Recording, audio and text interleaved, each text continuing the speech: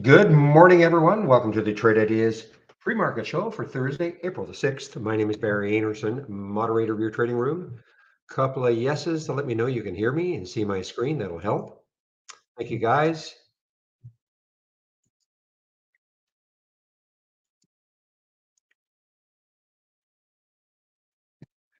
So, yeah, not much happening, guys. The reason I can tell is that in my pre-market actives up and down, there are only these in sort of that green, light green color shade.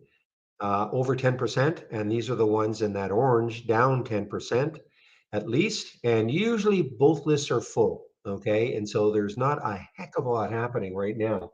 So we do have a couple of earnings plays. I know Real has talked about them. LITE is an earnings play. Big gap down on earnings, good volume already.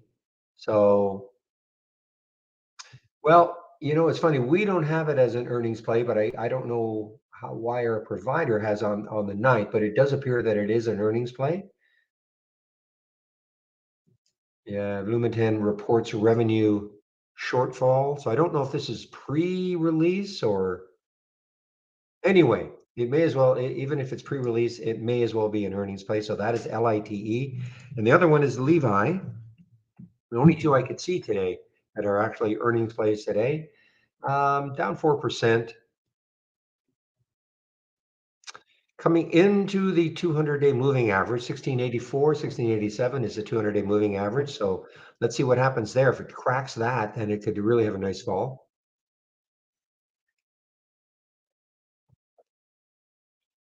Octo. Now these are the guys who did a reverse split, a 1 for 50. I think what they were called Cryptide before. And now they're called Octo today, and they're having a bit of not a bit of a pop, they're having a huge pop, 31%, 3.5 million. This is probably not the float because let's see, what's the date today? The 6th. Yeah, this is probably not the float. You can divide that by 50, 31 million by 50. So that's probably more like 600,000 shares in the float. Okay. The reason being is that the float information does not get updated. Only gets updated a couple of times a month, and we'll just call it the 15th and 30th. Depending on weekends and all. So I don't think this float information has not been updated.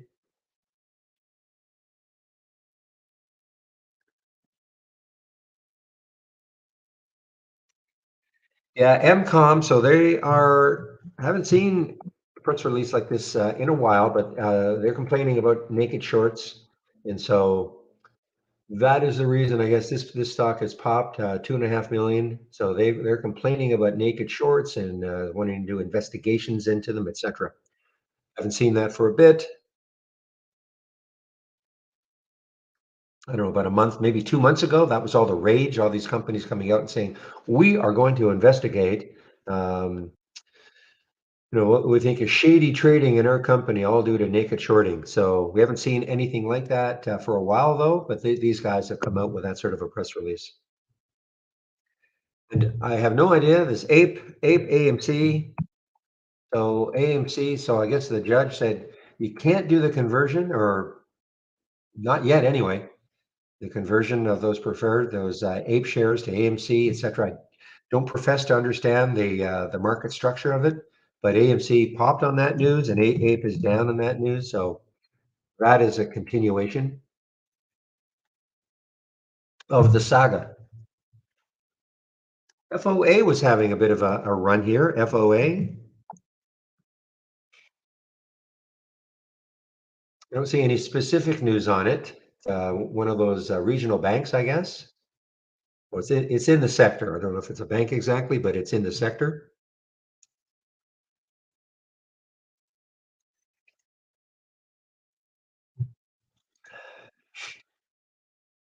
Well, I had a nice day yesterday. Then it sold off 168 and it sold down to 149. That's a pretty big, percentage sell off. Also got through the 200-day, but it's popping again this morning.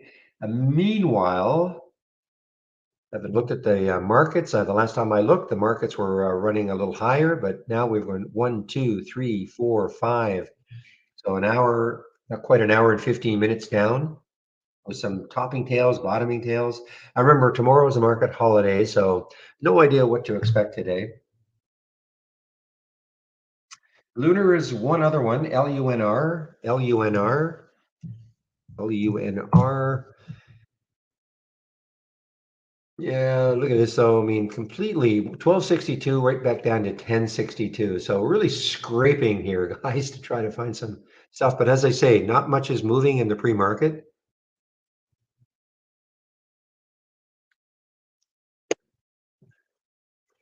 How about that craziness at the end of the day with that SCLX?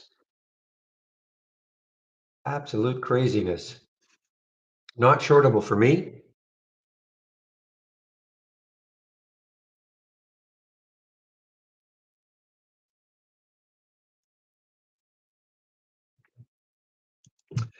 So I was watching Pali yesterday, PALI, and it really didn't do any too much. Just chopped around. I was in that one. I took a small loss on it at the end. Um, it receives a Canadian patent covering composition of lead program in development. Okay.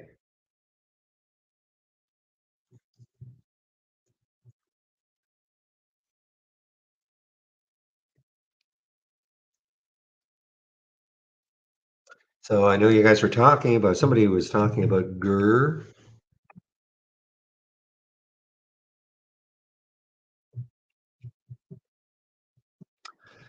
Well, let's see if it takes out the high of 2 days ago, which is 390.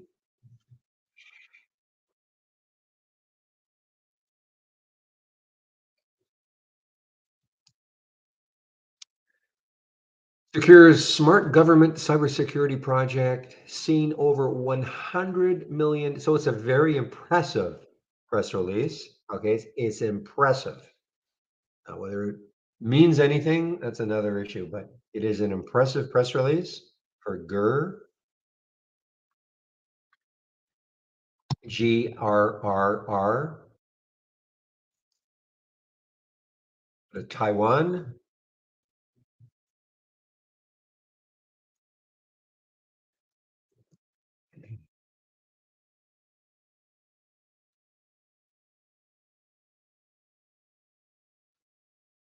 No, I'm looking at light. I am actually looking. I know it's outside of my price range that I typically look at, but I am actually looking at light, trying to see the light.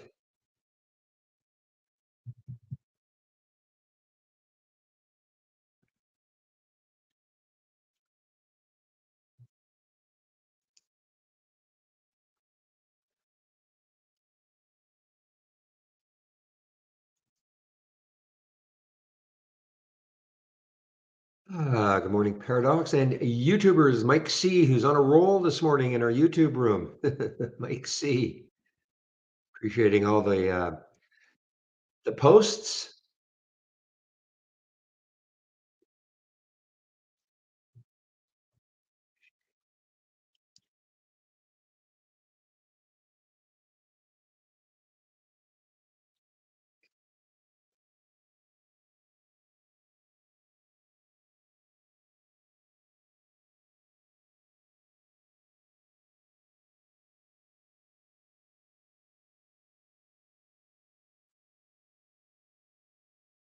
And I'm looking at AI. I still don't see anything from AI, the company. I still don't see anything from them.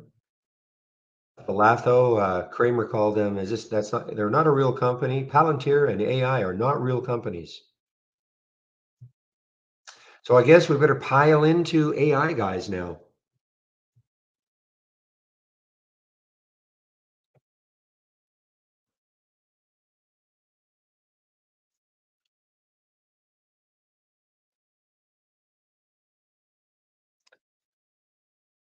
What was that short Kramer doing? SJIM, SJIM. I don't think there's any volume on it, but this is the ETF. So you want to short all the Kramer picks. This is the short Kramer. So this started back, I guess, in February of this year. And if you were wanted to, there are 11 shares so far. If you wanted to go long his picks, LJIM. On a little bit of a roll here, guys. But again, I don't think these trade very much.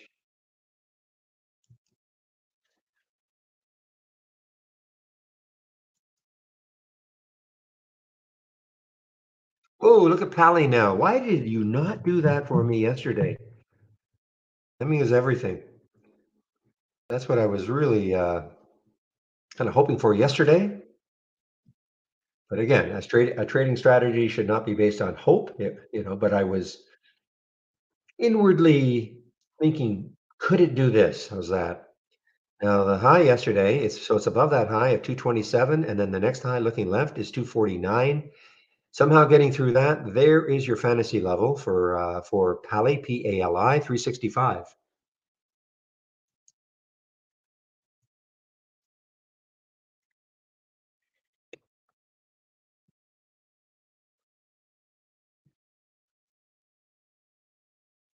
All right, let me see if my upgrades and downgrades have hit my inbox. And the answer is yes. So how many do we have of each? Yeah, we still have. We're again. This is the theme over the last maybe a couple of weeks now. More upgrades than downgrades. Let me see if I get a few of them in anyway. There's a fairly big list. See if there's anything interesting. Maybe a Goldman upgrade or downgrade.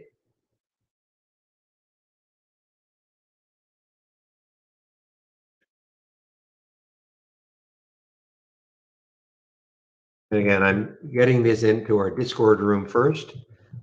Easy for me to copy and paste them from there. So that's why I do that. Also, I like it because I can look at the previous one. Here we go. Race is that's pretty expensive, I bet. Race is a Goldman upgrade, RACE.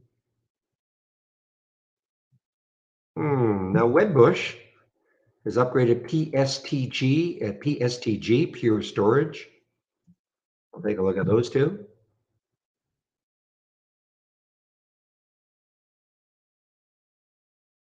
A couple of upgrades for Kolb. Columbia Banking, COLB, a couple of upgrades. Not by Goldman, but there are a couple of upgrades. So this Fluence is getting more and more upgrades. FLNC. Every day I seem to see another firm upgrading them. FLNC.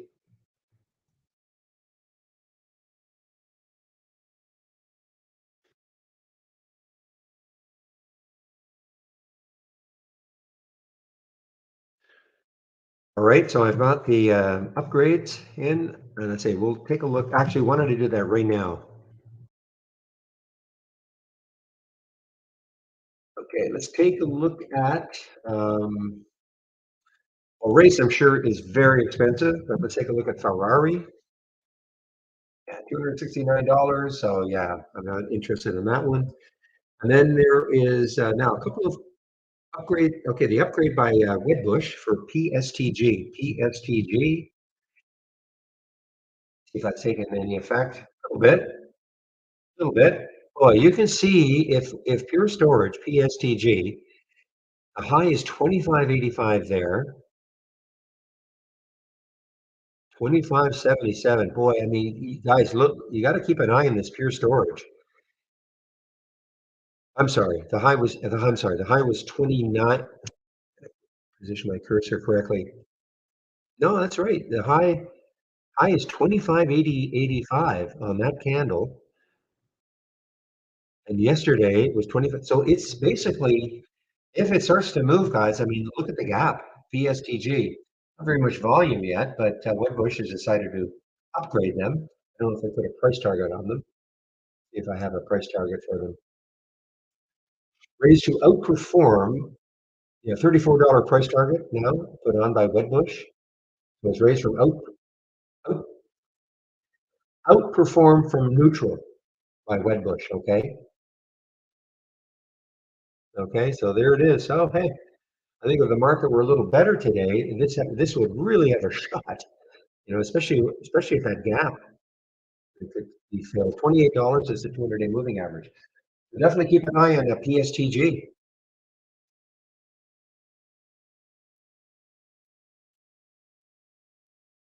Okay, now I'll get the downgrades in.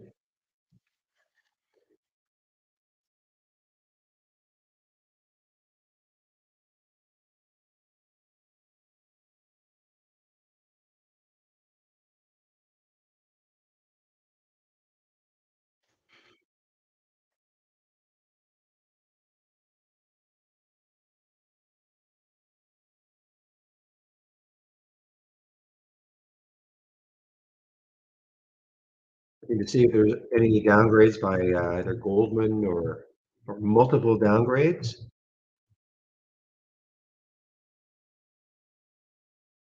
Multiple downgrades meaning that the same company's been downgraded by various firms, which I don't see here. Well, I see, okay, a couple of, after the fact, of course, but Light has been downgraded by at least two firms.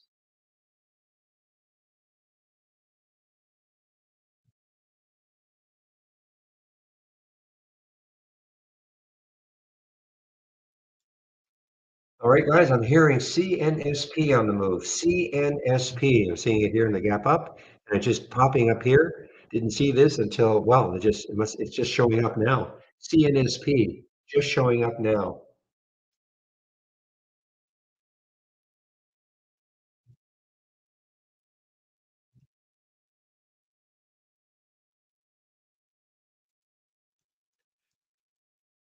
Put these alerts in or the upgrades and downgrades in.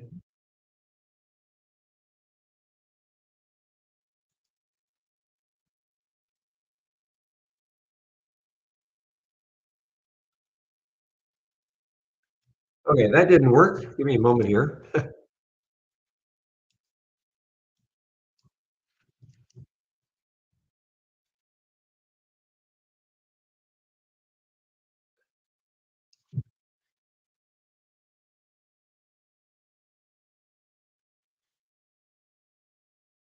Here we go.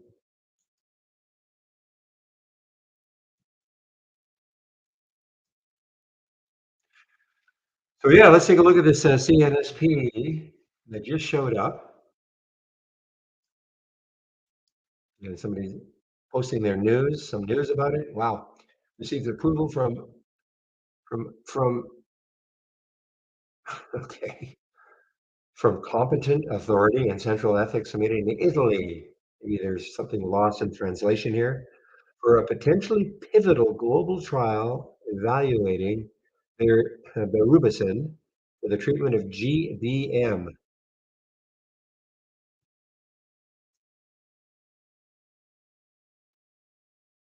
All right.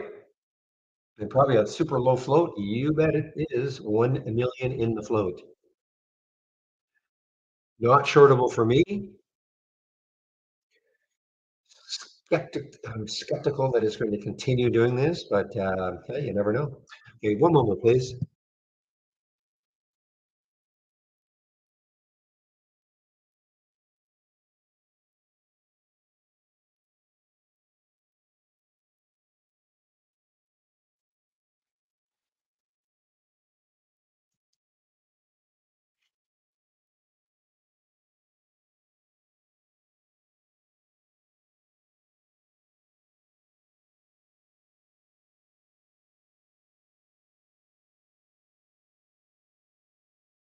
Yeah, these are the ones that usually get pounded down once the market opens, even before the market opens. CNSP,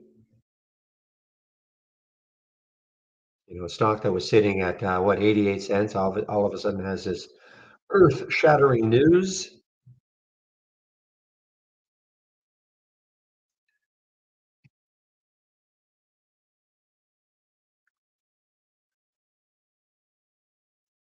And okay, let's assume this holds. Okay, where could it keep going to? I see 169, 187-ish, so it seems to be quite a bit of resistance. Not that far away. What did it get up to? Got up to 166. So it got right into this level here on the daily chart.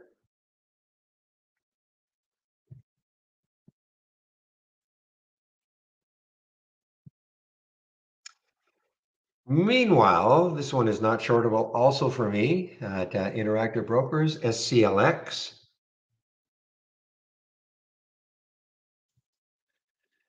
Trading lower possibly on profit taking after the stock rallied yesterday. Okay, possibly.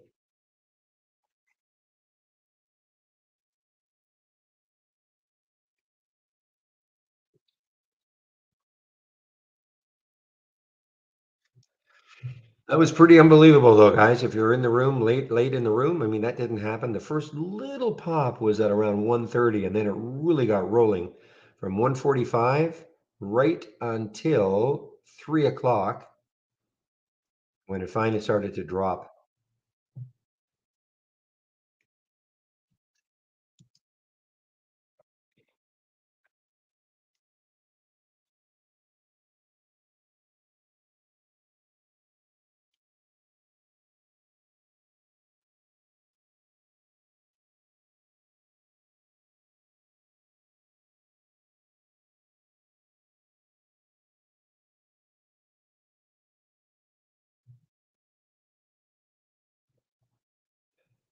All right, guys, time is it now? 9:21. So let's take a look at the sectors and see what's happening. We are in for a negative open, not hugely negative, but negative nonetheless. So I'm going to click from our toolbar, click on New, and then Dock Channel Bar, Show More. You get down to the sector status.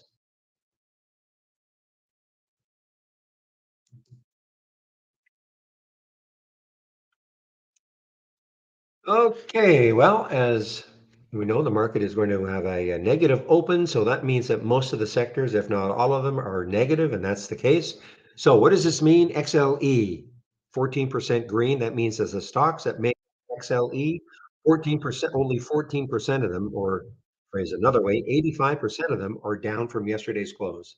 Okay, that's the energy sector.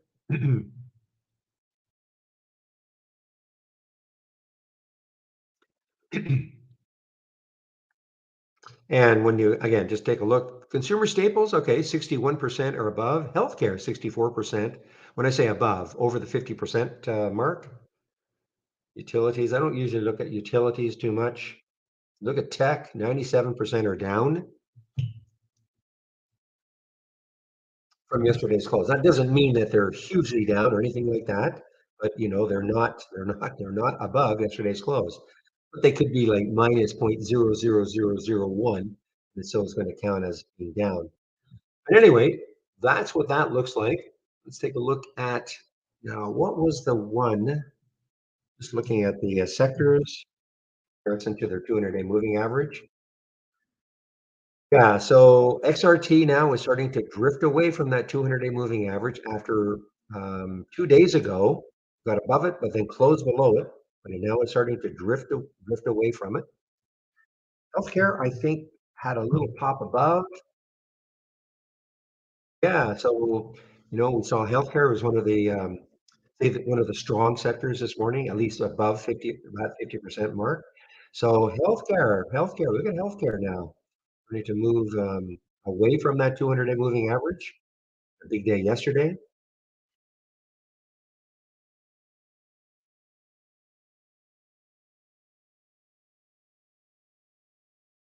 Okay, yeah, Staples is definitely above. What was the other one that I was looking at that was sort of below? Yeah, so this one, so the consumer discretionary now broke down below it yesterday, so it's a little bit below, and we'll see what happens with it today. That was consumer discretionary. The rest of them are all basically above the 200-day moving average. So it's retail,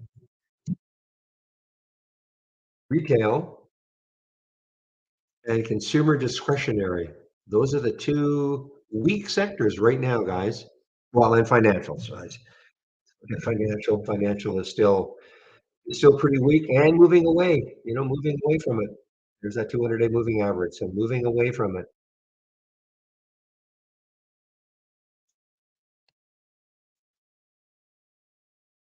I want to take a look at that Fluence, FLNC. FLNC, getting upgrades every single day, it seems. Here yesterday in the pre-market, look at that move in the pre-market. Gave it up completely, but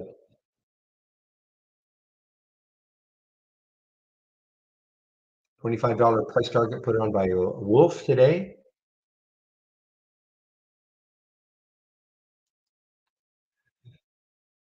Can't see the price target there, but it is here. There it is, price target $25 a share by Wolf Research. And again, I'm pretty sure this is the one that Goldman got into, I want to say right around here that day. So that was last week.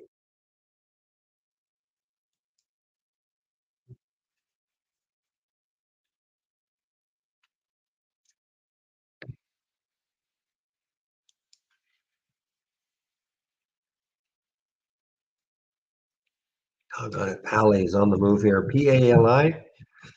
Well, Pally, I mean, if we can take this out here, this 249, sorry, yeah, 249, it's not that far away.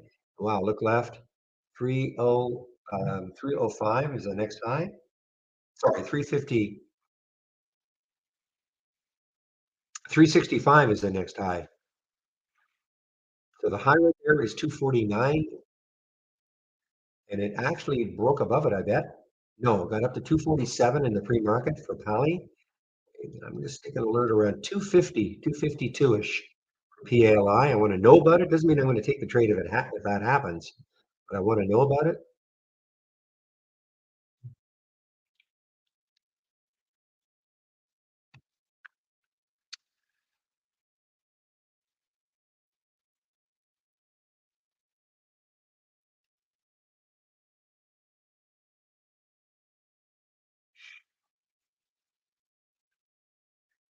Yeah, that's where I got into it yesterday, right about here, right when it took out those two highs in the 15, and it was above the VWAP and looked pretty good, 219-ish.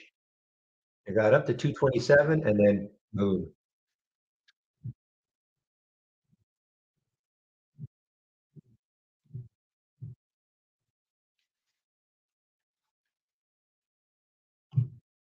Meanwhile, the market one, two, three, four, five, turning into six, an hour and a half straight down, guys. We've had some topping tails and bottoming tails, but all these candles are red, an hour and a half straight down. There is the Pally now showing up on the gap up. Ion Q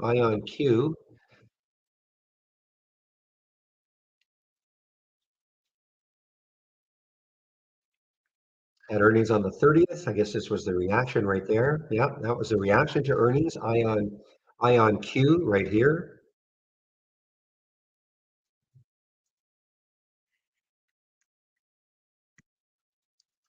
Let's take a look at light. Is it I think it's popping just a little bit here. Pre-market highs looks like around 46.62, so about $1 away from the pre-market highs. Again, they released earnings after hours yesterday. You can see the mauve area for light, the 15-minute chart. That is their earnings reaction, and continued down this morning.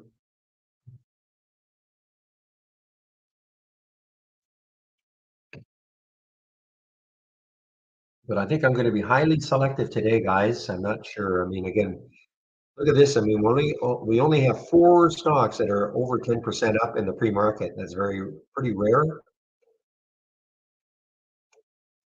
I mean, it's not like the market is, absolutely tanking here. And even on the downside, though, what do we have? Three, six, eight. We have eight stocks, 10%, down 10%. Usually, both of these lists are relatively full. Thank you, William. I have missed your little. Let me know when there's a minute left till the market open. Thank you for that.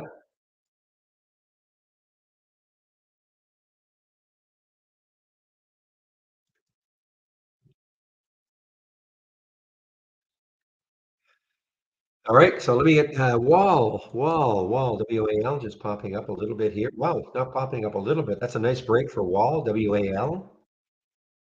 Bank of America maintains with coverage with a buy and a target of 50, VOA, target of 50 for wall. Sure, why not? Okay, getting rid of this. Now, again, typically I don't trade in the first 15 minutes. Try to let things settle down a little bit.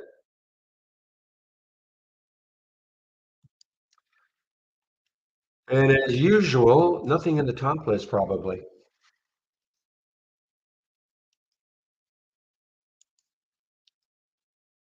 Open the top list just like yesterday. Nothing, no stocks meeting the requirements. So that's why This is why this is not showing up.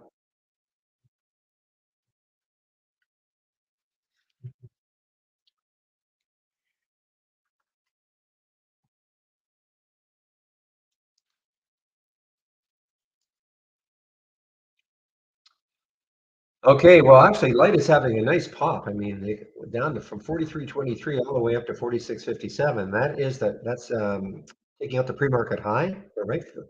46.56 was the pre-market high, so it did break above it a little bit.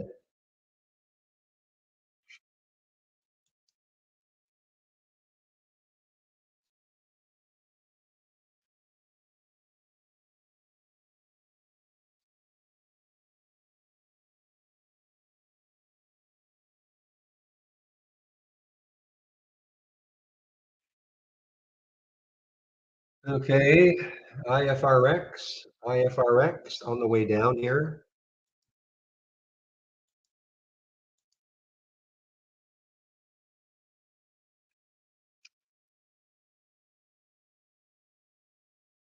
And GRRR, well, somebody made the right call. GRRR, the next high looking left is 390.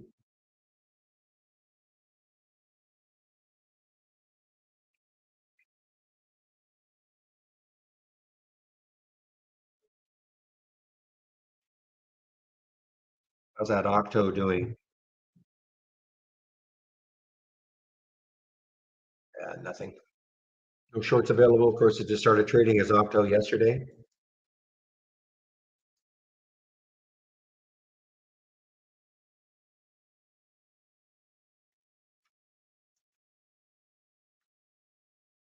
This one, Katie, it looks like your your GUR is working out wonderfully for you.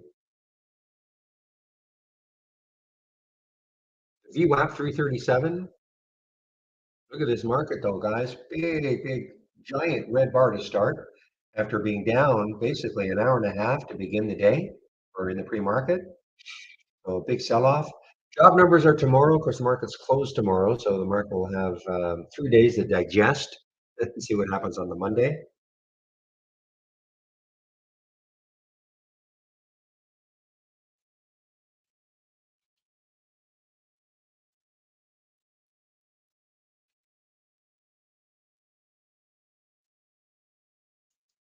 Okay, so these guys, no shorts available for me. I mean, again, these are one of these company that is complaining about naked short selling, and that's why our stock is tanking, et cetera, et cetera.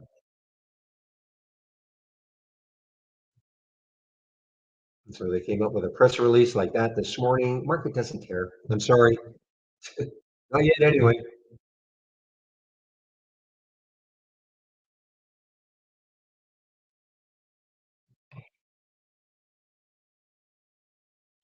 And this is what I'm talking about. Sustained imbalances that do not correspond to daily trading activities and talking about illegal naked short sales, et cetera.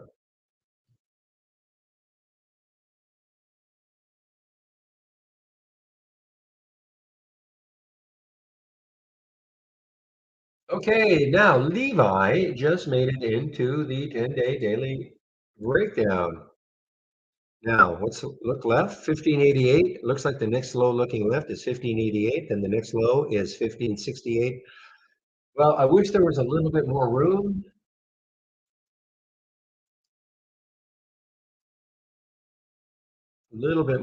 underneath here, but when I say room, I wish when I look left, the next low was, 15 or something, but these little areas that could stall it.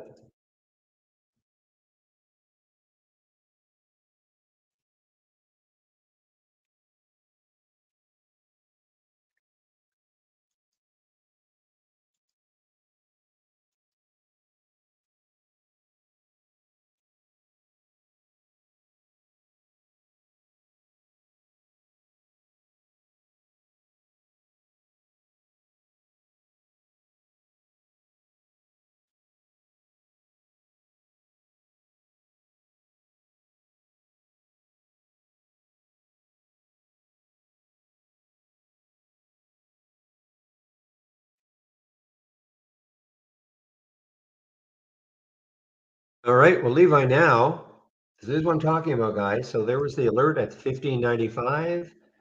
Now it's popped up a little bit here. It's still a little bit early. Just concerned about, all this right here. Gonna get through it.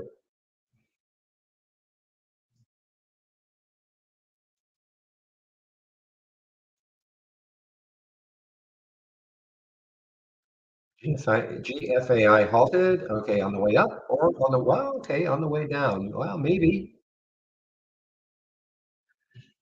we'll have a little bit of resurgence in for these AI plays. Certainly not AI itself, guys. Look at AI itself. Wow.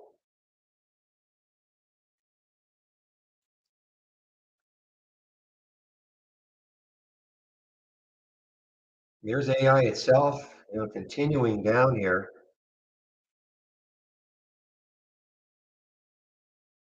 There are now shorts available for me at Interactive Brokers for AI. Not that I want to short it right now, but I think 20 could hold it, but it's like it really tried to hold at 20.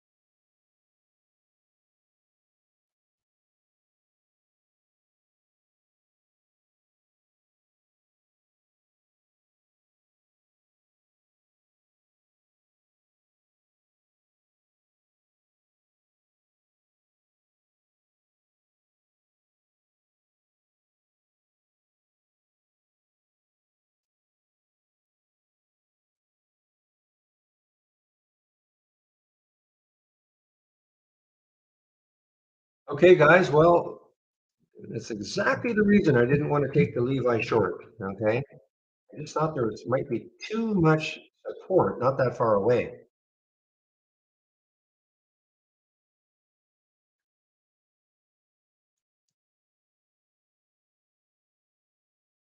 Okay, well, I guess all eyes on GFAI. Anything showing up yet? Oh, okay, fine. We're getting some. All eyes on GFAI. Maybe this will kind of trade on its own, meaning it'll have nothing to do with AI, the company.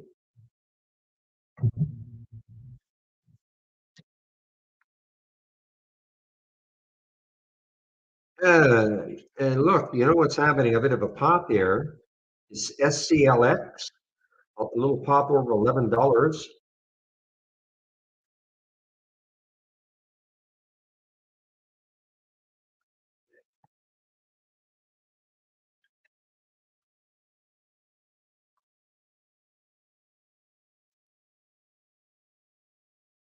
That was short-lived.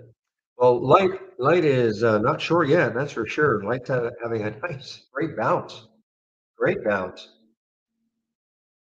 A lot of volume coming in.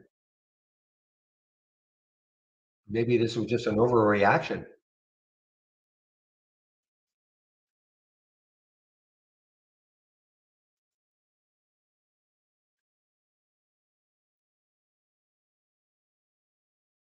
All right, GFAI. Okay, MWG also was halted on the way up. All right, well, this one, okay, IPO a couple of days ago or a SPAC.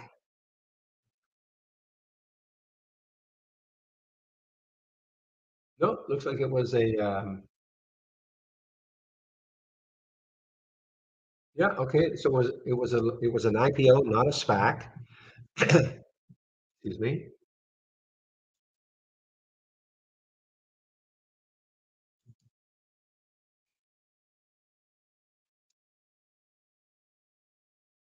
Lunar, LUNR, is having a bit of a run now. LUNR, huge move in the pre-market up to 1258, all the way back down to 1050, $2 drop. Starting to move now. Low float, 17.8 million. I don't know if there's any news on this one. Look at this market though.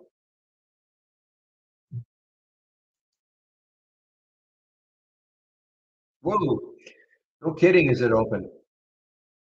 Well, let's take a look at BFRG. See if some of these AI plays can trade without having to have AI moving higher. I mean, AI's had a bit of a pop.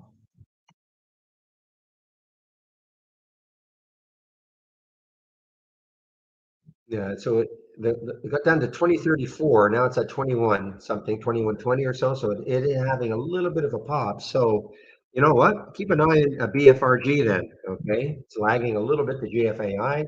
It's had a huge day a couple of days ago.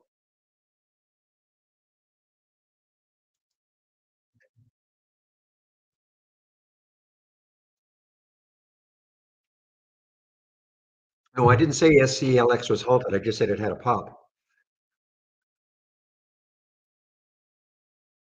But it popped over 11, but it came right back down. Look, wow. Guys, keep an eye on BFRG. Really keep an eye on this one, okay?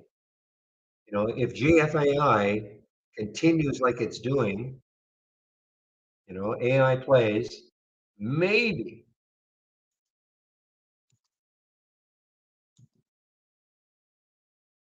maybe this one will start to catch up a bit. It's a very low float. I don't think that number is right. I think it's more like 3 million, but whatever it is, it's very low. And the high yesterday was 563. So obviously room. So keep an eye on BFRG to see if it starts to move along with. Now, how about the BBAI? BBAI.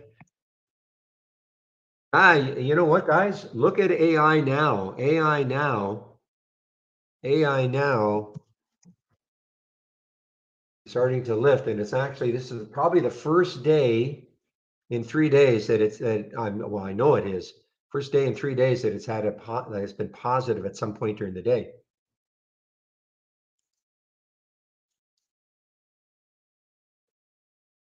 Okay, so Levi now is so after that initial pop up over 16, Levi now is starting to move down.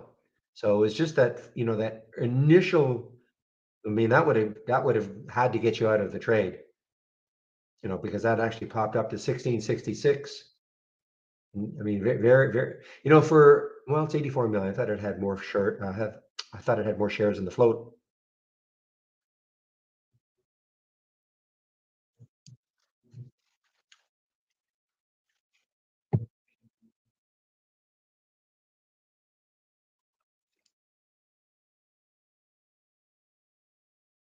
There's another one for you, real COHR 20-day breakdown.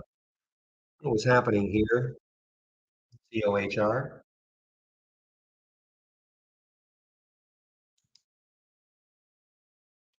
Okay, well, again, Seco is another one of the AI plays. So the AI plays are getting alive again, guys. AI plays getting alive.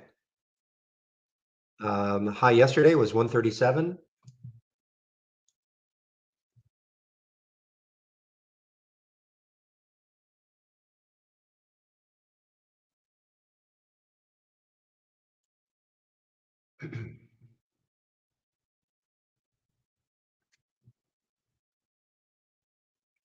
This bullfrog just isn't not following suit yet. BFRG. Look at this giant red candle to begin.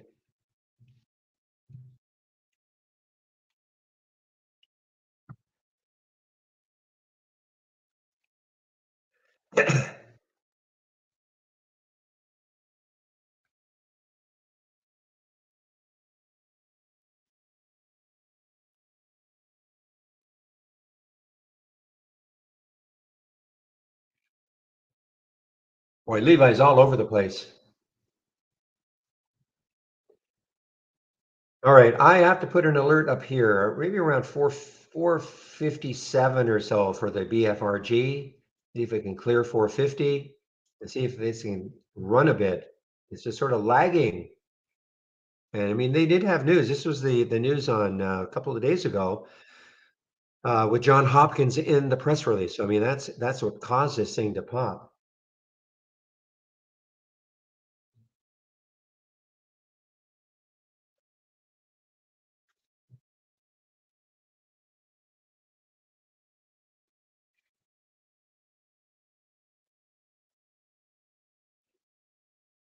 Look at Levi, guys. I mean, talk about a schizo stock to start. Excuse me. I mean, look at this big topping tail up here, which if you took this short down here, well, you had to get out somehow. And then it moved down to 1558 and right back up to up over 16. So it needs to settle down a bit.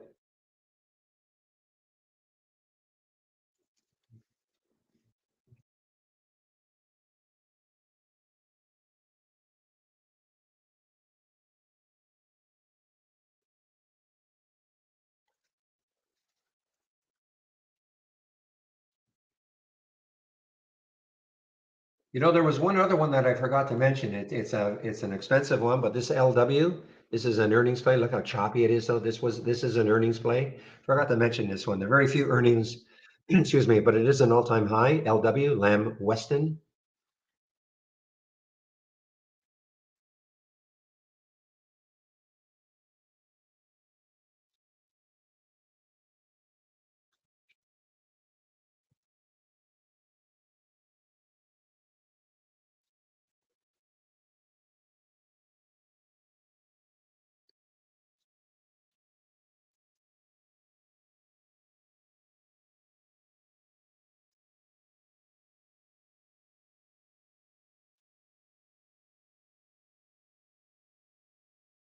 Oh, really? My number one focus is this BFRG. It's just kind of lagging the rest of them. The rest of the AI plays. I mean, what's the volume? I mean, listen, nothing may happen with it, but I think that no harm putting a price alert. Yeah, pretty good volume. Again, I think that float. I think it's more like 3 million.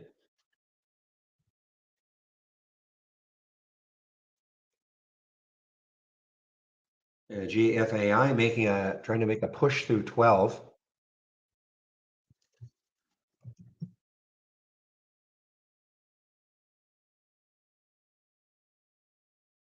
So the high yesterday for it was 1260.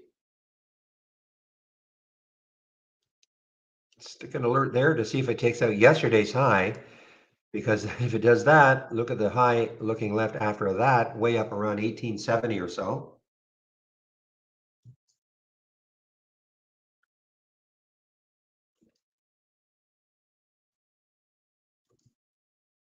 Okay, guys, BFRG just hit. Just hit.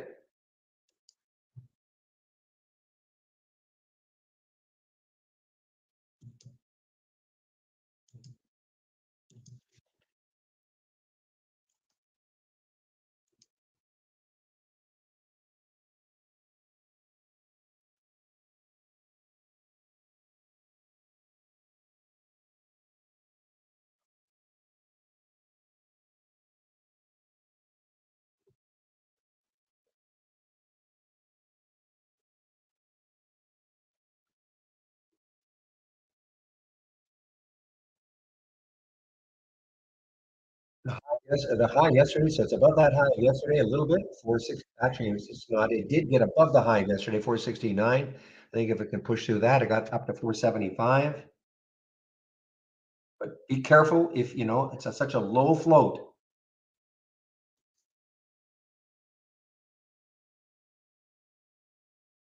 And look at GFAI, guys. So let's see if GFAI can lift BFRG. AI is still pretty strong. Pretty strong. Yeah, it's pretty strong actually.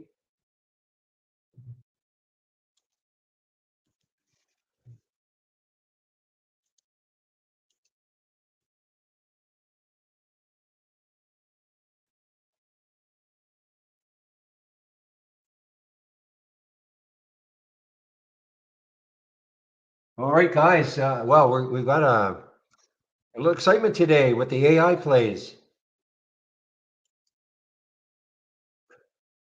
This came out of nowhere because if you look in the pre-market, nothing was happening with them.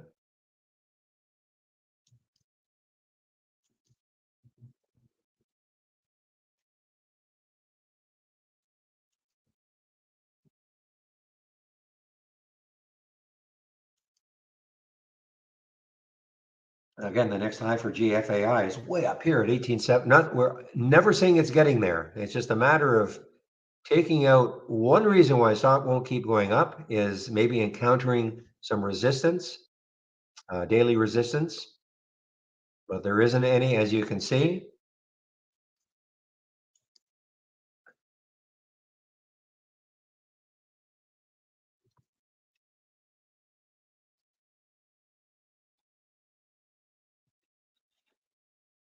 Yeah, and this has got, I don't look at fibs or anything like that, but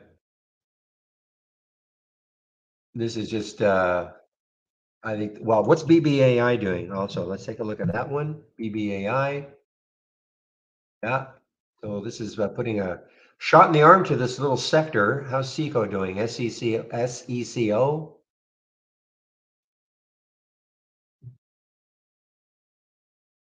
Got up to 137 yesterday.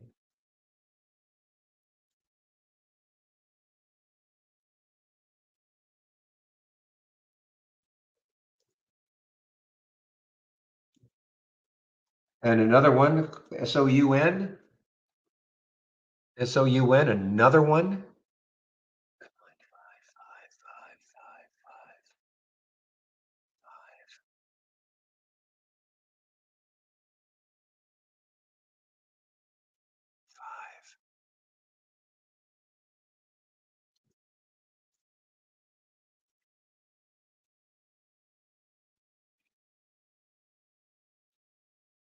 All right, guys, I've taken some of the VFRG off just in case it cannot get through five.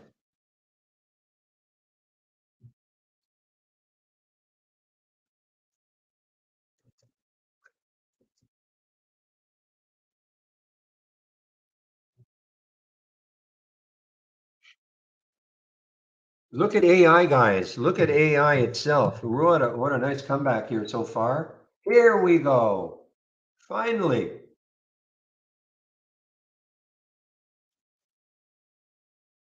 AI stock gains amid response to short seller allegations. I don't see what the response is.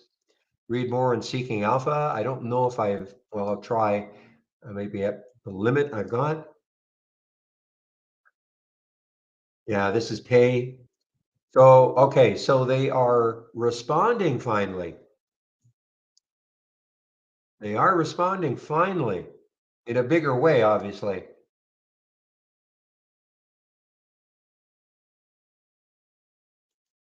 Well, that's the reason.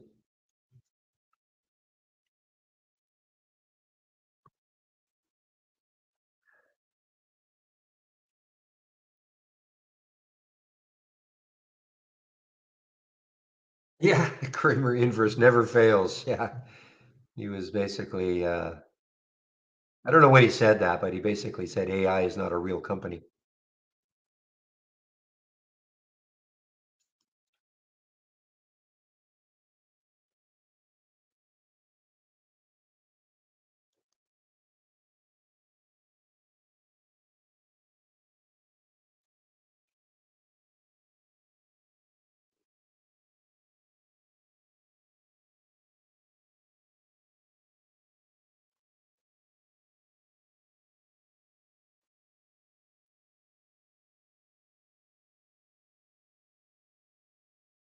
Okay, so light, I haven't really looked at this one. So yeah, wow, light really, but it's still kind of choppy. Huge topping tail there, but you have a bottoming tail there. The buyers are still reasonably in control.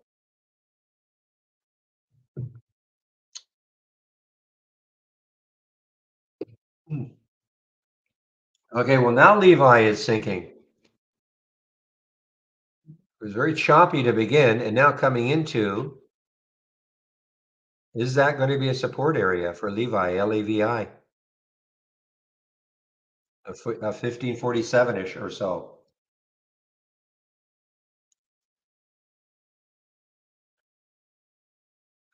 Ah, you know what? I forgot to look at DLO. Did it continue down or is it having a pop? Yeah, look at this. Ah, shh. Remember I said yesterday, Obviously one of two things can happen. They can continue down off earnings, or you could have a bit of a rally. And obviously today is the rally, bit of a rally. Yeah, I did see that Getty was, or was that SETI? I would oh, that's SETI, not Getty. Okay, CETY.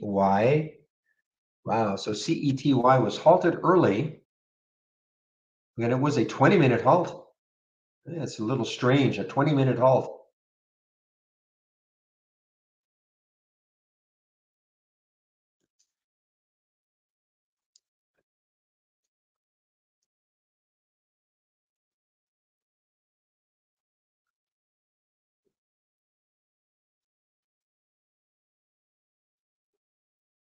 Near also, NIR.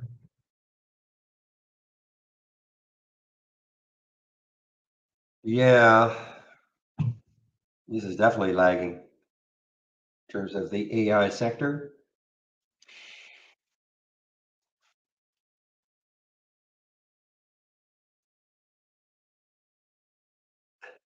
See if I can find what they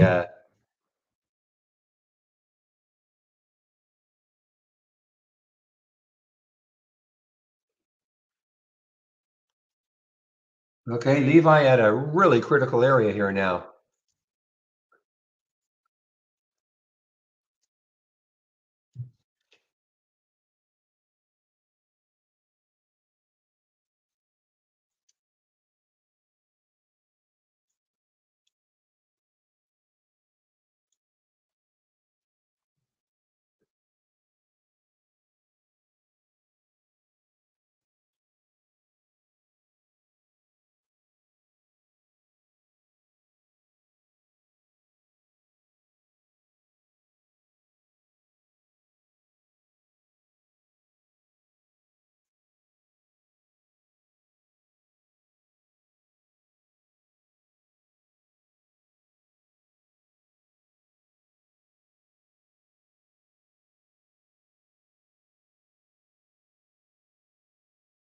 What's the float in this one? 11 million in the float. So they did have some news at 9:37 received. So that was actually, it seems like almost like a news halt more. It was a 20-minute halt. It was a yeah, it was a volatility halt, but more like a news halt.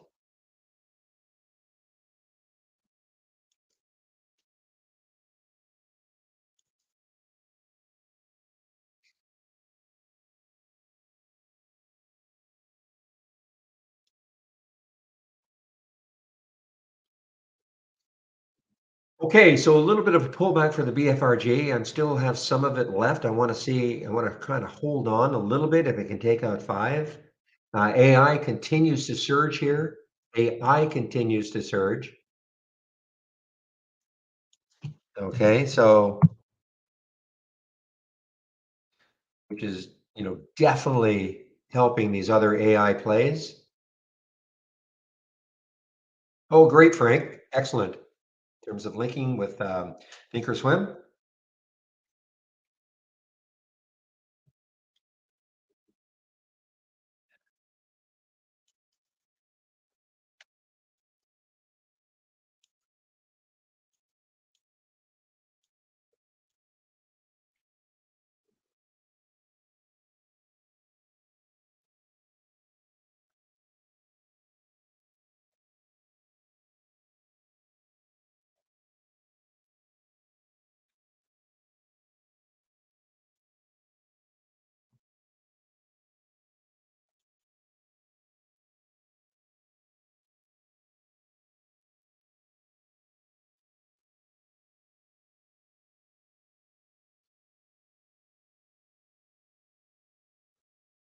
This TPR guy is Tapestry. This is the old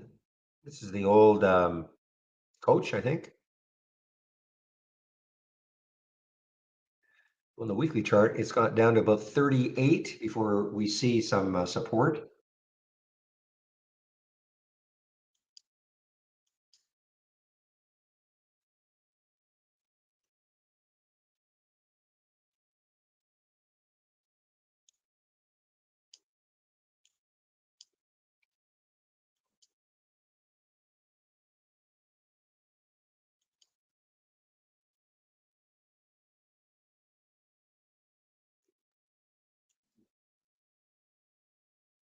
Yeah, I'm ticked off at myself. I actually did put DLO up in the pre-market to remind myself to keep watching it once the market opened, and just flat out forgot. I think I got all wrapped up in the AI surge, which is okay, but yeah, I just flat out forgot about it. It's on my like symbol list, but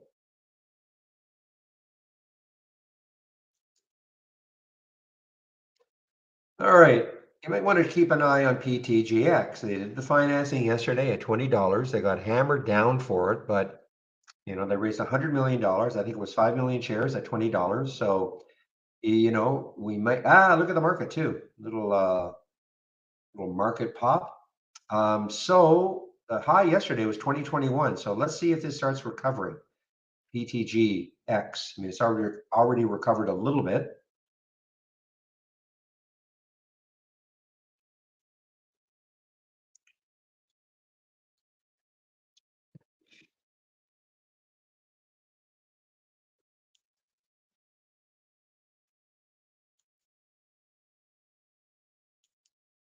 Okay, so here's CRBG. This is starting to move a little bit. Let me get rid of all the don't. So this is the one that Goldman upgraded to 23 or something, 24, maybe 29. I can't remember. A couple of days ago, didn't really take any effect at all.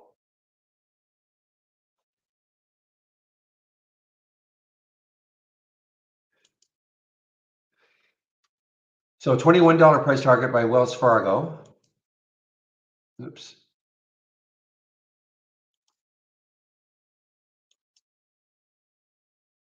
Oh, come on. There we go. So they've cut it from 28 down to 21. That's Wells Fargo.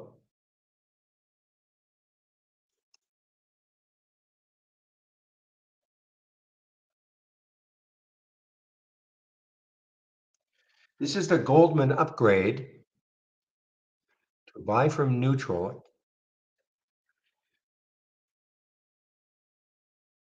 Now that's yesterday's news.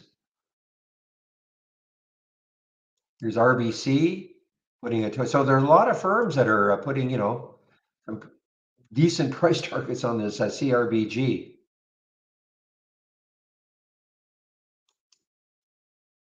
Okay, they had a 23. So Goldman's got a $23 price target for CRBG. Again, we're not saying it's getting there, but I'm not hallucinating. I knew they had done something.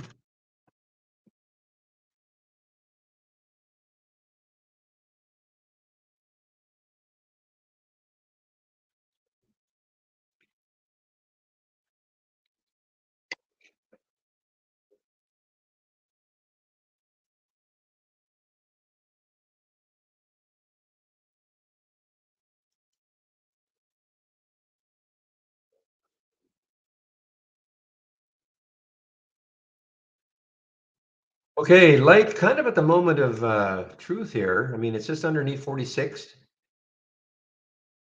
LITE. Now, that was a giant green candle on the SPY, but definitely the sellers have taken over for a while anyway. They've knocked it down. All right, guys, GFAI attacking 13 again.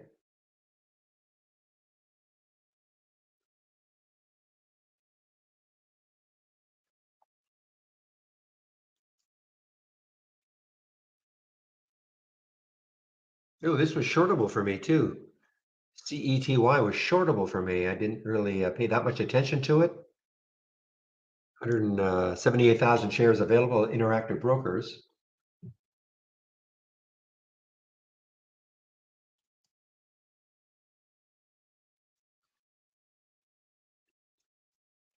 Well, this is definitely a risky business one, guys. The SCLX, I mean, it popped over 11, came right back down underneath 11. The pre-market high looks like around 1140. Okay, 1140. So I'm just going to stick an alert a little bit above that, 1153. See if it takes out that pre-market high. and see if it has another nonsensical, a mini nonsensical run. I doubt very much it's going to do what it did yesterday, but it might, it might attract some notice if it takes out the pre-market high like it's just trying to right now.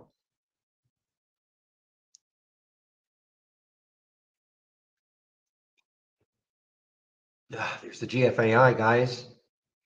Just I'm willing the BFRG to be pulled up with it a little bit more. Take out 5.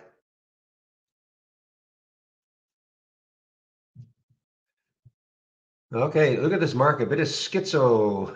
Remember, we had a big topping tail, but now the buyers are trying to resume control. However, that's a 10:06 candle or a 10:06.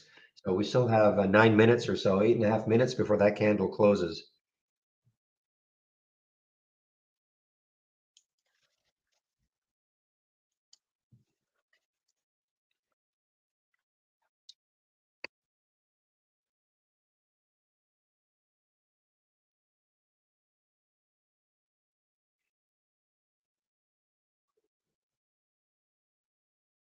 Okay, well, Levi, it is now taking out that level. Now, will it last down there?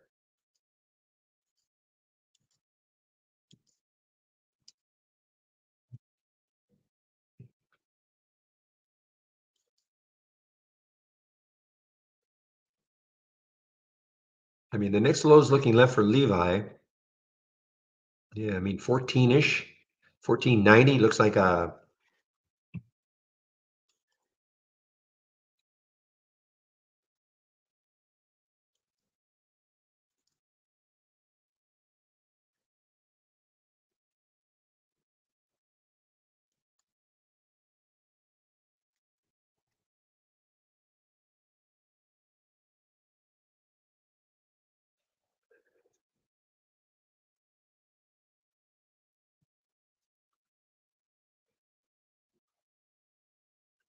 All right, maybe this is what I have to do for the BFRG to put a price alert at 5. Maybe that'll induce it to take it out.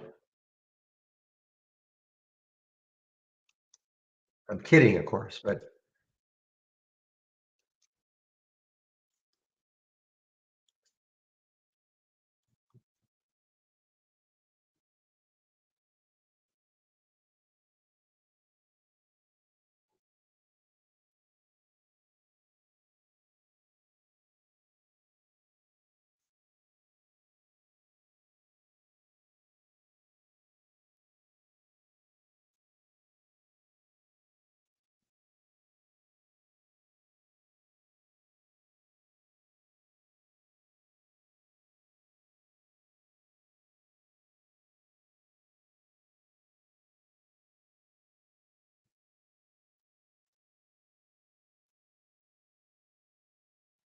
all right, guys. So my focus again is going to be on a little bit on that. I mean, it can be very wild, but the SCLX around that 1150 mark.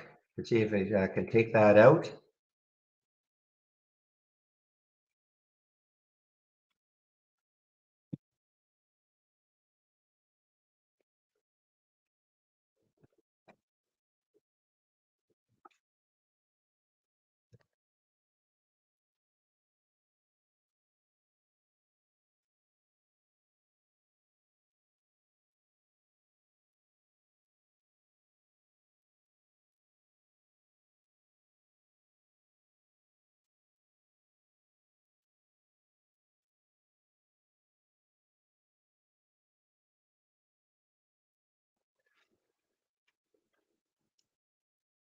Okay, guys, moment of truth now for BFRG. Can it hold 5 and just really pop from there?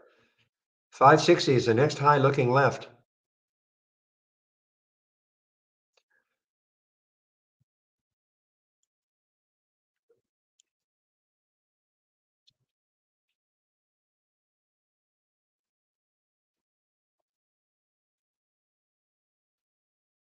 So much for a boring day, guys. This again, this all came out of nowhere. There was no action in any of these in the pre-market.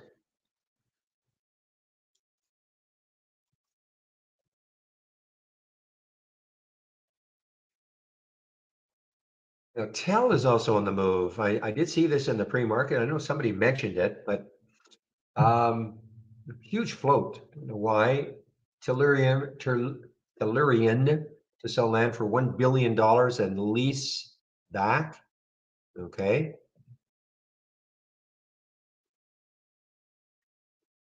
Pretty hard to concentrate on anything right now, for me anyway, other than these, excuse me, these AI plays.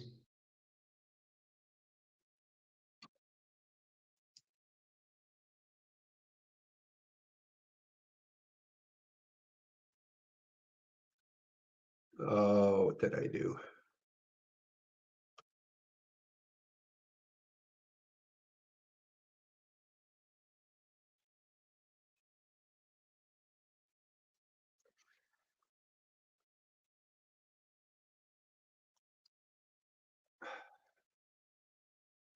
Okay, give me a moment, guys. I sort of messed up something here on my.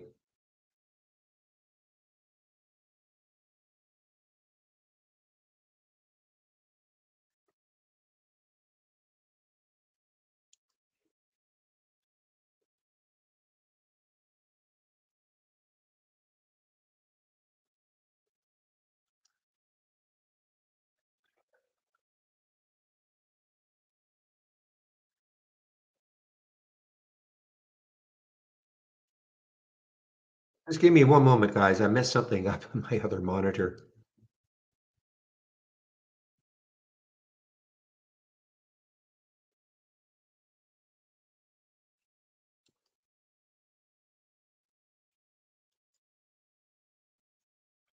Whew, okay, back to normal. Look at, guys, SCLX. I'm just, keeping a real close eye on this one on 1150 break.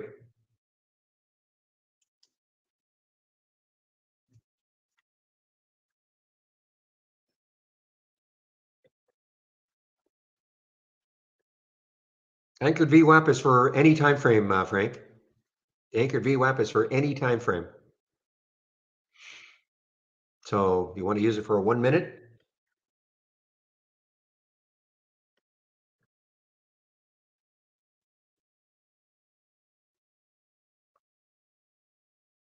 Wow.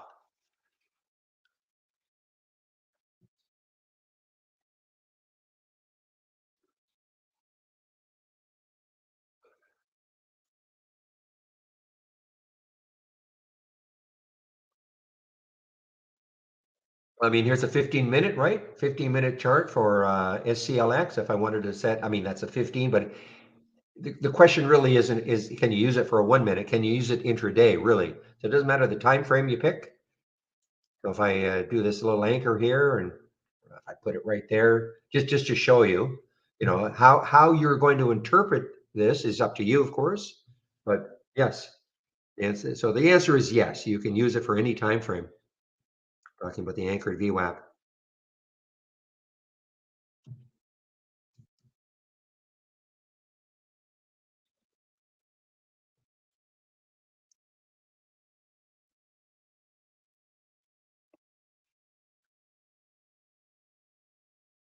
All right, guys, I don't have too much of the BFRG left. It's just sort of sitting around that 5 now, popped up to what, that 520 mark. And so I don't have very much of it left, but I have just enough that if it, does something really crazy, that'll be fun.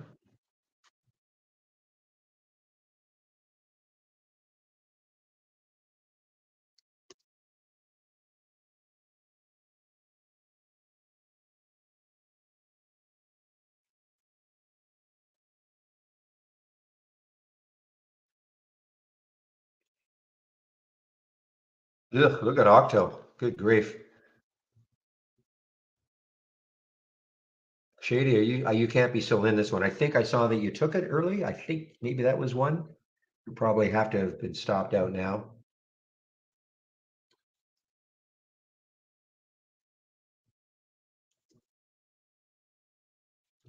VRE, guys, VRE is showing up on the 10-day daily breakout now. It's got some room to 16. Okay, some room to 16.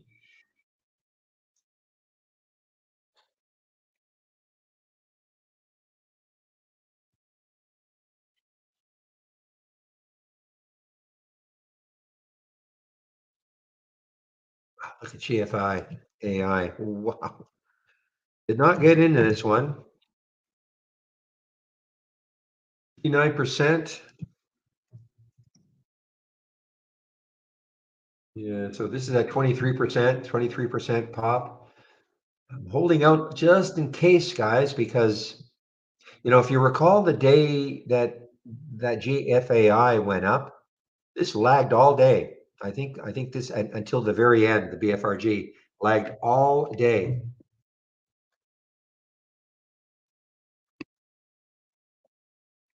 And then it popped, and then the next day it had the big news.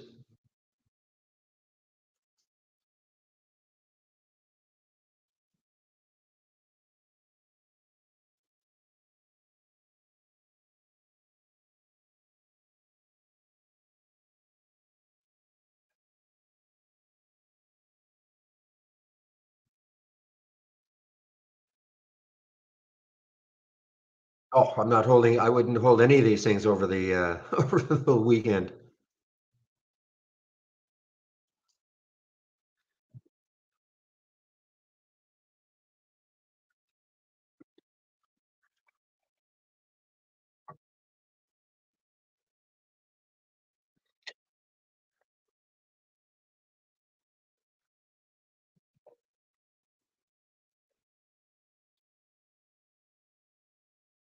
Remember, guys, the market's closed tomorrow,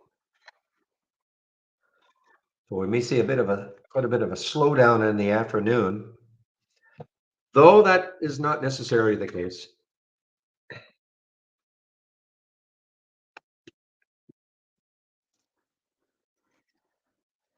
I mean, we may say an overall market slowdown, but out of nowhere, we might get some craziness happening.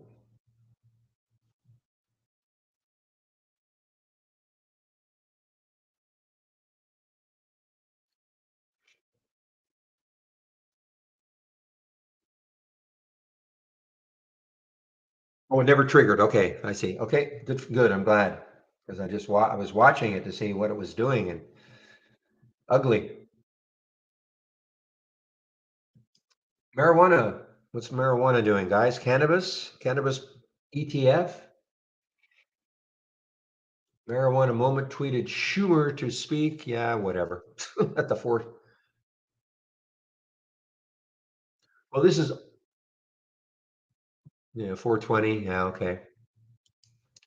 What a disaster.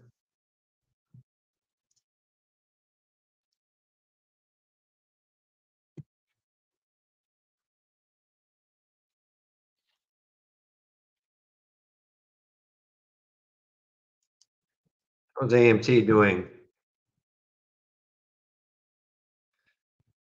All right. So before you get too excited about this big pop in AMC, it's all related to ape. So ape should be down about the equivalent. Maybe not quite the equivalent.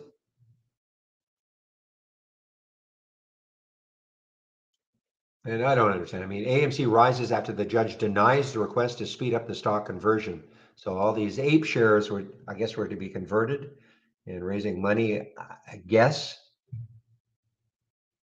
But the AMC shareholders hated it.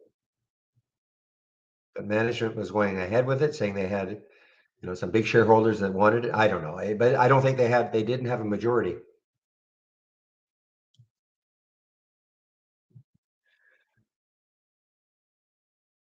Yeah, so AMC is having a bit of a day today, but short-lived.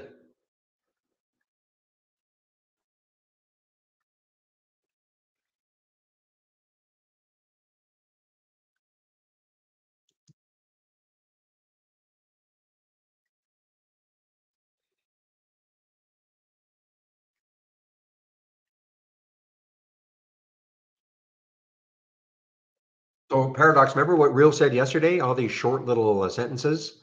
Maybe try to Put them all into one bigger sentence. It's just because it makes it, makes it kind of hard to read.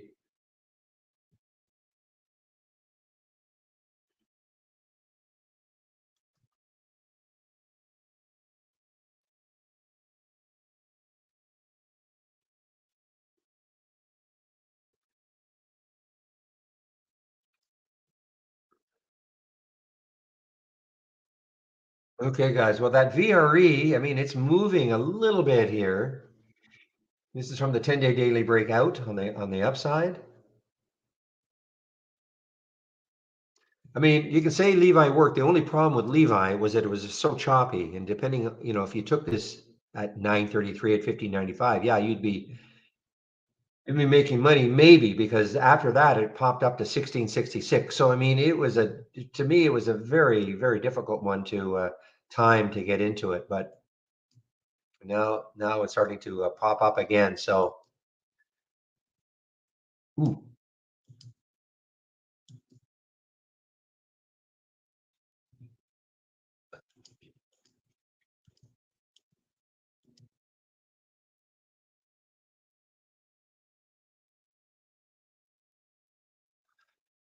all right. Let's see what sort of legs this thing has. This SCLX.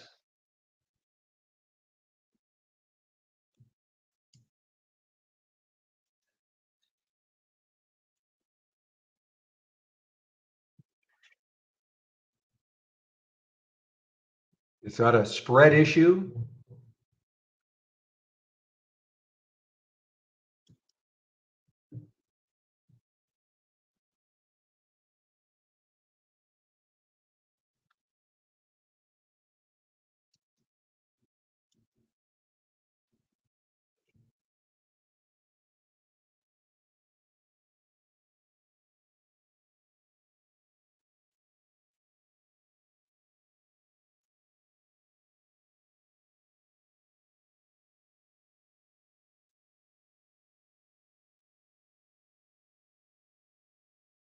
Okay, guys, it looks like the bloom is off for a while anyway of the AI plays. I'm watching AI itself starting to drop. BFRG dropping, GFI, GFAI dropping a bit.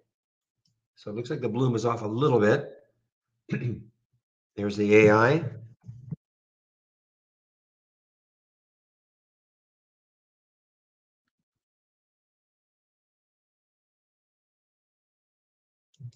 Now I see that our AI put a short out on GFAI. Just don't know how many people would have shorts available for that one.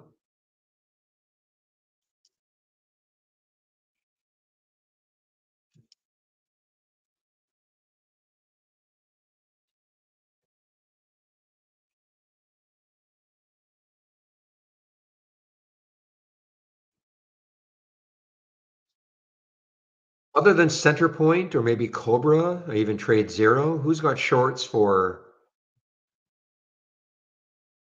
GFAI, like E-Trade or Schwab or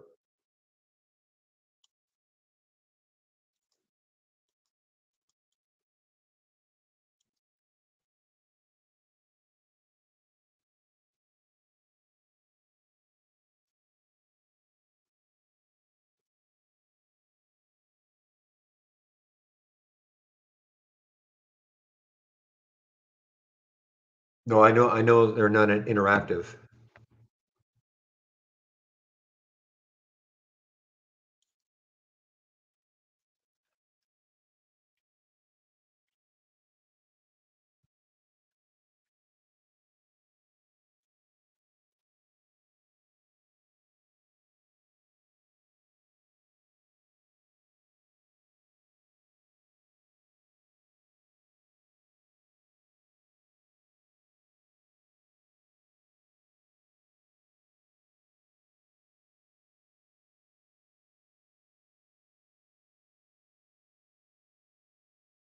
You too, Frank. Have a great weekend yourself.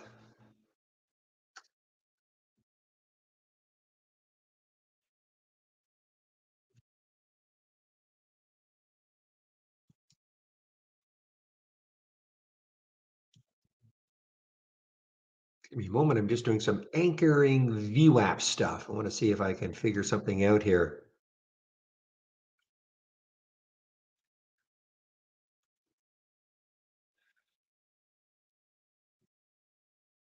Yeah, I don't think too many are going to have GFAI shorts available.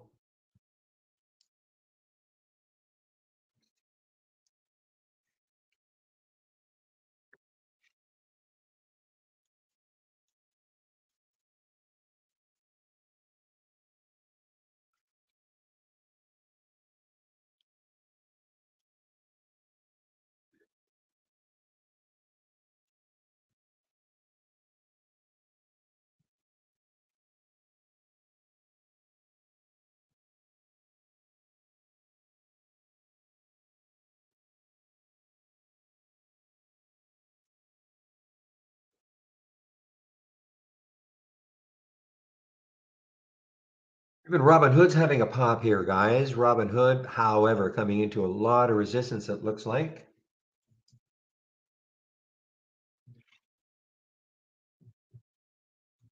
Get over 12.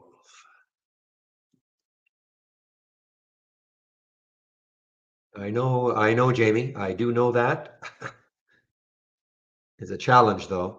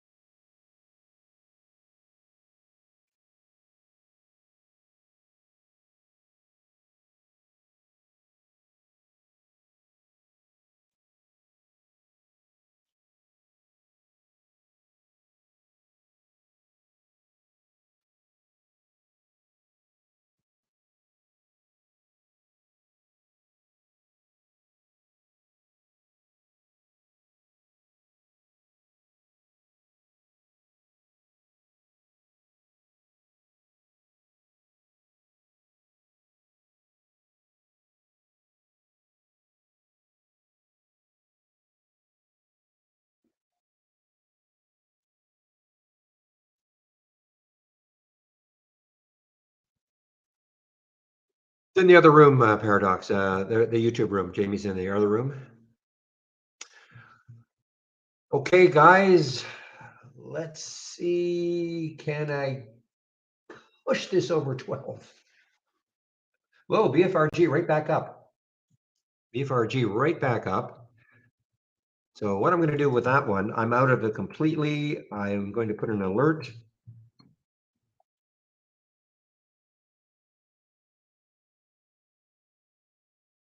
The high of the day.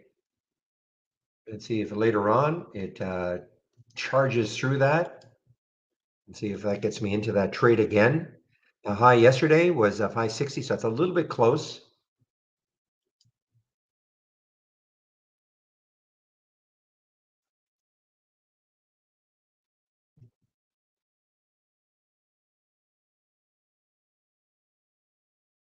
Oh, you were supposed to hear that. Talking to SCLX.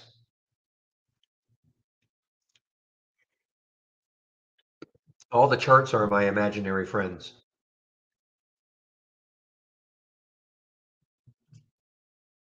Yes. How's that?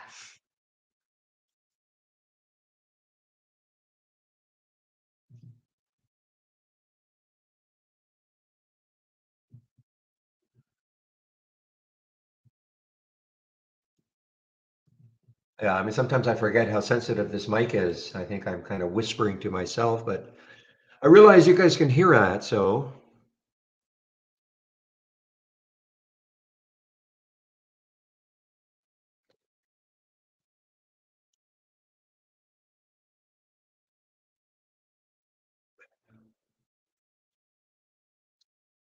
well, I've been talking about SCLX most of the day. All right, guys, how that VRE do? I didn't like it, but let's see if it cared what I thought. Yeah, I mean, it's moving. There it is, 10-day daily breakout, 1547. Little bit of a move here. As I said, it might have some room to 16.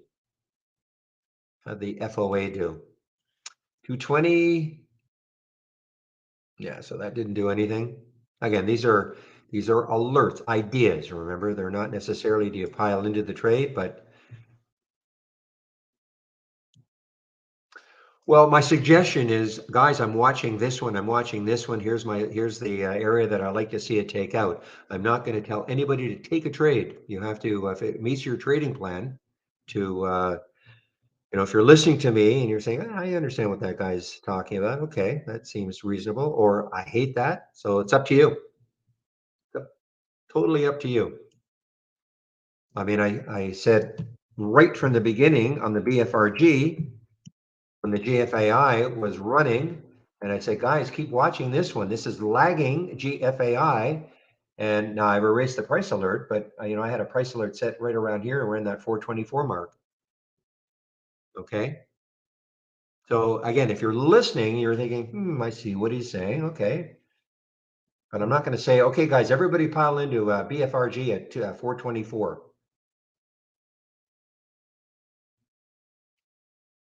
I'm not an investment advisor.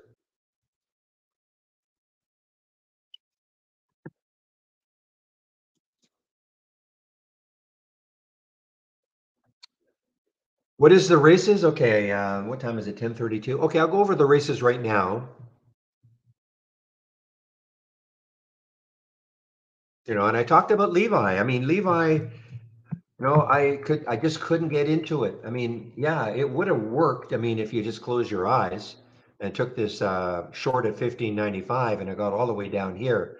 The problem is that, it gapped up to 16.66. It moved back down. It gapped up over against 16. So to me, that was just too difficult to trade. To me.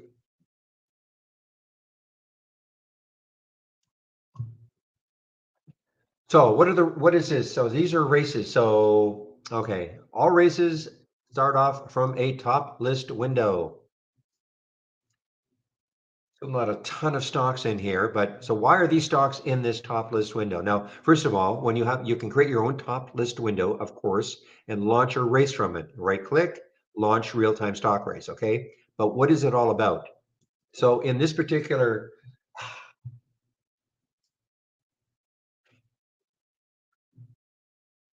Unbelievable, guys. When I in the doing, I'm sorry, I know I'm rambling a little bit here, but doing my pre-market work, and I was saying hardly any stocks were up 10%, or hardly any stocks were down 10%. So I was expecting a really quiet day. Man, not even close. Anyway, so why are stocks in here? So these are the filters that I've got.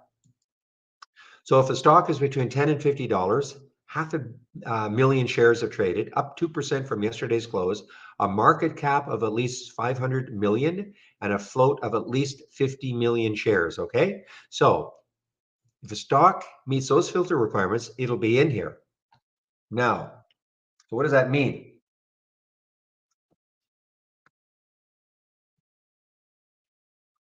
Before we had, look at the FLNC, guys. Again, all these upgrades for FLNC. Before we had the racing concept, how you would use a top list was to rank things. So in other words, if I wanted to see the stocks that were up the most from yesterday, as long as I had it as a column, which is the change from the close right up there, there's the change from the open. Okay. So if I wanted to rank stocks that met these filter requirements that were up the most from yesterday's close, there's VRE up 9.4%. Okay. If I want to rank it from the change from the open, how have they done since the opening trade of the day? There's VRE again, up 7.7%, all the way down.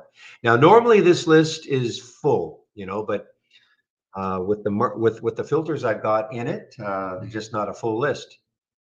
But anyway, but how are you going to use this to trade? Look at SCLX now. How are you going to use this to trade it? Maybe it's nice to know this information, but how are you actually going to use it to trade? So that's where the races come in. So I run 4-minute races. And now, again, this is all customizable. I'm going to show you in our user guide a little more detail about races and all that. but I run 4-minute races. You could run a 3-minute race, a 2-minute race, a 5-minute race, a 10-minute race. I picked 4 months ago and I've stuck with it. Don't ask me why. I just did. So what happens is when the race starts, like any other race, all the stocks start off the same position, right? From the same starting line. And whatever stock is moving the most will come right to the top. Okay. But you can see that just because a stock is leading a race at the beginning doesn't necessarily mean it's going to stay there, just like any other race.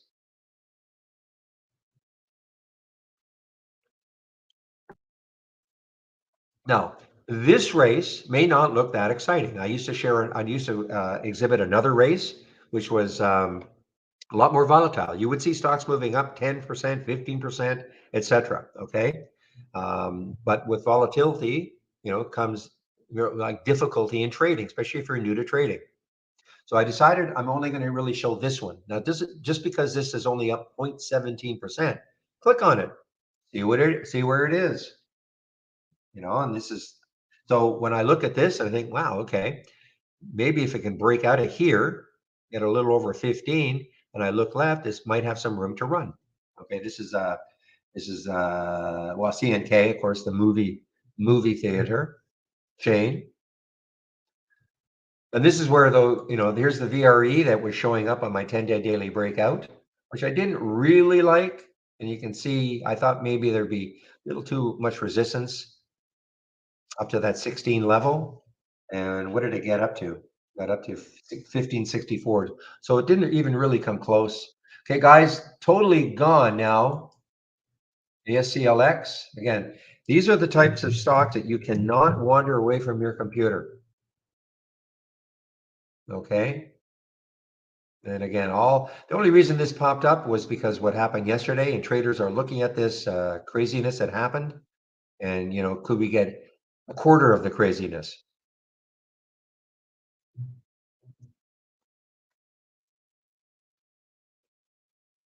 Now, it still may not be over. I'm going to stick an alert, believe it or not, at the high here, 12.8, 12.78-ish, and see if it takes it out later on. Because again, that's what traders are looking at. This craziness that happened yesterday late, and when it got up to 17. So what has also happens with the racing is that it creates an automatic top 10 list for you to watch, and it's made up of the stocks that win the most races. Okay, so the number one position right now is WAL, the bank. Okay, WAL won 3 races, AI won 3 races. So again, you could look at this and go, okay, well, maybe if it takes out the high of the day, because if I look left, it's got some room to 34.94. And this is where you have to practice trading. Okay.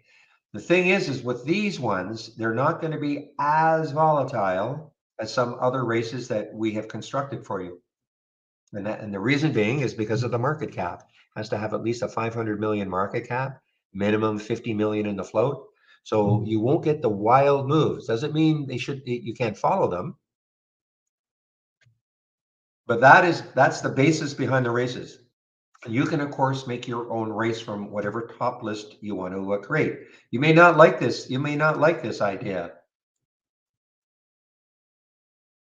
of looking at stocks between, 10 and $50, the 500,000 shares traded, etc. You may not like that. You may want to just create your own top list and then launch the race from it.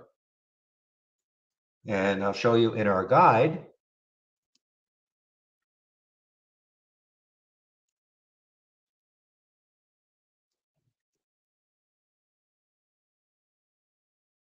In a moment as I put my homepage link in.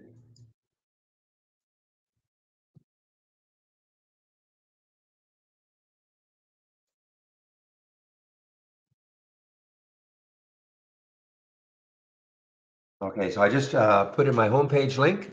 I'll go over a little more about what my homepage is all about.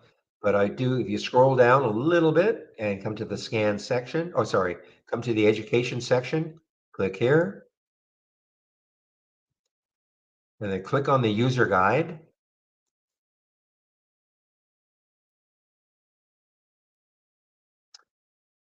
And you see where it says TI stock race. This will give you a great because I don't expect anybody to remember everything I've just said. We have 4 videos, your race setup, and this is all clickable. So the race startup, race configuration, etc. How you can create your own races based on your requirements. You can also base a race, like you may have, I don't know, a basket of 20 or 30 stocks that you like to follow. You can base the race on those stocks only by creating a symbol list with those stocks in it and then attaching it to the top list window and then launch the race from it. All sorts of things you can do. And I am sharing, this is what I was saying. If I click on my link again,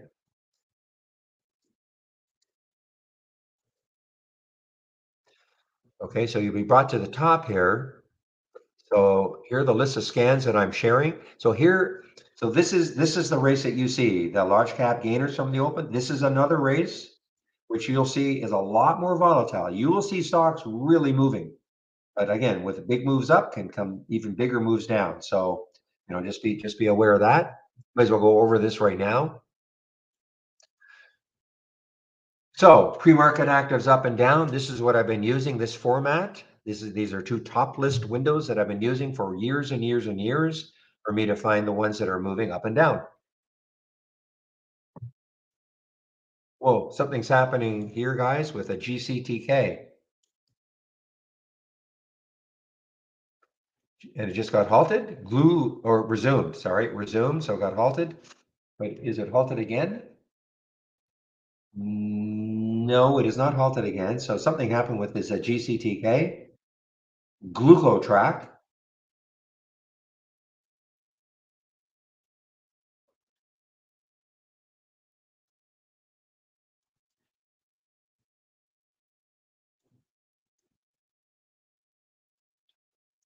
And let me bring back my home page again. So the 10-day daily breakout and breakdown. This is my all-time favorite. 2 scans right here. They don't give me too many alerts, which is what I want. And I've broken them down individually so you can pick and choose which windows you want. This is the don't repeat version. This is the repeating version. So what does that mean? So the first alert we had for Levi was at 9:33. The price was 15.95.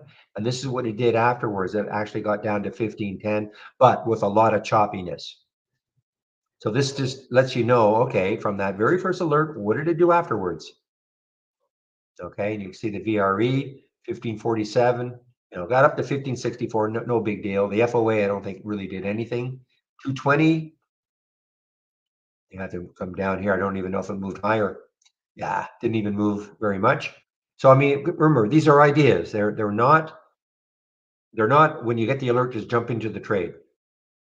But we've seen some unbelievable moves on both sides on some days.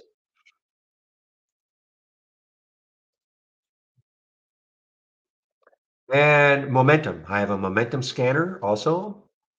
And it kind of looks like this. Again, not with the 4 windows, but just this one, the momentum up. Okay. And the gap continuation or reversal, not too many alerts. I'm looking right now, only 4 different stocks so far today. I might even not watch it for a while. When we get back into earnings season in a couple of weeks, I'll probably get that up and running because that's when we get a lot of gap continuation and or reversal alerts. Anyway, here they are.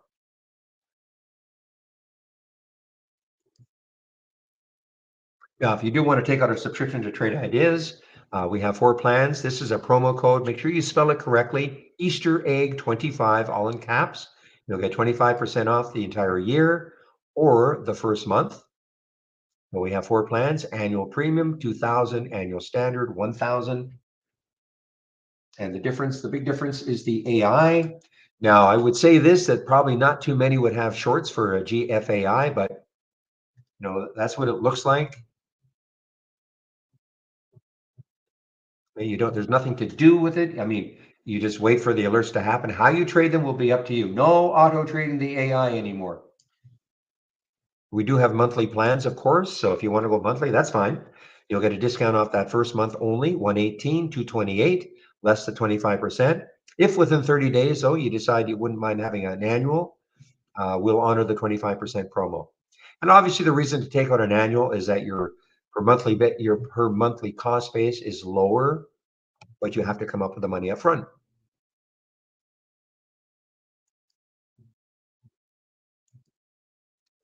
You do take out a subscription, mandatory that you do the get started. Okay, do the get started, and it'll run you through your download and install, your first startup and login, etc. 10 videos take you about 30 minutes. If you're new to trading, we have a course for you, Trading 101. Michael Noss at Trade Ideas put this together. So if you're new to trading, we've got a great course for you. I do a stock of the day video right here. You can sign up for it. It's free, of course. Trade of the week is free. You can sign up for it. Trade of the week is sent to your inbox or email approximately an hour before the market opens Monday morning.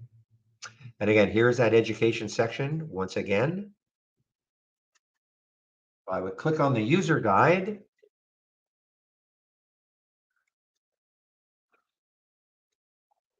There's a getting started again. Here is now, at the very least, know what an alert window is, the A window, a T window, a top list window, and I've run over stock racing. The other thing I would really look at is creating price alerts on the charts.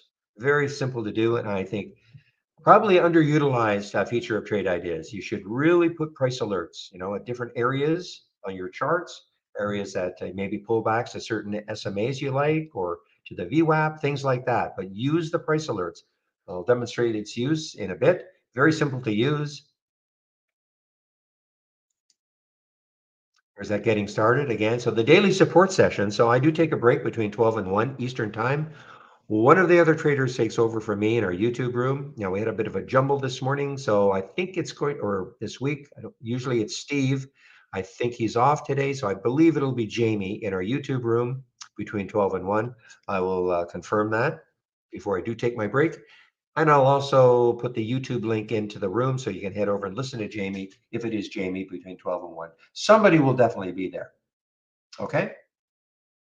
So if you are going to take out a subscription, I would appreciate it if you use my link here, my that promo right there from my homepage. And also, if you save my homepage link, then you can take a look at my scans and the education section anytime you want.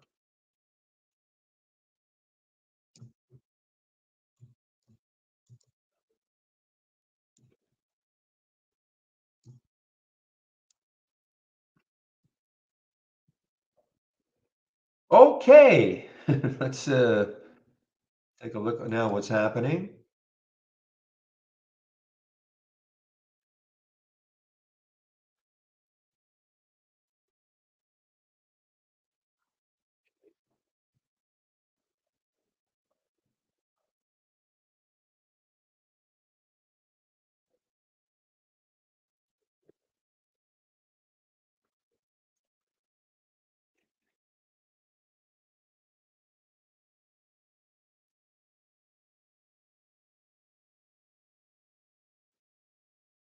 Okay, guys, let's see. I'm just looking at that GCTK do. Halted on the way down now. Yeah.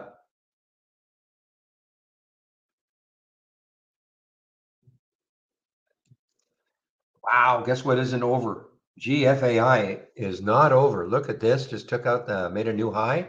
GFAI just made a new high. So I'm going to continue to watch the VFRG. See if it takes out 5 again. It's definitely lagging. And AI itself had a little pullback, a little bit of a pullback down to 2230, but it's starting to run again over the VWAP 2238. I really haven't been able to pay attention to the anchored VWAP plays or anything like that. I haven't had a chance to anchor anything. It's been so active this morning.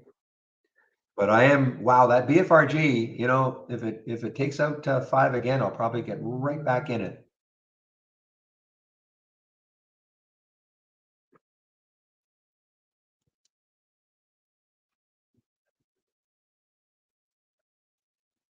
I can't remember. Did these guys actually have some news? The GFAI on that day? I'm sure they must have. I just can't remember what that news was. I do remember the news for BFRG regarding Johns Hopkins, but I'm pretty sure the GFAI had some news also. Maybe if I check our news, what day is this? This is on. Oh, actually, it started here on the 31st. Okay, so that was on the 31st. Partnership with who?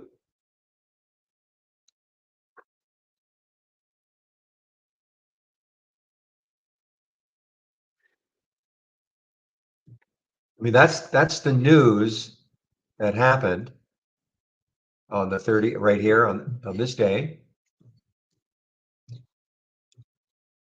right here on that day right here. That gave it a little pop and then the huge continuation.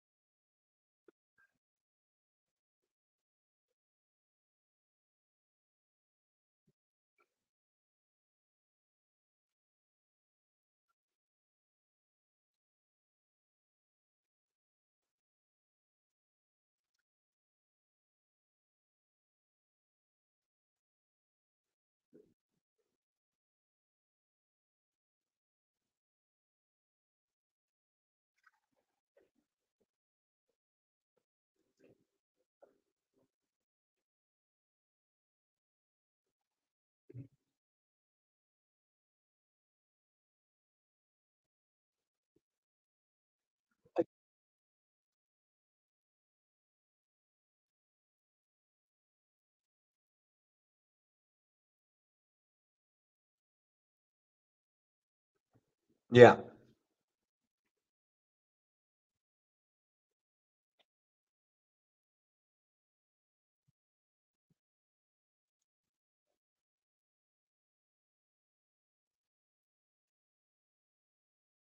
Well, what I read actually regarding Gates, first of all, I saw, well, the first thing was Elon saying, you know what, we have to have more work done with the AI, maybe we would put the brakes on it. But I thought I read that Gates said it's going to be pretty tough to put the brakes on it anyway.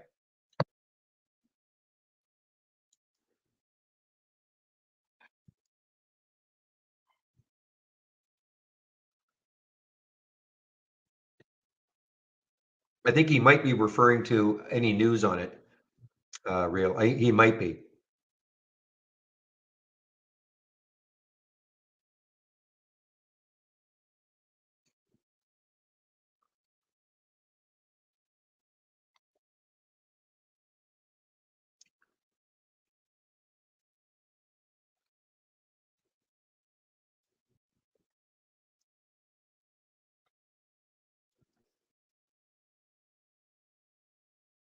Guys, take a look at Novavax, NVAX. NVAX is now above that high right there. And when you look left, there's a lot of room. 940. 940 is the next high for Novavax, NVAX.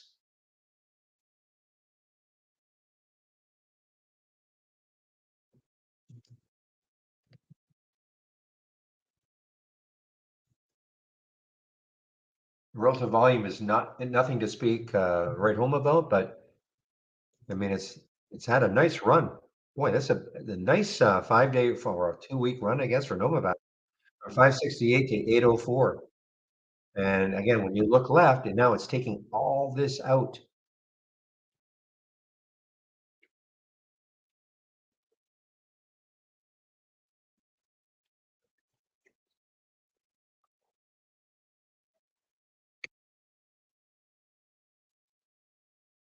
I'd love to see this base just a little bit here rather than chase it. Because all the room it's got.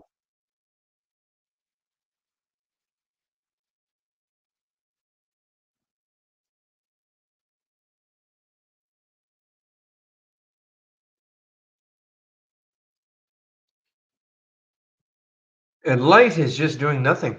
I mean, it's really. It's just kind of hanging around. I think it might be below the VWAP, but let me take a quick look. Light, LITE. No, it's yeah, just a little bit below the VWAP, 46.15.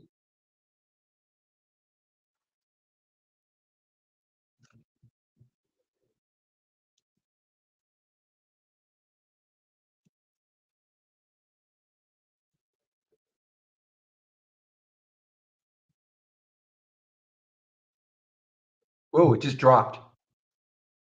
No, it didn't. Sorry, it did not. Or did it? Oh, I thought it dropped down to 45.60. I'm wrong.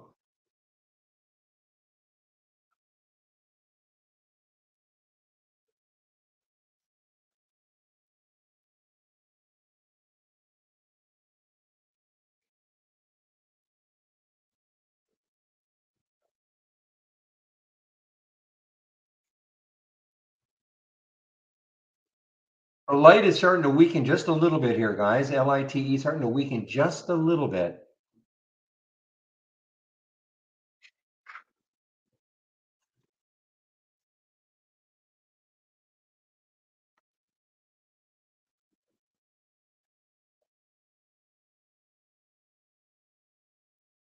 Levi is making another new low. Just been very, for me, depends where you put your stops, of course, but for me, it's just been a little too choppy. But argument to be made, if it can take out 15, what would be the next lows?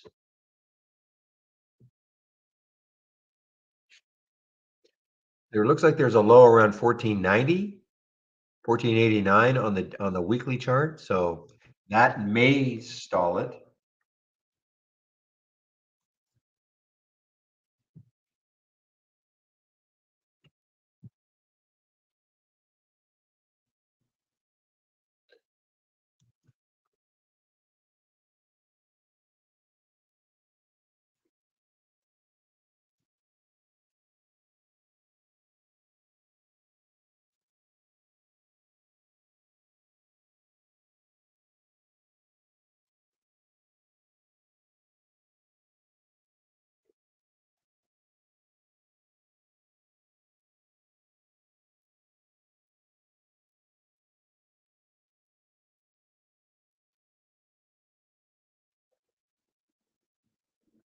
All right, guys. So there's AI right on the top here. So again, AI, you can,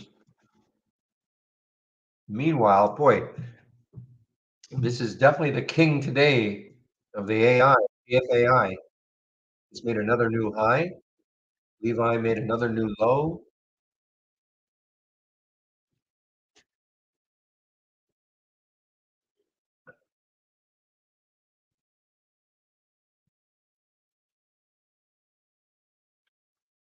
I don't have the ADMAs up anymore, real, but I'll take your word for it.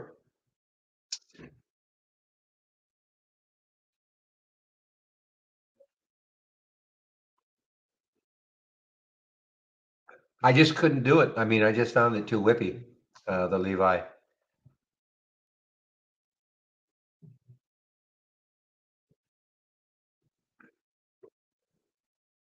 Oh, I don't have any of them. I have none of them anymore.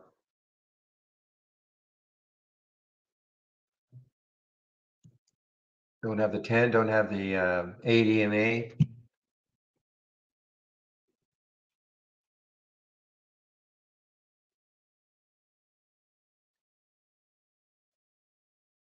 All right, guys, this BFRG. I mean, I can't believe it's lagging this GFAI so dramatically. GFAI, I mean, so the next high looking left is 1885, and after that, 21. I'm not saying it's getting there, of course.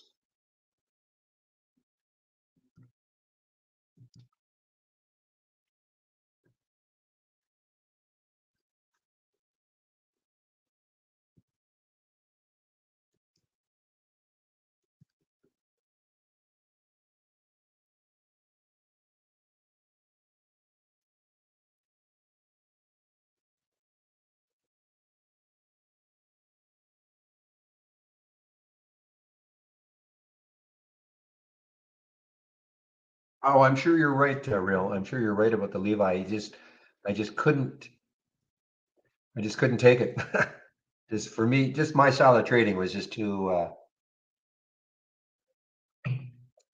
whippy.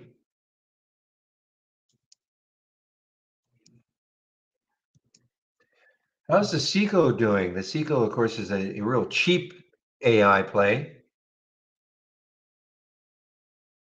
I think. I think they had something to do with. Look at GFAI. Come on, that BFRG. I mean, I think if it takes out five again with any force, I could go on another run.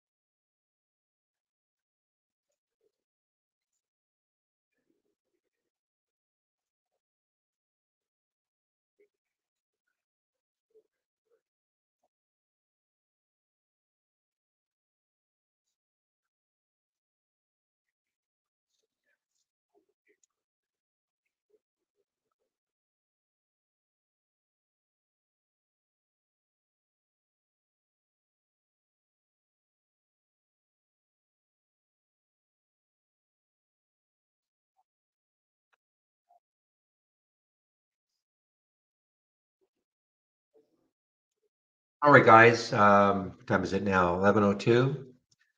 So I have about an hour before my break.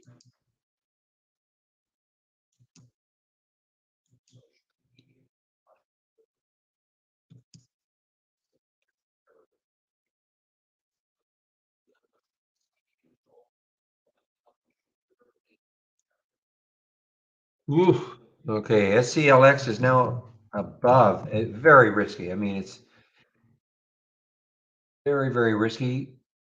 Above it again. The spread is not great. Never has been fantastic, but you sort of counter the bad spread with the fact that it can move so quickly.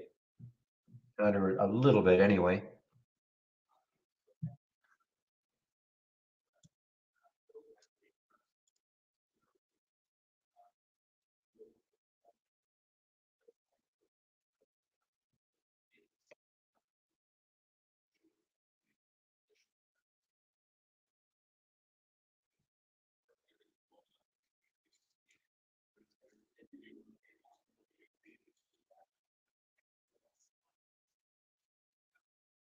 Not enough room for me. I'm looking at VIPS and I'm looking left, and 1521 is the next high looking left, so I have to take a pass.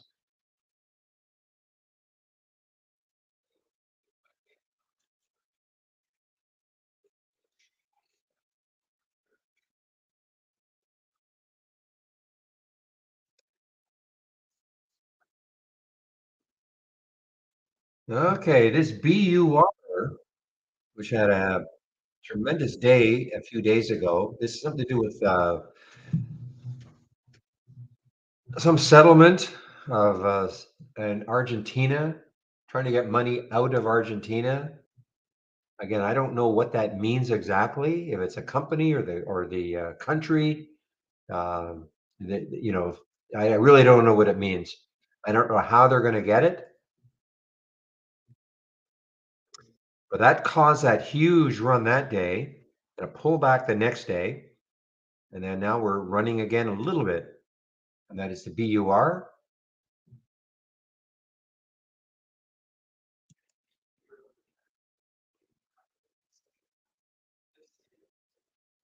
Well, this was the first one at a Guernsey.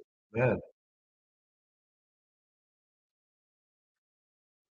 St. Peter Port, Guernsey.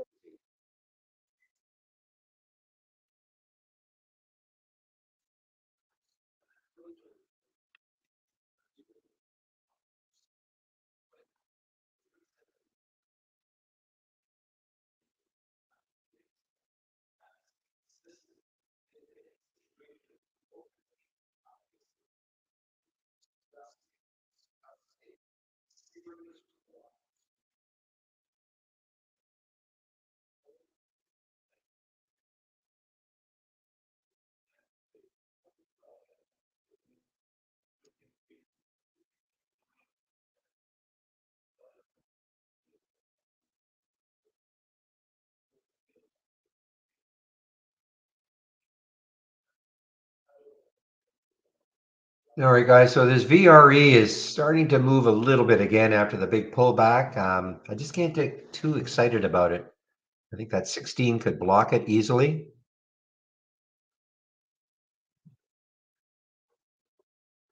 No, Kate, the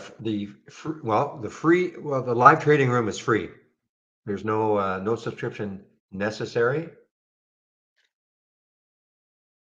You don't have to be a Trade Ideas subscriber to be in this free trading room. We use it for marketing, obviously.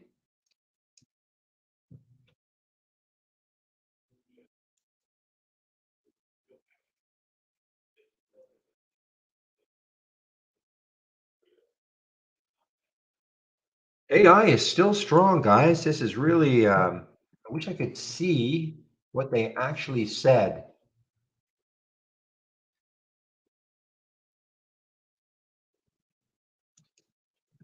I just don't have access to their statement. But whatever they said, well, that was yesterday, right? That was yesterday. So this is taking effect. I mean, I don't know what it said, but obviously they came out. Maybe it was after hours. I don't know.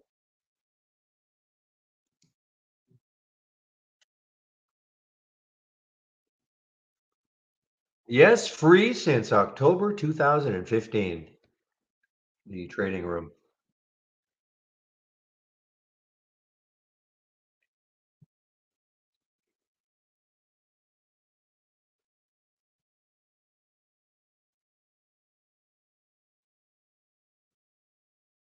Well, I mean, the next high looking left is 2489. That is the next high looking left. I'm sorry, the 24, yeah, 2489 is the next high looking left. So that is about $1.60 away. Not saying it's getting there, of course. And then, of course, if it can take that out, then but it's hard to believe it's going to recover all the way back. I'm sure that Carousel will come out with another report.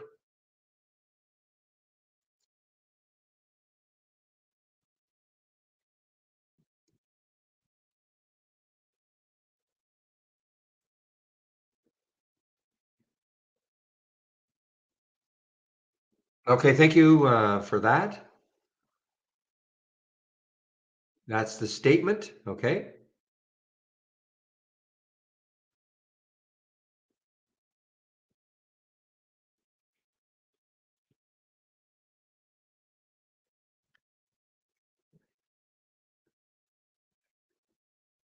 This is probably a little bit like what somebody actually said is that the Carousel doesn't understand GAAP, but now I'm seeing, I guess maybe this is more involved.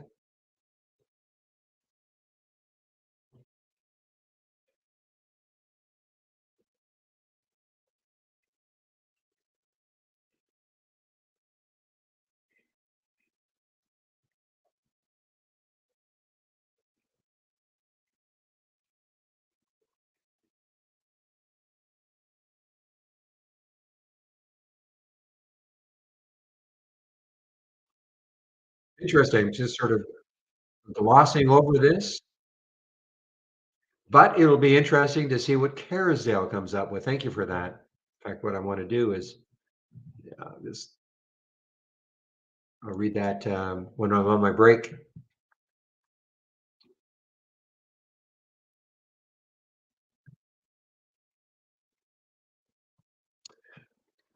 I'm just surprised it took so long for them to do it. I mean, I would have come out with that. Now, maybe they came out with it yesterday, but maybe after the market closed. Did you really, JK? So is that what I'm reading?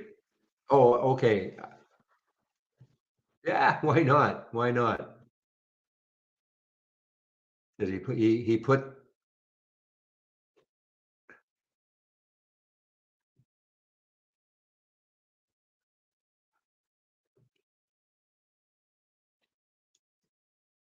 well, you can see that in this race, guys. I mean, AI has won six races. And so any stock that wins multiple races, especially, sometimes you're going to see some stock winning, 10, 15 races should be followed all day. Maybe they set up at, different areas for you.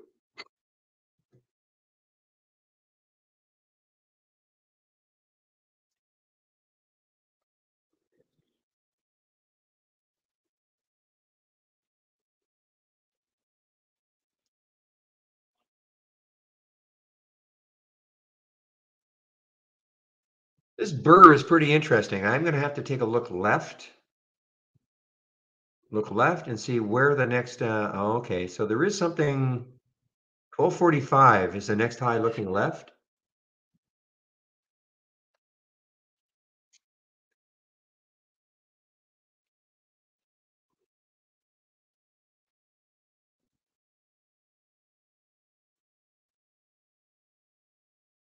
Okay, thank you, Jungle Jim. Nice to have somebody who knows a little accounting.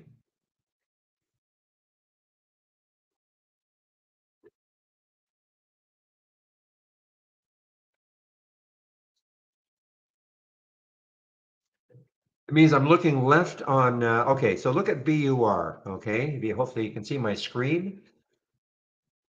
So when I look left, if I'm going to get into this trade right now, if I thought, well, okay, this is not looking too bad. So I want to look left to see if what I can see on the daily chart where the next high is. Okay. Now, this daily chart, I could start backing it out. Okay, I could start trying to zoom out or zoom in little bit more, or zoom out a little bit more and find it. If I can't see anything on the daily chart, then I look on the weekly chart. Okay. And so that's when I talk about looking left. And so I can see that back here in August of 2021, that's the next high looking left. Could that stall it?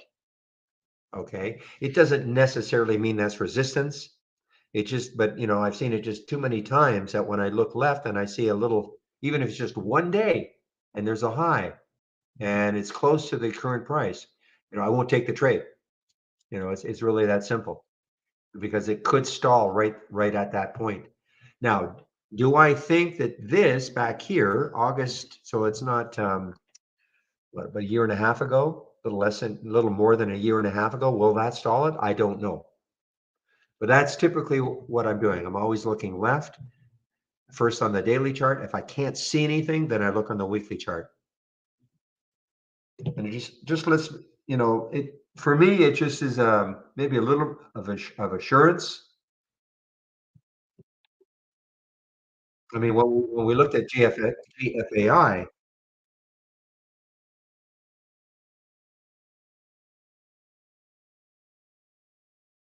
I mean, you can just see when it broke over here at 1259, that was the high of yesterday. And then when you look left, there's the high up here at 1885.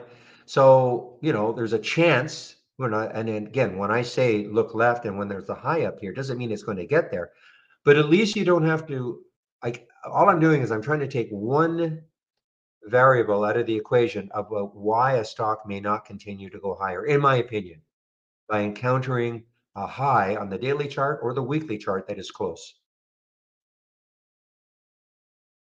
Okay.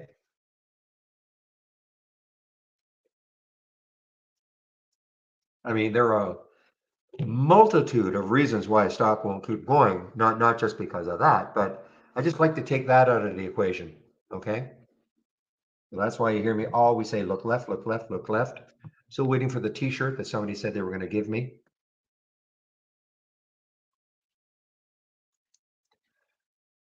Do I ever swing trade? Ever?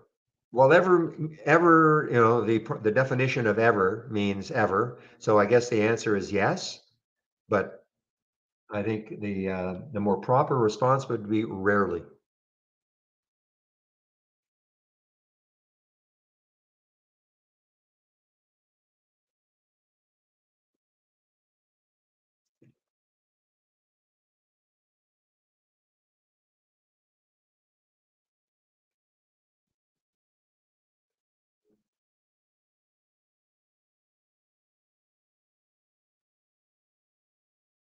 Okay, that makes sense, Jungle Gem. Get it right, excuse me, rather than the problem is, I mean, the devastation that took place. with their share price.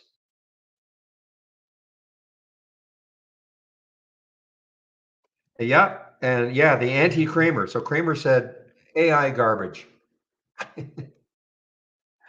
So the anti-Kramer is in effect again.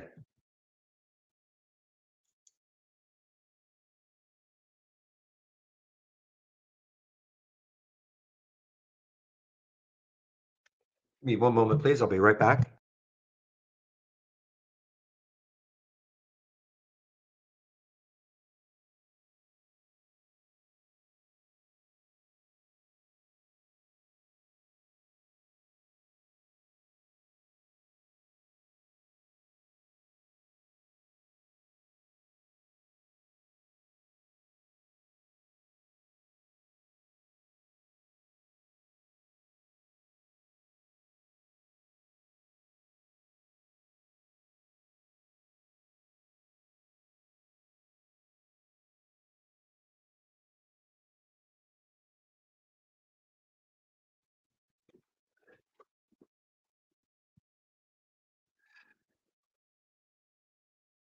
That VFRG getting closer and closer to that 5 level again, moving kind of with the GFAI.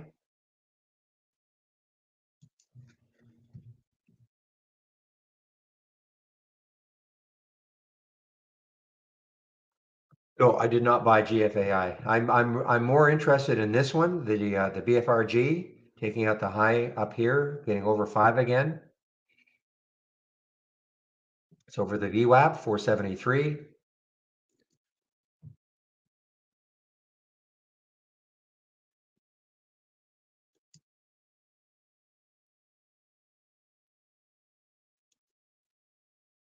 Oh, I see. Okay.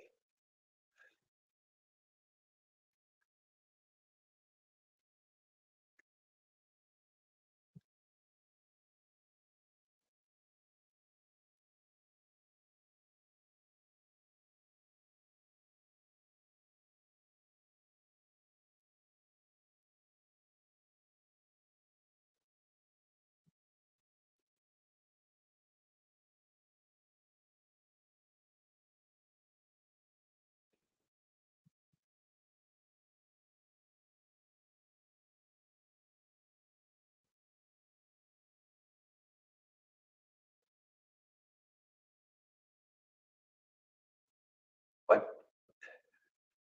Just give me a moment here. Michael may have got an intraday anchored VWAP.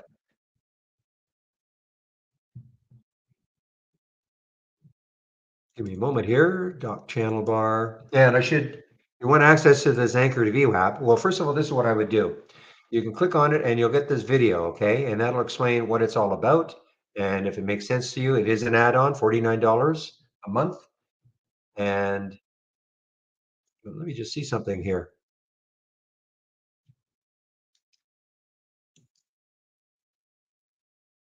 Uh, so he is, excuse me, he's testing a 15-minute anchored VWAP.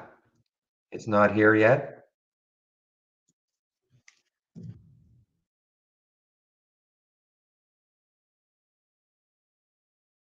I'm going to give you a link for it, okay? That before you subscribe, though, take a look at the video, see if it makes sense to you. This is a webinar that we did last week with Brian Shannon, who wrote the book, or a book on anchored VWAP and how to use it.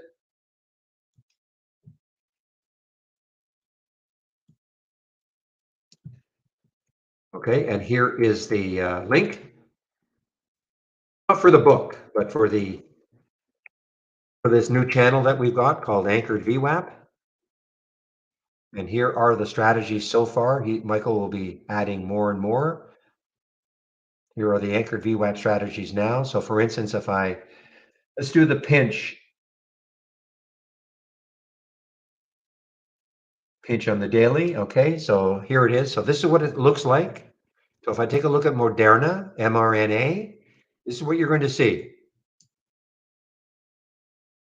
So this is the pinch idea. So you see what Michael has done, Michael Noss at Trade Ideas. So he has constructed these scans so these lines are automatically drawn. These purple lines are automatically drawn. And so here is the pinch. So this is sort of the upper anchored VWAP coming from some area up here and then starting the anchor down here. And here's the pinch. So the idea being that if it breaks one way or the other, obviously on the long side, I'm sorry, if it breaks on the high side, that would be a potential long trade. Breaks on the low side, potential short trade. And you can see the same on the weekly. You see where it is on the weekly. Let's take a look at tallow, TALO, in between.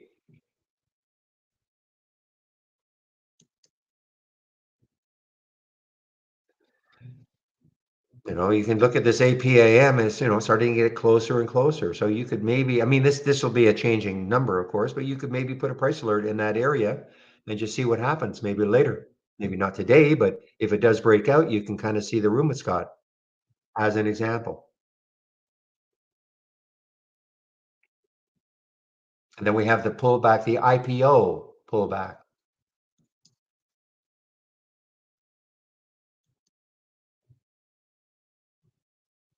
Is it really? ELV was an IPO? Wow.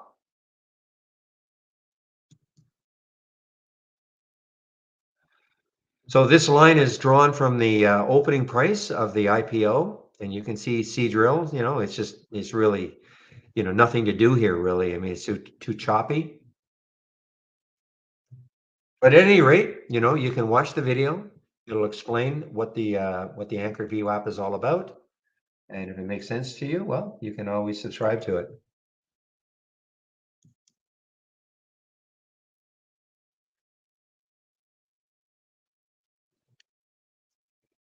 But have you subscribed to that? Have you subscribed to it, Kishore? It's so really?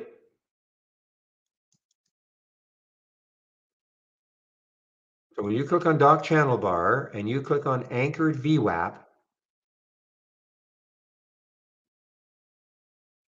which one are okay? Use try the pinch. I think that's the default, right? So the pinch is right here. So are you saying that, for instance, if you click on Moderna, mRNA, you're not seeing you're not seeing those purple lines? Just want to make sure that I know we're talking about the same thing. You are not seeing these purple lines, and you paid for, and you paid the $49.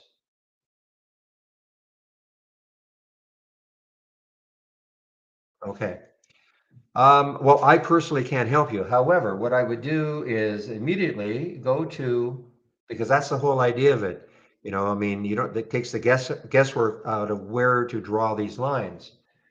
So give me a moment, go to our homepage. And anybody else who, Elizabeth, you're saying the same thing? So you paid the $49 for this, okay? So go to the home page, both of you, and anybody else with the same issue. If you paid the $49 for this add-on, and this is the default. This is what you should see immediately, the AVWAP, AVWAP pinch daily. If you click on any one of these, you should see these purple lines. If you're not seeing them, please then click on that homepage link, and where it says questions and answers is going to pop up. Okay, click on the questions and answers and ask the questions and say, hey, I just subscribed to that. And you would know I mean, if you have access to this and you have access to these scans, you can see the scans here, but when you click on the alert, you're not getting the lines. Just basically just say that.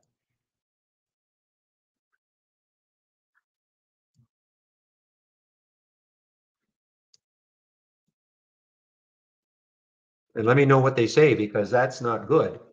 Obviously, that's what you're paying for. You're paying for the scans, but you're also paying for the fact that they're going to it's automatically draw the anchor VWAP. Let me know what they say, okay? If you don't mind. in case somebody else has the same issue and maybe it's something that I'm not explaining, but nothing more I can do really here.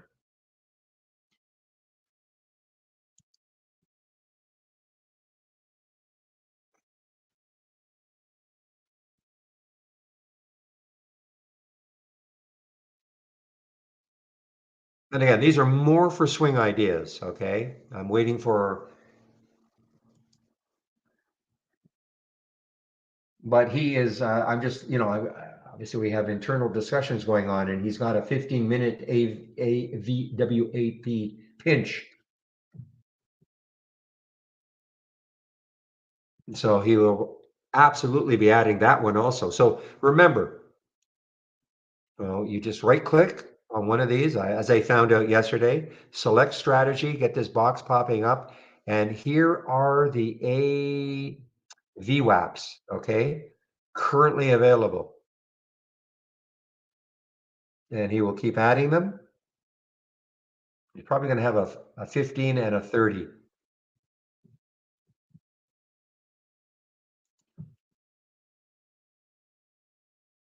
All these other strategies that he's created are still part of the standard service. It's just that this is the add-on.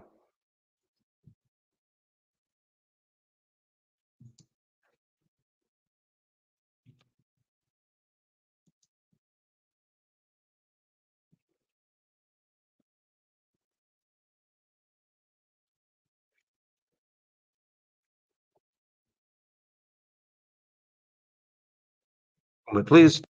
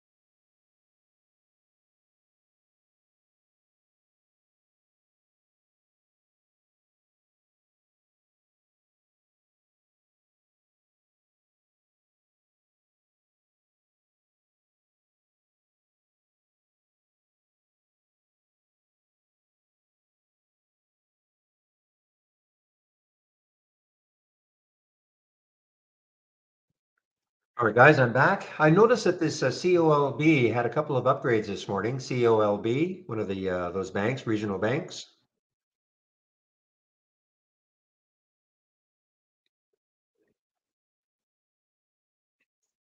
Well, that BFRG is getting closer and closer to 5.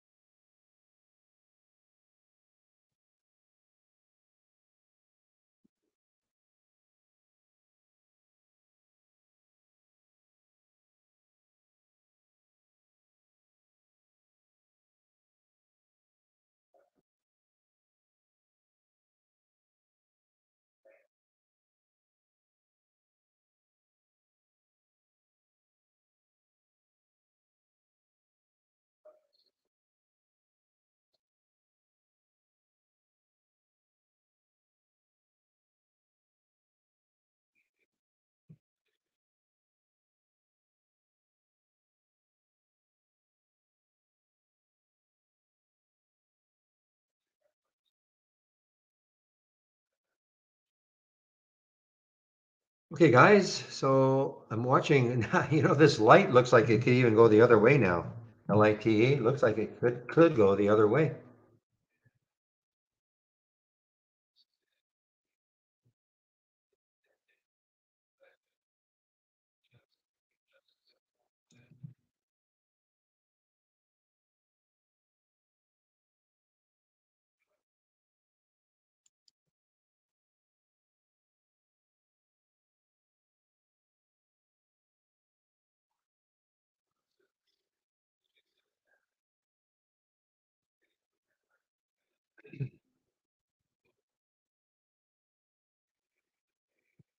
Okay, guys, did my audio change at all? I had a little warning that something happened, a system overload that may affect the audio. Yeah, you're right, Dan. That's right. AMST is another one. Didn't really see that one at all. Okay. AMST, you're right. It has not. Yeah, well, you know what? It is up 21%. So it has moved. The 200-day moving average is not that far away, around $4.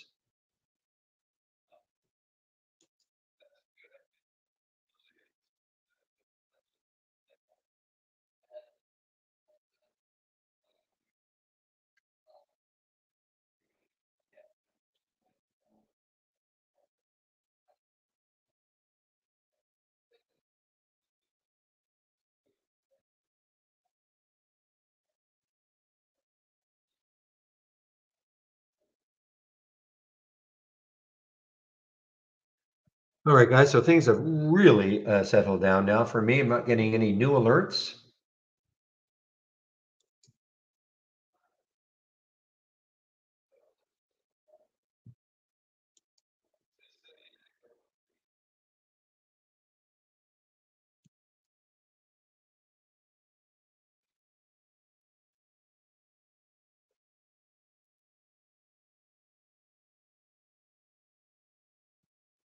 Okay, so with the GFAI, I mean, if this really settles down now, it's not going to surprise me that, maybe towards the end of the day, I'm going to stick an alert up here, 1566, and see if that takes, if sometime towards the end of the day, I mean, it may happen immediately, but takes out that high and runs from there for a while.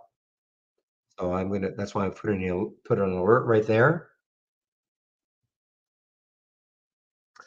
And now I will just confirm that it'll be Jamie in our YouTube room in about 20 minutes, 25 minutes.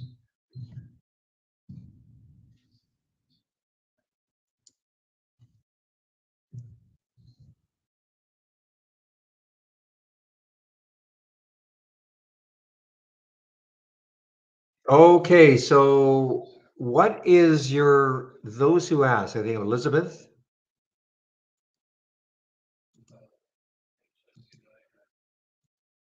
Elizabeth and Kishore. What version of Trade Ideas do you have? You have to have the latest beta. Okay, so what version do you have? If you click on Help and About, now you won't have this 5.6.48, but what version do you have? So if you go to our homepage, that I'm just somebody said that might be the reason.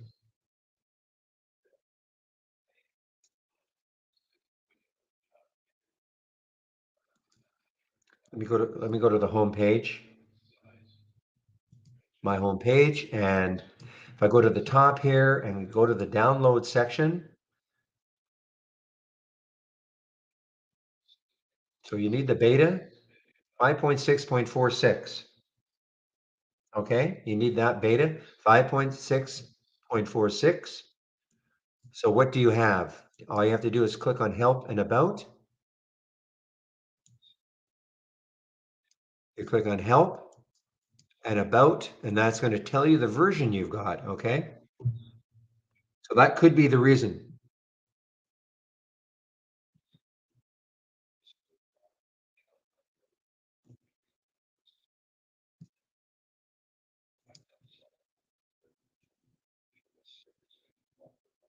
And I've just confirmed it will be Jamie in our YouTube room.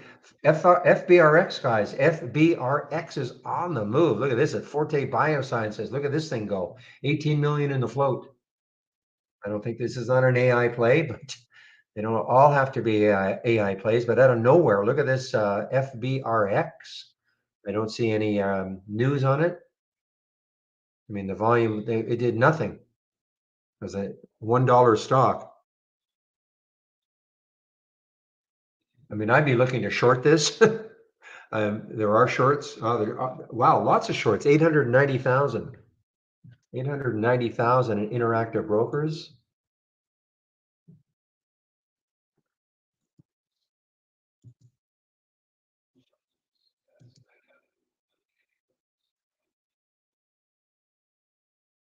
The last for the beta, the beta is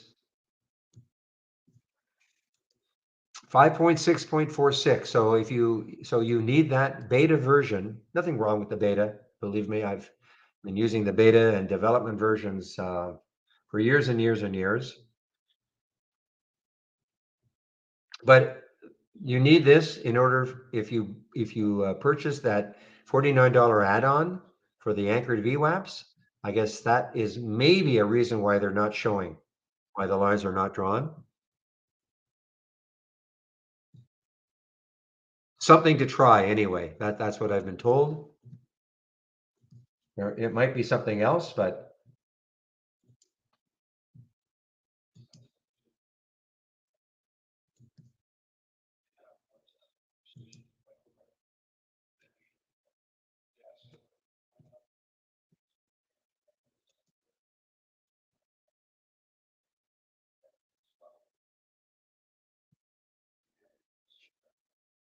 shoot.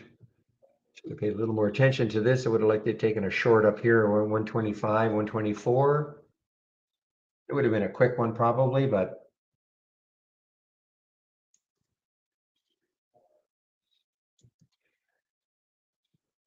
good morning, Quad. Or is that an old good morning message?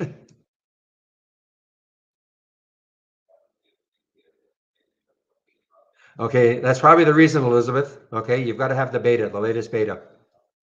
Okay, so just go to the home page.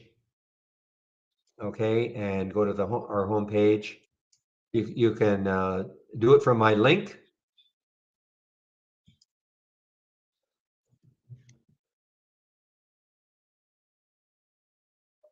or if you go right to the home page. What happens when you do that? Yeah, download. Okay, and then download the beta. All your work is saved. You don't have to worry. Exit trade ID. I mean, you don't have to do it right now if you don't want to, but I think that is the reason because the beta is 0.46 and you're on 0.36. You should have a message.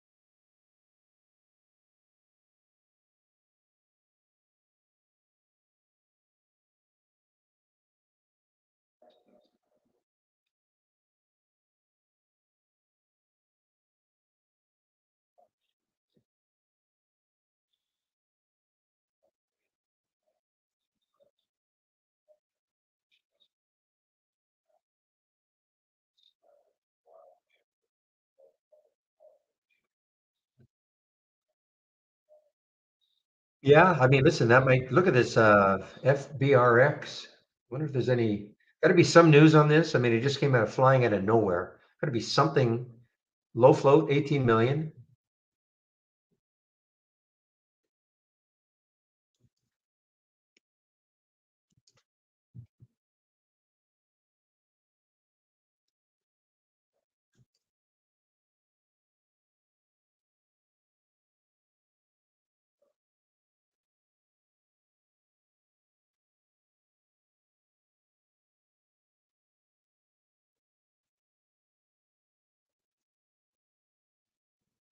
Ooh, okay, guys, there was an error in that code, I guess, the promo code. So which only was giving 20% and 20 instead of 25%. So let me just see something here.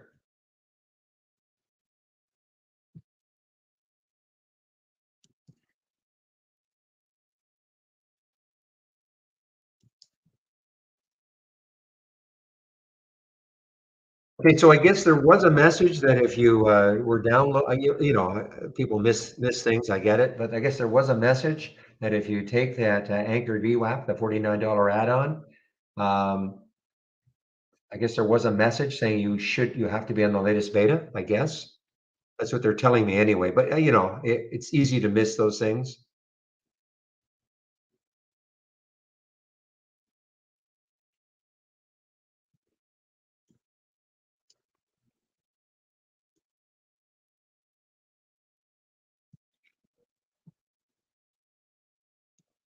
Okay, I have to check something out here.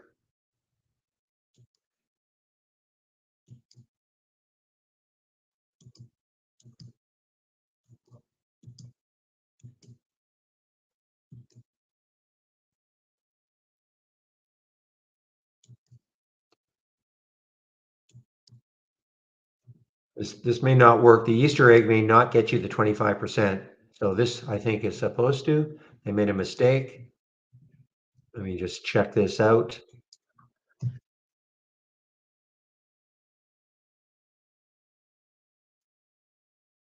Yeah, that's definitely 25% off. Okay.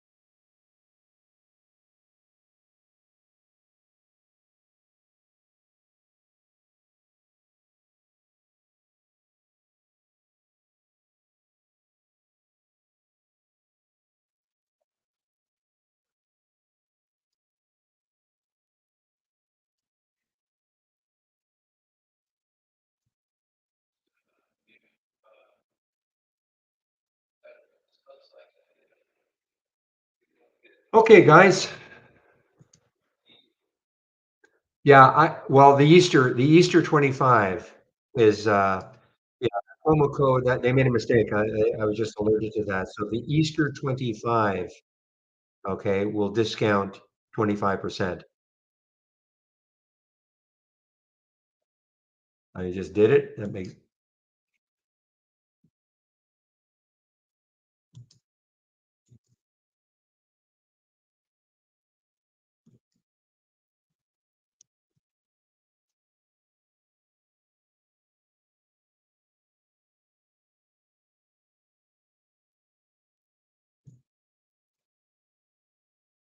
okay, yeah. So $500 off 2,000. I think I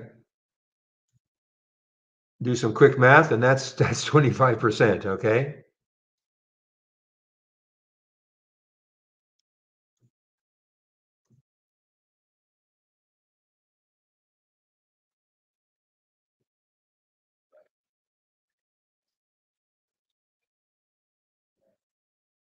The Easter egg did not do it. It was only for 20%.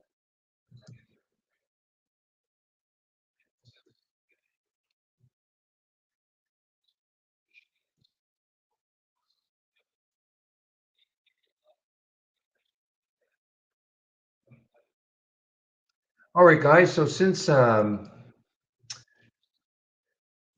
As I was doing all that, PNT had a bit of a lift here. Point Biopharma. Now look at this daily chart. Ugly, super ugly daily chart. Topping tails, bottoming tails.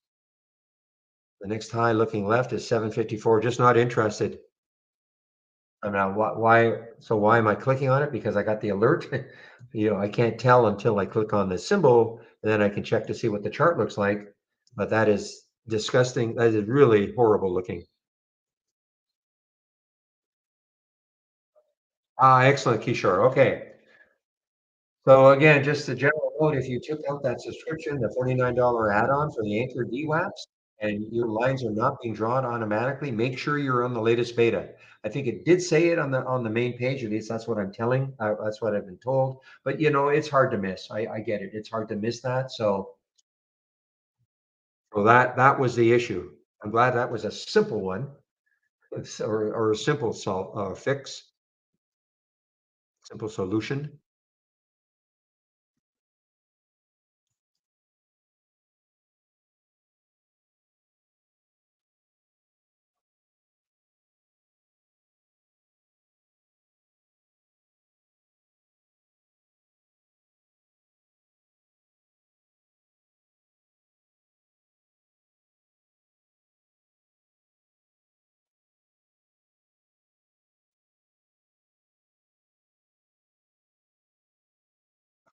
Mike C. Well, I mean, I'm continuing to work on look at the BFRG later on. If it takes out five, that's kind of my. It may not do it, but that's the one that probably could have a run if it takes out five again, assuming AI the stock doesn't crater again.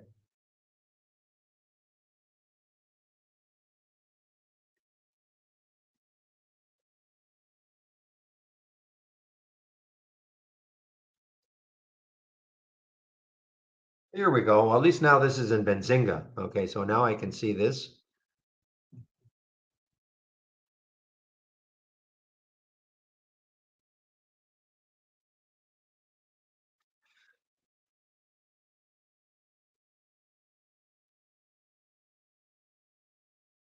Very well written, though.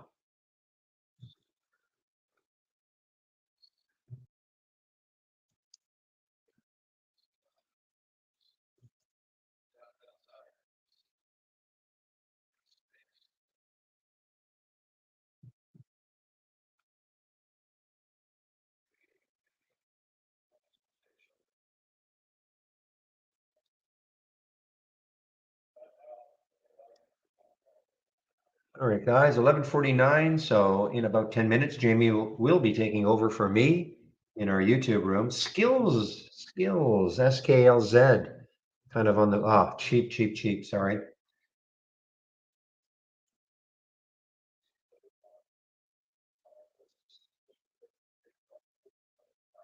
This is maybe interesting. NTST. It looks like the next high looking left is 1932, 1881 right now. There's the 200-day moving average. Maybe a little bit of room to move. It's a REIT.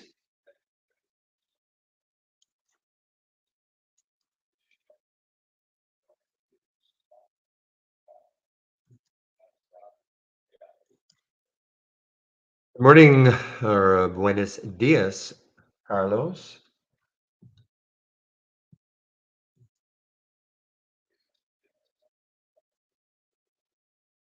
All right, guys, things have just completely gone to sleep for me here now. Nothing. HCDI, what did it do? Harbor Custom Development. Oh, yeah, this one. I remember this one that day or that week or whatever. It got up to 76.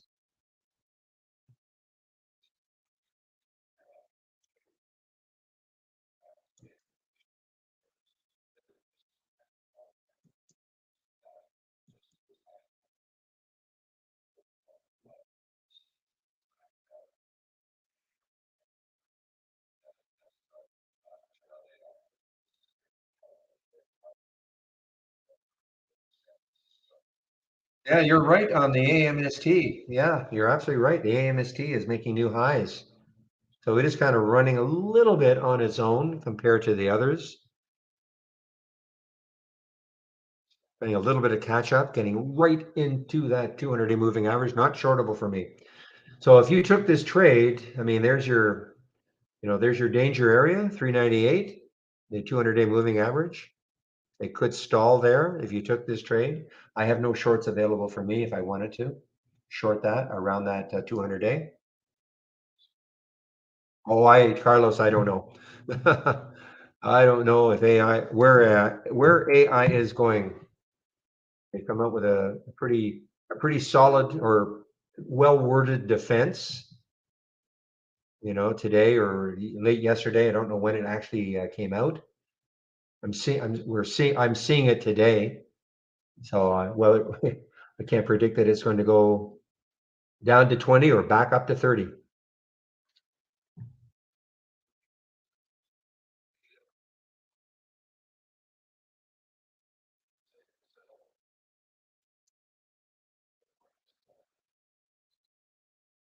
Boy, CNK is actually a price increase. Credit Suisse. Why does anybody listen to these guys? But okay, 14 from 12 to 14 price target for CNK.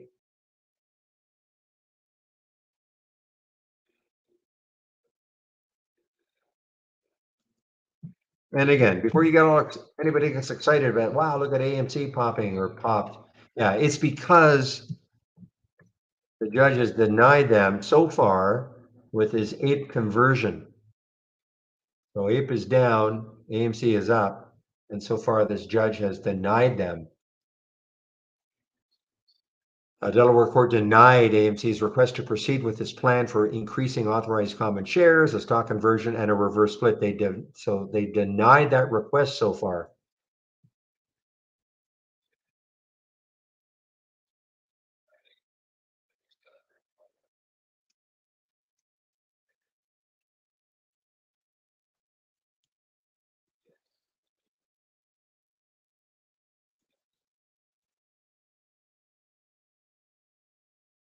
Okay, I'm told that my promo code has been updated.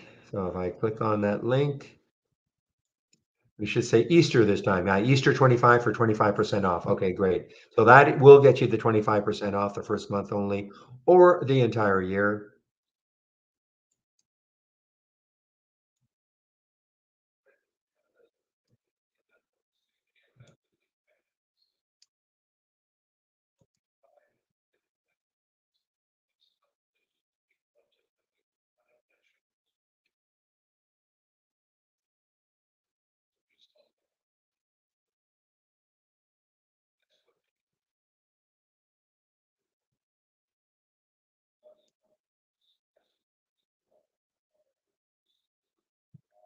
Okay, Paradox. Yeah, have a great long weekend. We'll see you on Monday, I guess. Okay, guys, CNK. What did CNK did not win a race? FLNC, yeah, chopping around. How did that DLO do? Did it keep going higher or did it finally? Yeah, so I mean, this DLO, the VWAP is 1356, so it's just a little bit above the VWAP. I mean, there's an argument to be made, I guess, if it can take out the high, it could keep running, 1523.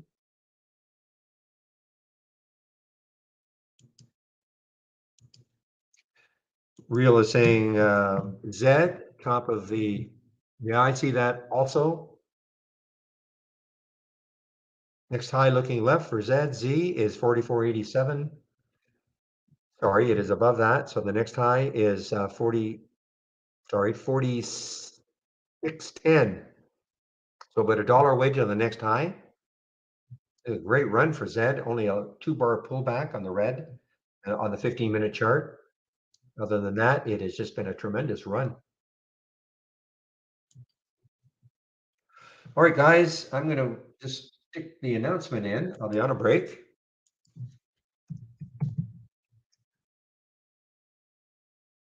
Back around 1 p.m. Eastern Time.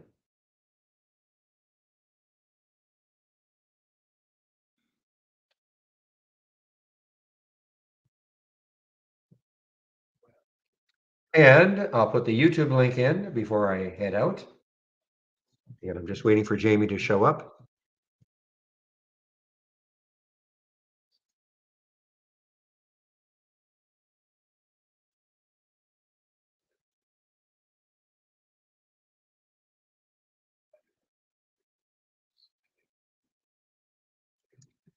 Greenhorn, I see you made a comment in our Discord room.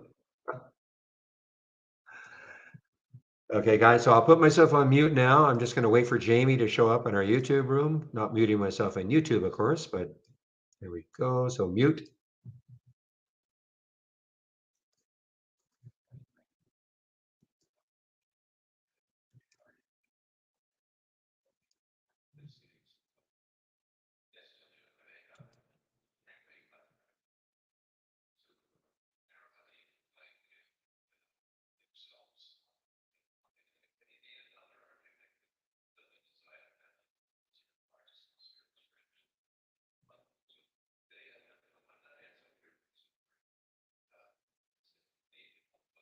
Guys, BUR, the last time I saw BUR was sitting at 12.15, so it's had a little bit of a move, okay? A little bit more of a move, BUR.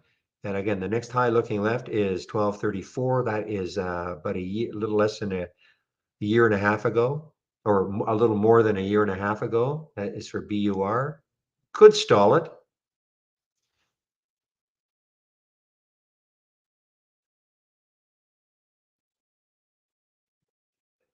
James, I hear that little telltale ping. That means somebody's in the room, and that must be you.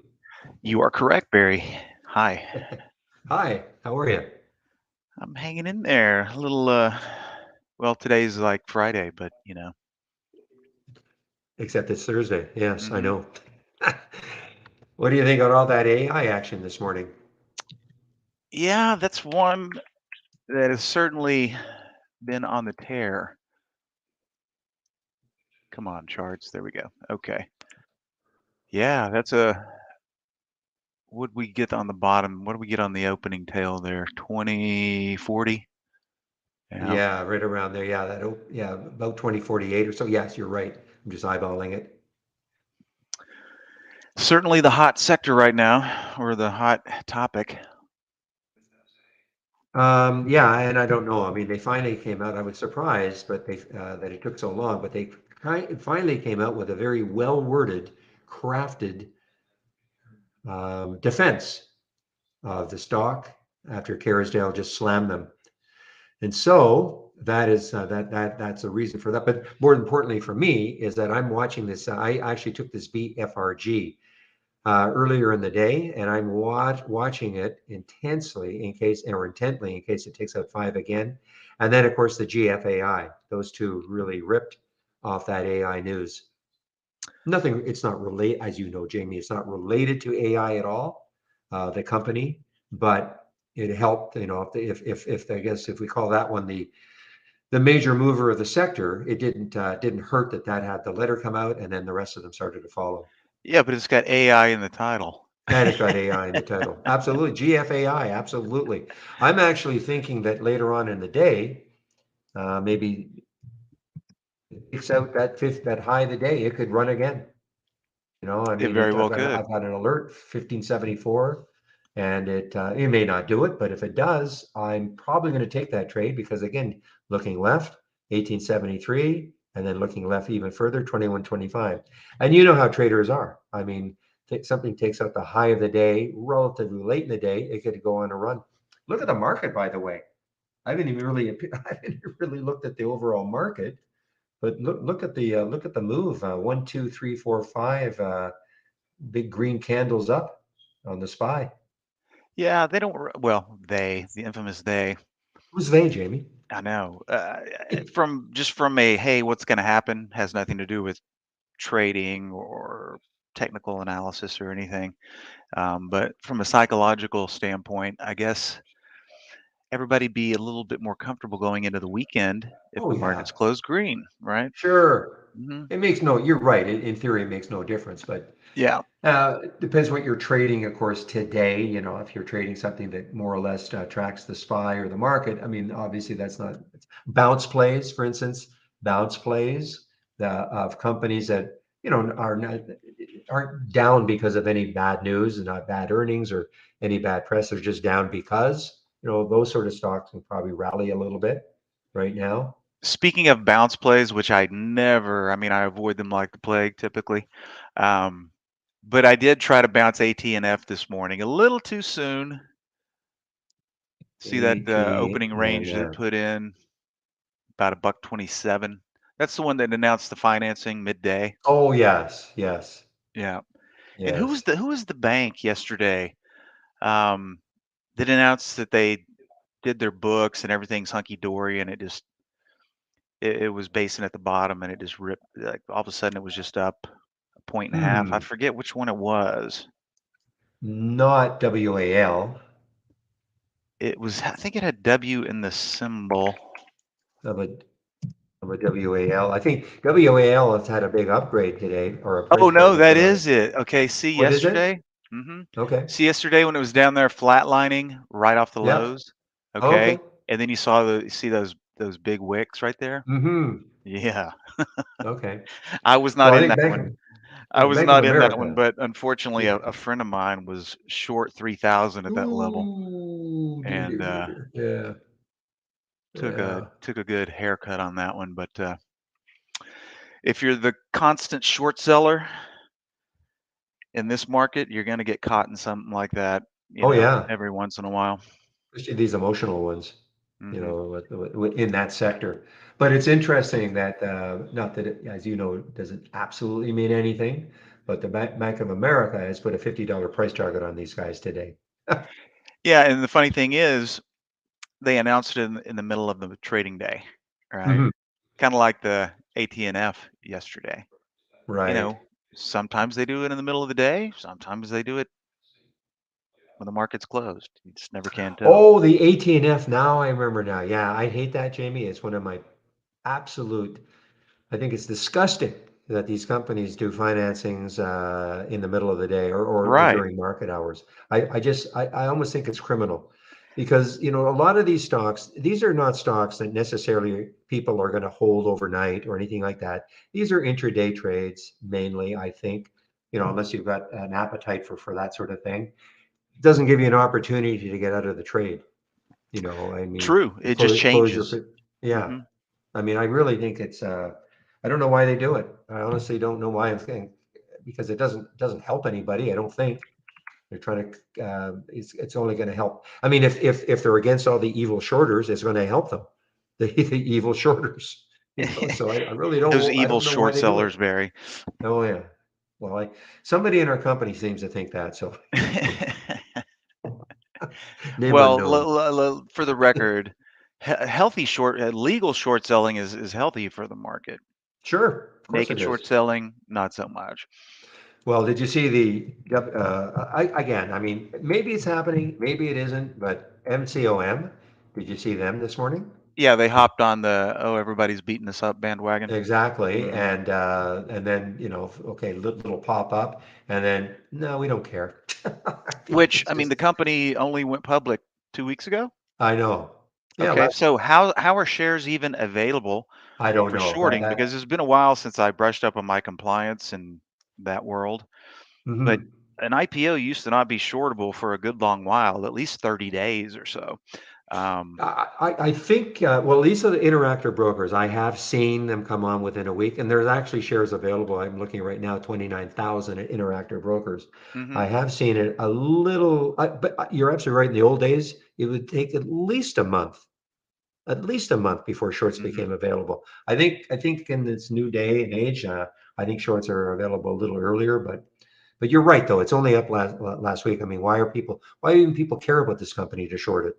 You know? Exactly, and I mean, if you look at I mean, the market is littered with these IPOs that spiked up big and are now cut by 10, 20x. Yeah. You know, Yep. whereas you used to not see that in the quote unquote olden times. And Hmm. also too, if you were a broker and you got IPO shares for your clients, they would they would lock you up. You weren't allowed to flip it out Well, in the that's the open to other thing. buy. At Hmm. least a 6 month lockup, and maybe sometimes a year, Yeah. And if the but broker did it anyway, the commissions got pulled. right, Yeah. Hmm. right. But All anyway, right, okay, let me grab the screen here, sir. all right. You good to go to one, or do you have to leave early? Well, since today is not typically my day, I will be needing to attend the dev meeting. Okay, So, maybe okay, 5 minutes early, if that's sure. cool with you. Yeah. Oh, no, no problem. No problem at all. Okay, Jamie, I'll Okay, take so off it now. appears that I'm showing the wrong screen. Hold on one sec. Okay.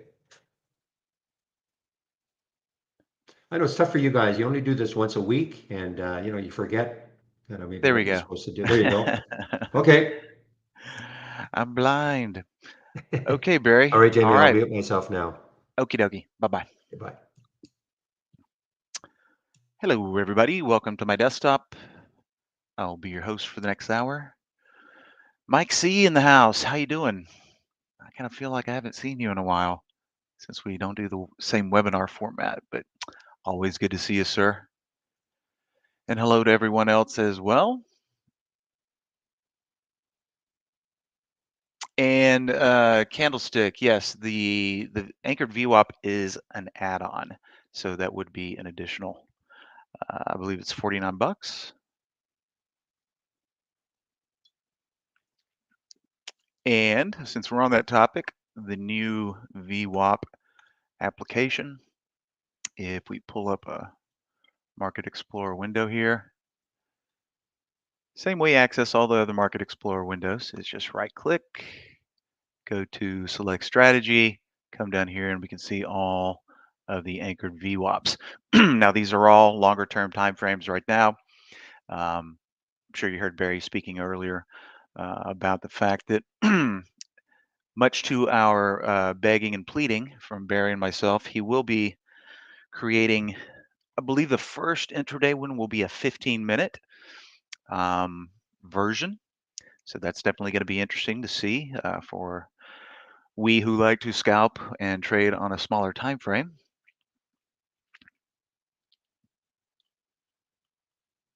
Yep, mining bottom, a lot of things putting in bottoms, and the market, as we can see now, is slightly positive.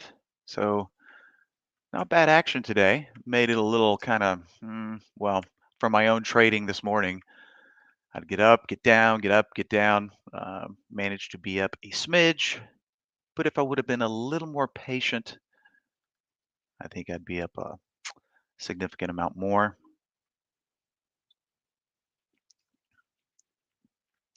And of course, the wise words of Barry, if you just sit out that 15, and typically what I've found here lately is if I sit out the first 30 minutes, my performance is typically a lot better. Get rid of the FOMO, does a lot of good for your mental state. Okay, just looking at the questions panel here. Looks like there's no fresh questions coming in, but if you do have a question about anything, feel free to use that questions panel to get it out there. Kept hearing Barry say Jamie earlier. I'm like, oh, it's a different Jamie. Hello, Jamie. Nice name.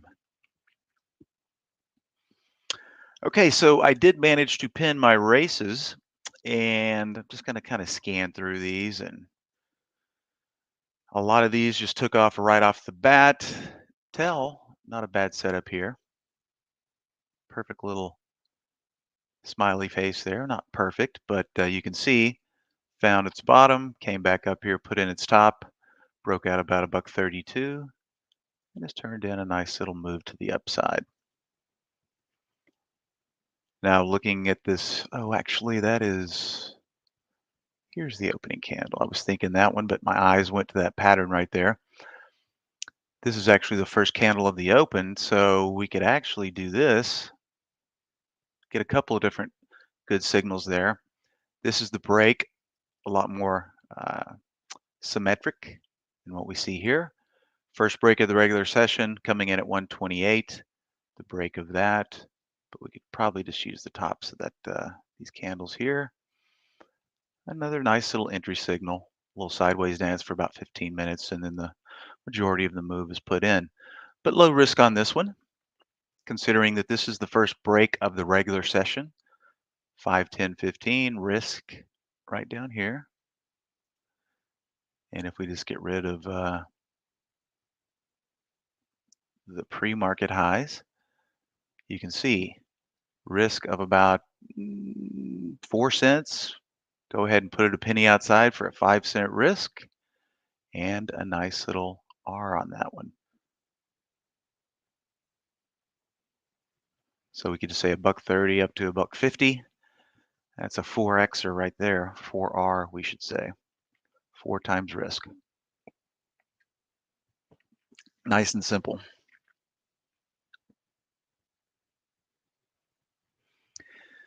Is there a way to auto-configure what a ticker's average true range is without hand calculating? I do believe we have a filter for that, Candle, assuming I understand your question.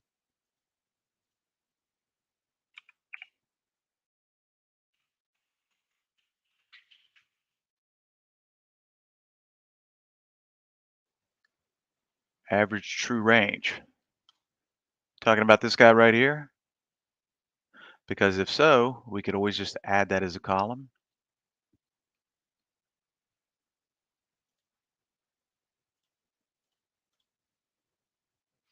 So for example, now when I get a signal from this guy, it's going to spit out its average true range in that column there. So if I duplicate this and just take a peek at the history, you'll see a different value for each and every stock that came through here. So on Poly, is telling me the average true range is 38 cents.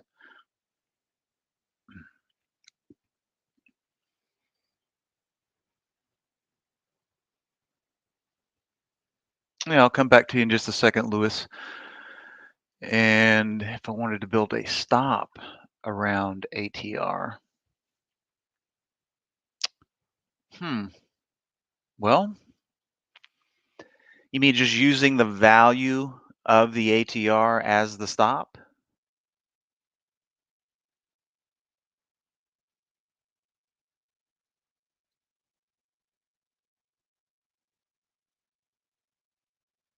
Not really sure what other factors you would want to, fold in there. Or with the custom formula editor, you might be able to use, something like half the value of the ATR or a fraction, or if you didn't want to use the full amount, assuming that's what you're talking about there, Candlestick.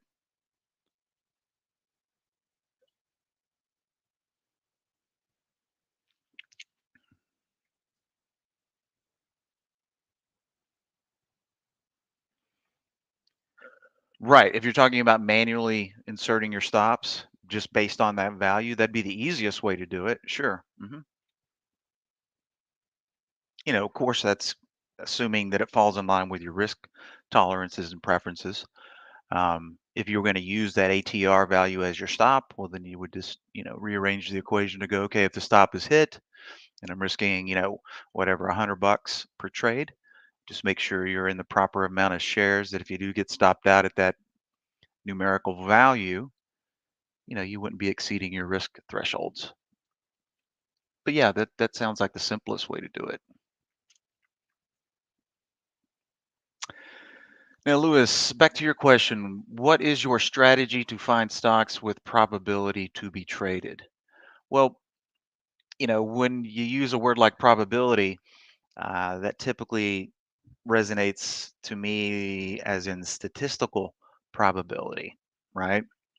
So, of course, we can use backtesting to generate statistically viable sets. Um, However,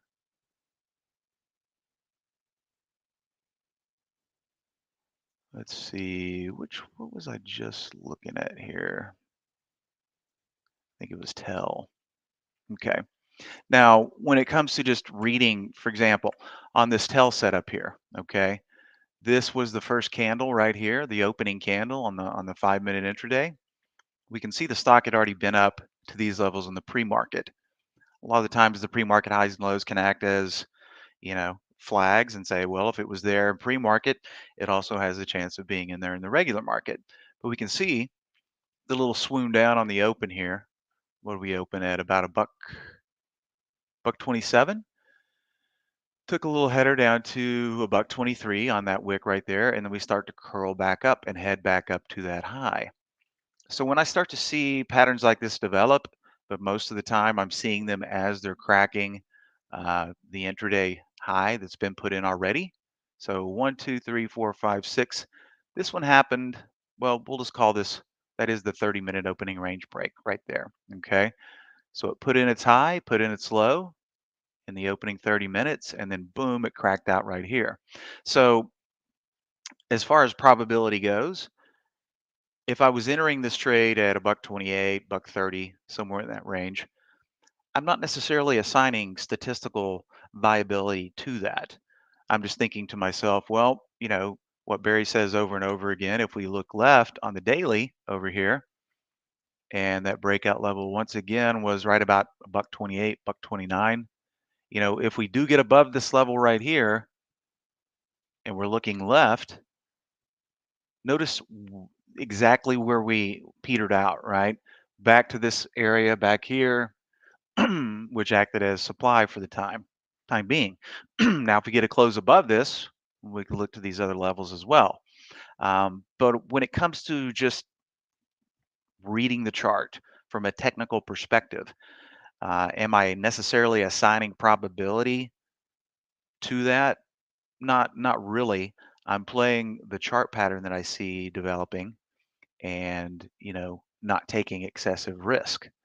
Whereas if it does go, I should make more than I am risking, right? So good example was this one. And, it produced about 4 times the amount you're risking about a nickel on this one. So in essence, the more conducive the pattern, we could extrapolate and say, yeah, the probability of this one working, if it continues in the direction that I think it is good.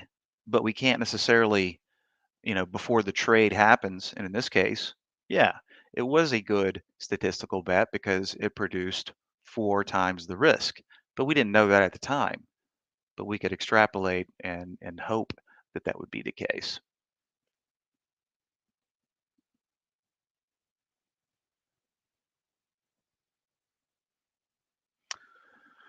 Hey, Bullish Bob.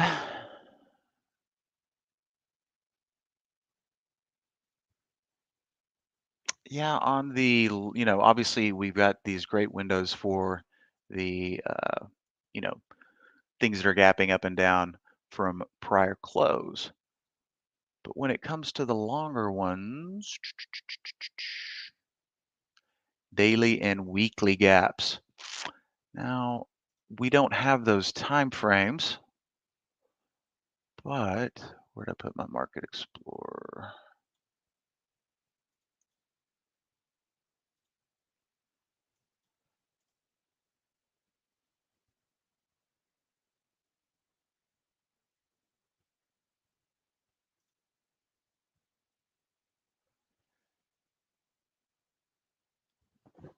I want to say we've got on the large gap on the new anchored VWAPs.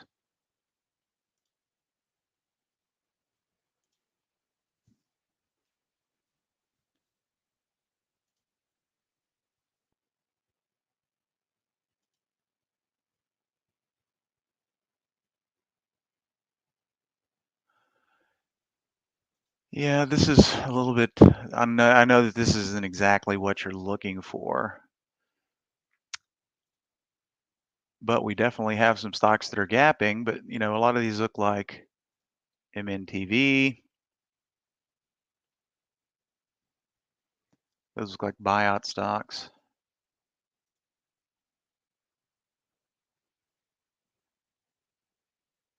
Yeah.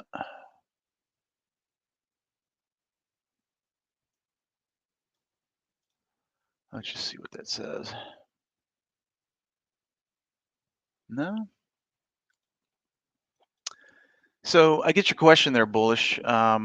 Just not really sure, you know, from what we have with the intraday stuff and the VWAP gaps. These are certainly looking longer back, but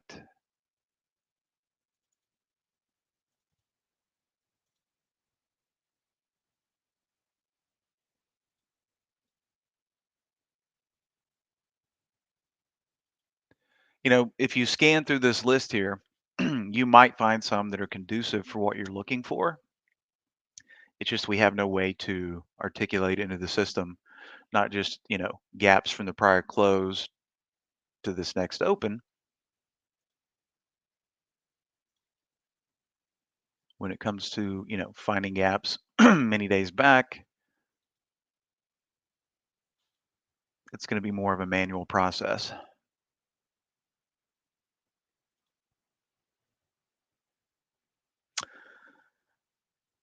I wish I had a magic bullet for you on that one.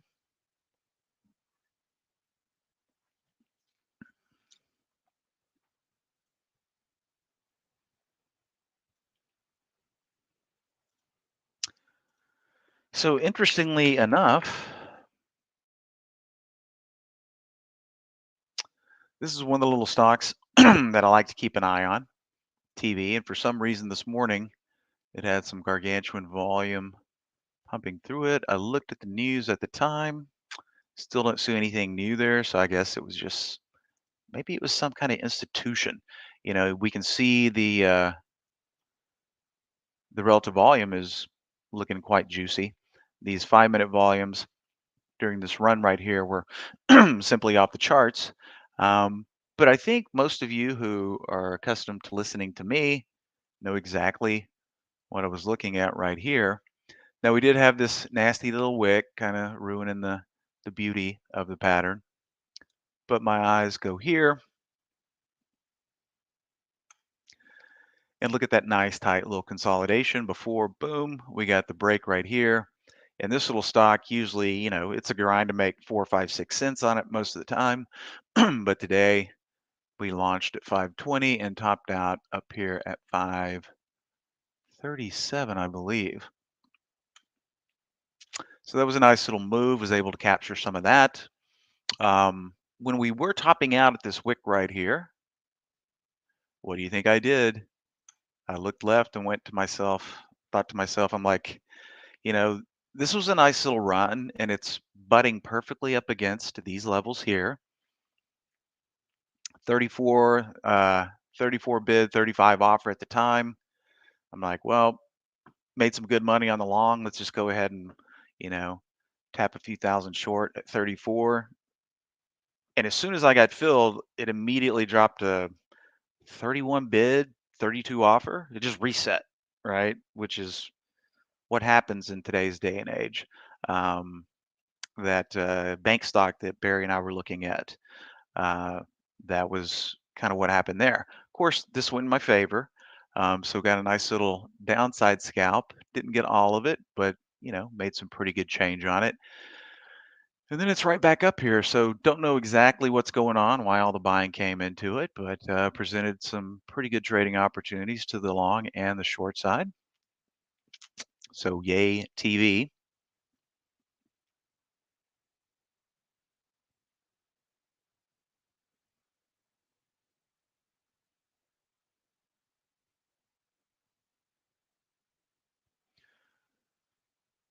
Yeah, candlestick. I mean, yeah, the ATR, we're going to give you the value. Now, how you would use it, well, would it make sense to use the entire value or, you know, I guess it would be best to go back and I don't know if you trade the same basket of stocks every day. Maybe there's a few that you trade um, every day, and then maybe there's some fresh candidates that you look at, kind of like what I do. Um, but you would want to look at those values and perhaps maybe even do uh, a little back testing, right? Um, using just manual back testing, eyeballing the charts and going, okay, if I did use ATR on this trade, would it have kept me in? Would the risk have been too great? How many shares would I have needed to be in if I was using that value? Things of that nature.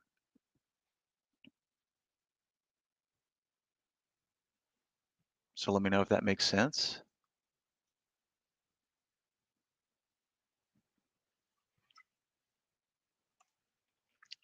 Speaking of back testing,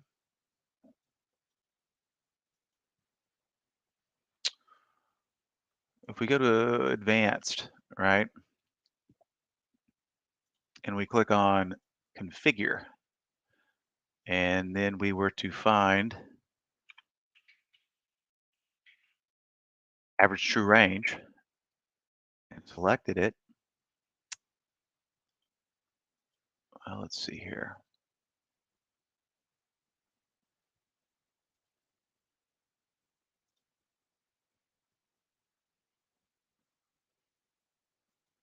It's been a while since I used this function.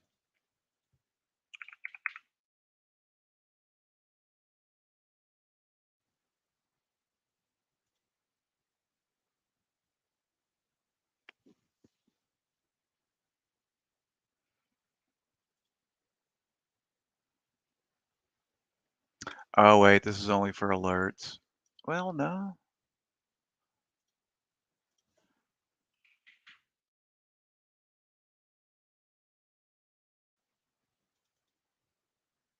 It's just not giving me the OK button here. Let's try this.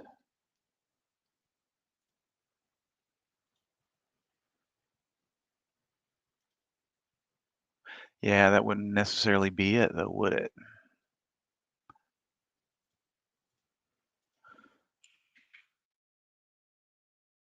It's not giving me the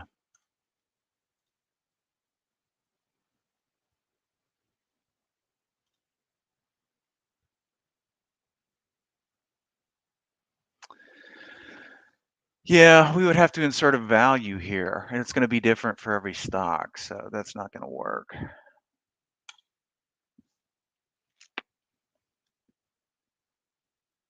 Yeah, so if you obviously we can't just plug the filter in.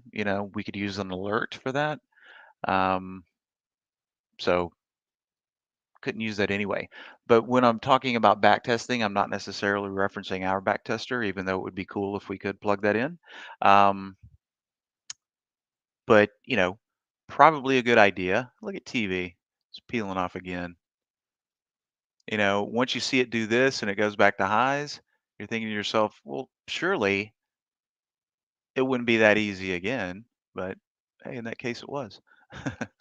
um, it's just going back and manually eyeballing your trades. Maybe some trades that you've been in the past that you've got stopped out of or that you stayed in and said, okay, if I would have used this value, its average true range for that specific trade, how would it have affected, uh, that trade? Would have it improved it or not?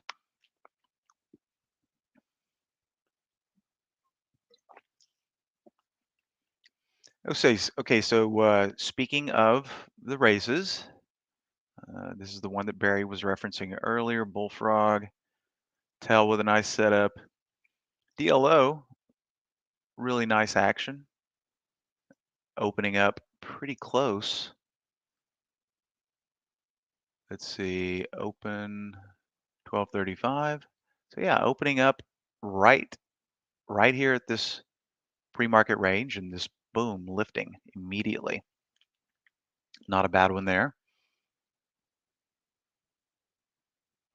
1, 2, 3, AMST, a little too, well, not bad action.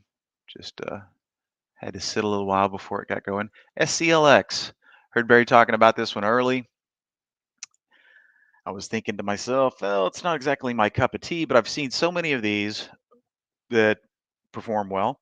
So to get my habit into just getting in there and let's see what happens, you don't have to go big. You can do as few or as many shares as you'd like. But since I'm the type of trader that typically likes to trade liquid things and I like to see the order book and know that I can get out at certain prices, blah, blah, blah, these are a little crazier. So all I do is I say, okay, well, I'm just sticking to the chart pattern here, and I can let the order book affect my judgment. I'm just going to do a lot smaller share size than I normally do.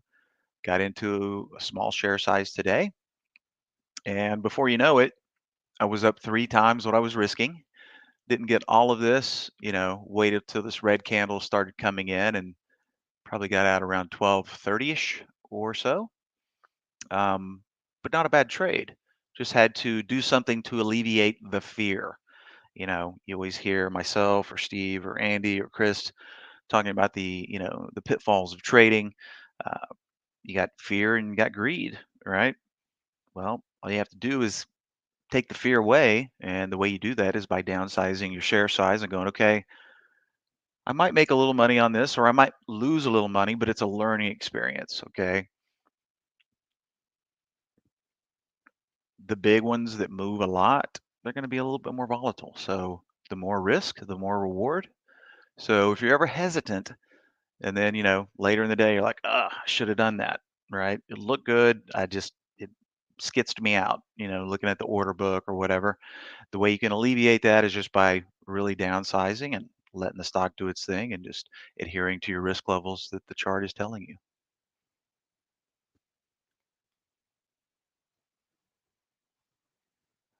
Hey, Mike, for volume radar, what is the best way to use it for finding pullbacks in the car race format using the 5-minute chart? Blast from the past, volume radar. I'll have to pull that one out of the cloud. But for finding pullbacks, good question. Well, let's see if we can do a little experimente.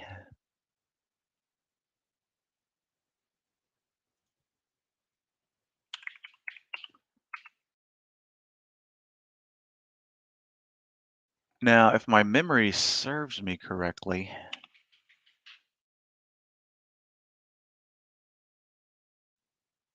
is that all it's give me?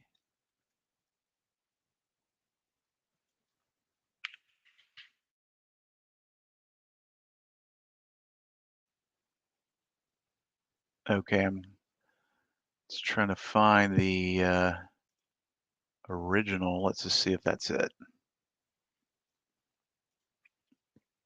Okay, yeah, looks like it. Just some real basic stuff there. Now, to your question, used for finding pullbacks. Okay, so we're talking about a pullback, a certain amount, be kind of change in 5-minute period. I know you're referencing the 5-minute chart, but are we also going to reference the pullback in the 5-minute period as well, Mike?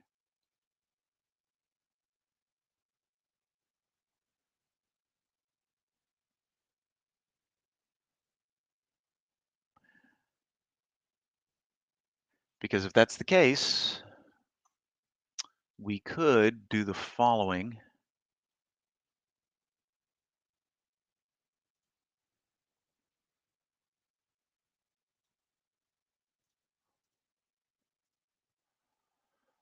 Okay, we could say, oh, you know what? I got to add that column real quick. Okay, sure. So change in 5-minute.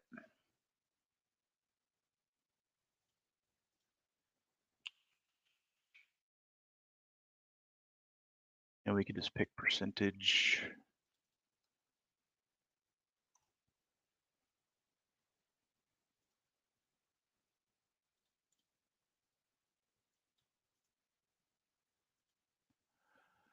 Okay, based on change in 5-minute, in this case, biggest loser wins. And you said 5-minute races. Minutes to run.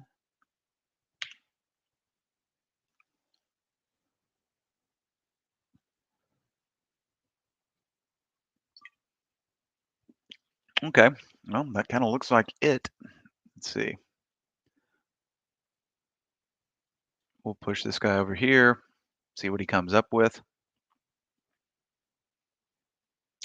And while we're waiting for some races to get started here, speaking of races, these are the only two I watch.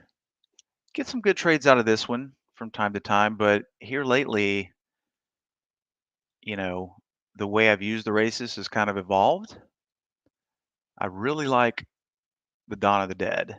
All right, one of Andy's top list windows that he created quite a while ago. But it's tell, there it is again, right? Um, Finding these stocks that have really been beaten down over the longer term and that now have potential for explosive or nice grinds up um, in the regular session. So what I've noticed over the past, say, 3 months or so is I'll find a stock that I really get along with, and I'll do really well with it. Is that SCLX? Yeah, look at that thing, man. Look at that pullback, and then wham, little horseshoe shape, attacking highs again. Um, but then that stock will eventually, the fun ends, right? And then it's time to find something else. Well, Monday of this week, I was shown this stock, Perch, Porch Group, right? It came from Dawn of the Dead. And if we, let's just look at well, we can look at the 5-minute here. So for example, today, like this is so right up my alley right here because look at that. Look at that action. We got a high of buck 42 or a buck 43, buck 42 low. You see it grinding like this. A lot of the times on these, since the risk is so small, I'm like, okay, we've got downside action. Bid's looking weak. Go ahead and get positioned here, 142.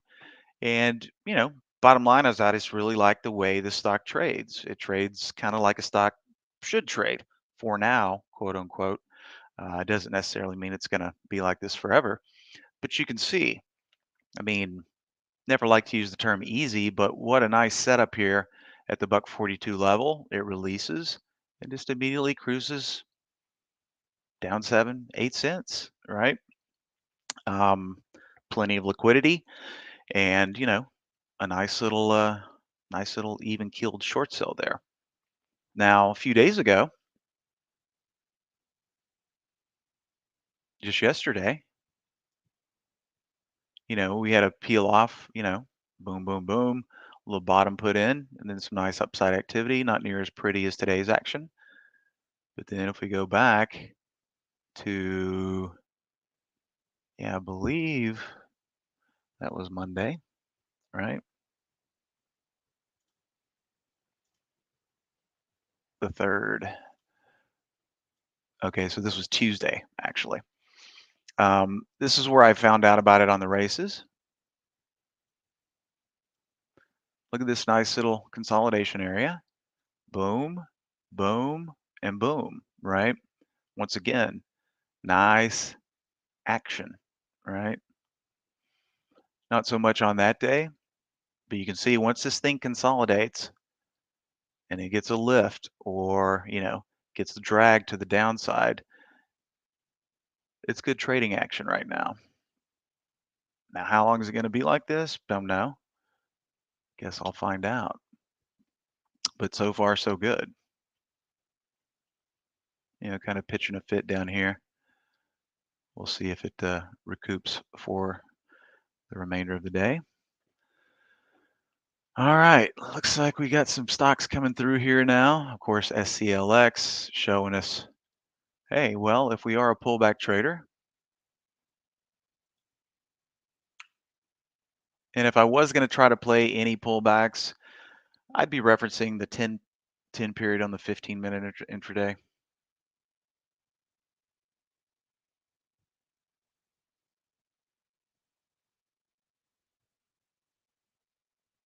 Ah, 3-minute races. Well, would you like me to restart it, Mike?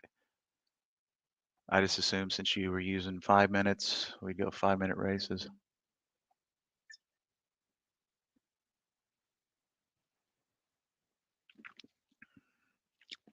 Oh, Levi too. You guys heard Barry talking about this one this morning. Kind of stretched out here, and was good for some downside action, but just a little schizo on this one. 1560. What we had a total of 60 cents in the equation there, but on this one, for the things that I look for, I mean, we'd also would have had to have risked over 60 cents, right? So even though that was a break to the downside and a follow through, you know, you would have had to sit this wiggle to get all of that. So really on the first leg here, I mean, maybe you were looking at a 1-for-1, probably a little bit, more than that. So um, didn't really feel too compelled to short the Levi with any gusto.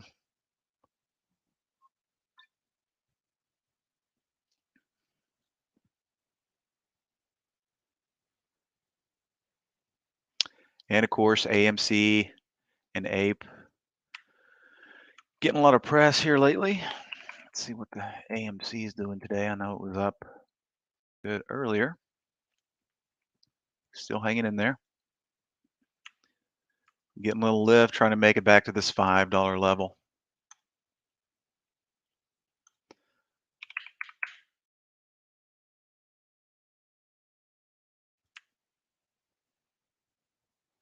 Let's have a little fun here. Let me get rid of some of these lines.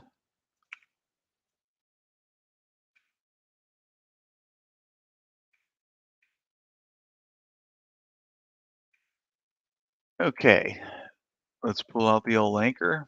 It's anchor to the high, or excuse me, the opening day. And we can see, you know, this is the upside short-term potential for APE currently.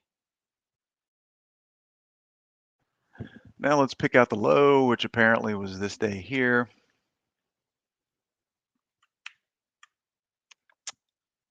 Let's see, low 65, 65. So yeah, it was this one right here, 65 cents. So let's also drop an anchor on that low as well. Okay. Now that we've got both of those, we can see, notice how this one that we anchored to the low, that's right where it topped out the last time. Wicked through it and then whoosh the next day. Nice little down gap. So first one anchored off the low will be number one. Sure a lot of people were thinking, ooh, we're going to go test that VWAP again. Couldn't quite make it. So it's below both of them right now. But in the future, if we ever do get a close above, say a $1.90, well, then we got this one to contend with. So below two of them right now, but maybe someday it'll be a pinch.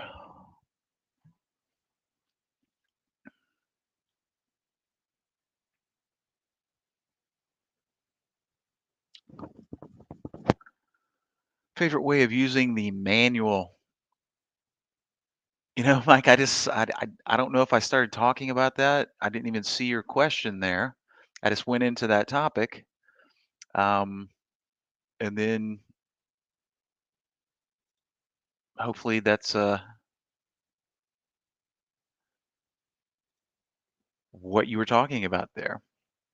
But yeah, manually anchoring anything, typically on the daily. But we could start doing experiments like, okay, on the 15, right? That's been the topic of conversation amongst we who like to intraday trade talking about implementing the shorter time frames, is we could still identify, well, for example, let's pick,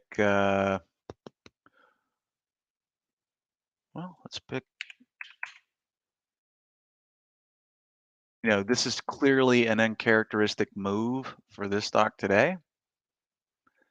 So if you did, the regular VWAP is going to anchor to the opening candle. But what if we came up here and used this high? Interesting. Okay. Anchor to the high. Notice how it's keeping it right down, keeping it tapped down. I mean, that's a very simplistic way to do it. Kind of my thoughts on when we do get the 15-minute AVWAP in Market Explorer, be really cool if it auto anchored to the, most recent high and low.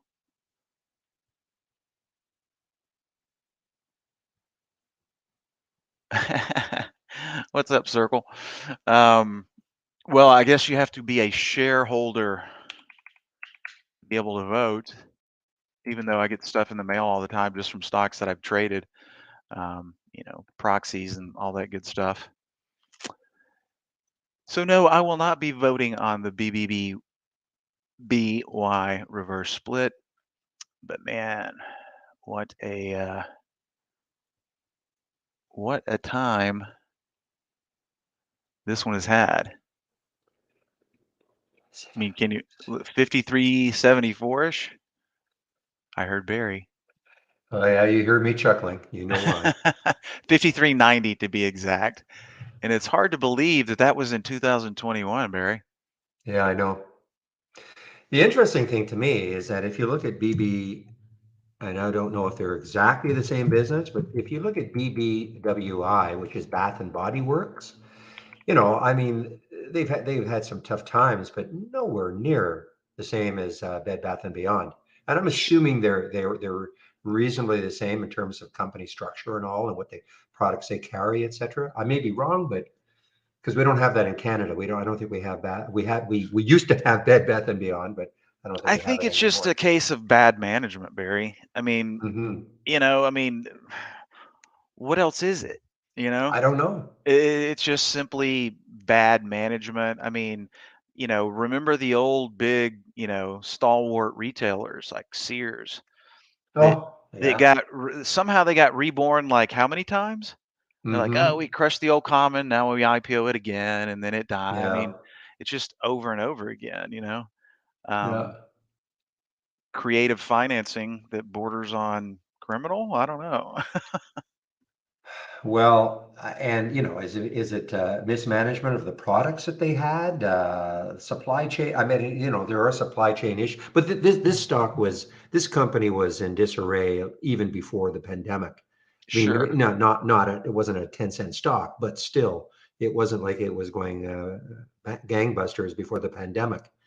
So you're right. It's probably some sort of mismanagement. I know you have to take off pretty soon, but I'm always amazed. I mean, Jamie, all the companies that are out there that rely on logistics, what do we carry? How much do we carry? When, what price do we put to get rid of it? I mean, it's incredible when you think about retail in that way. If you think about a restaurant the same way, like, okay, here are our specials for the night, but we've also got to carry, how many porterhouse steaks do we carry? How many? I mean, all this is amazing to me how it's all worked out over time. And for the most part, these companies seem to do okay. They get a handle on it, but maybe in this particular case, they just didn't have a clue Well, that brings up because. the term supply chain, right? Mhm. Supply chain management. When do you first recall hearing that term, supply chain management? Only during the pandemic. That's the only time I can, I'm sure it was before. I mean, it wasn't invented because of the pandemic, but Right. I heard it over and over and over again, supply chain problems, etc. But when you think about it, it has to be there all the time for all of these companies. Well, the first time I started hearing about it, it was when I was a baby broker, pretty fresh out of school. Dell. Dell was the master at supply chain management because they Yes. didn't keep inventory. They didn't Yes. keep a lot of inventory, which is what made them No. so lean and mean and revolutionary. And this was back in Yes. the, I'm talking about the early 90s, 93, Exactly. 94, This is you're 95. you're absolutely Mm-hmm. right, Jamie. Mm-hmm. That was Because they Dell were the started first to that. go, Mm-hmm. yeah, they didn't, you couldn't, yeah, you're right. They build a computer for you with the parts and then they ship it out, but they did, it's not like they had a huge inventory of computers ready to go. You're Right, absolutely and right. that was what made them them. And of course, we all know the story there. What, 5 or 6 splits of Dell. Hmm. A lot of people got really well off holding that Oh, stock yeah. in the 90s. Um, but that's the first time I heard of supply chain management. And so Hmm. it's been part of since they started the trend, everybody adopted it and everybody runs lean and mean. And that's why there's only, if the grocery store doesn't get its shipment, they're out of food in 2 days. Yes. That's Yeah, supply yeah. chain. That's the bad side of supply chain management, right? Hmm. No inventories and lean and mean, but when something gets disrupted, boom, it causes all Hmm. kinds of problems. Well, Jamie, I can remember a couple of weeks after the pandemic started and, all the, of course, the doom and gloom scenarios. And when I went to my, the equivalent of a Safeway, say, okay, it wasn't Safeway, but the equivalent of, and when I went in there, the like 2 weeks afterwards, I mean, that's the first time in my life I have felt some sort of panic because there was Yeah, nothing yeah. there. There was no meat. There was nothing. There was 2 boxes of cereal. One bag of rice. Hmm. I mean, it scared me. I said, "Wow, okay." I've seen enough Armageddon type movies to wonder, okay, what happens? Yeah, well, it makes you go, maybe I should get that freezer and just keep it stocked just in Yeah. case. But it was funny. The next week, it was, I wouldn't say back to normal, but certainly things were, there were products to buy. And then, soon after, it was basically back to normal. Every now and then to be a shortage of something, but that, I tell you, that first time I went in with the sit with my wife and I, and we looked at each other and said, "Oh my gosh!" It was the feeling that when the cop car pulls up behind you, with the red light flashing, it was that feeling in my body. That's, Well, oh it's man. it's definitely creepy, that's for sure. Yeah. Yeah. So anyway, we sort of got off topic, I suppose, a bit. I know you have to leave, so you can take off if you'd like to. Yep, I better go hop in that meeting. Well, thank you, Barry, and you're welcome, Mike. I hope that made some sense. She's using that change in 5 minutes for the pullback race there. Okay, everybody. Thanks for listening. Barry, Thank you, I will Jamie. see you later. Bye-bye. Okay, bye-bye. All right, guys, I'm getting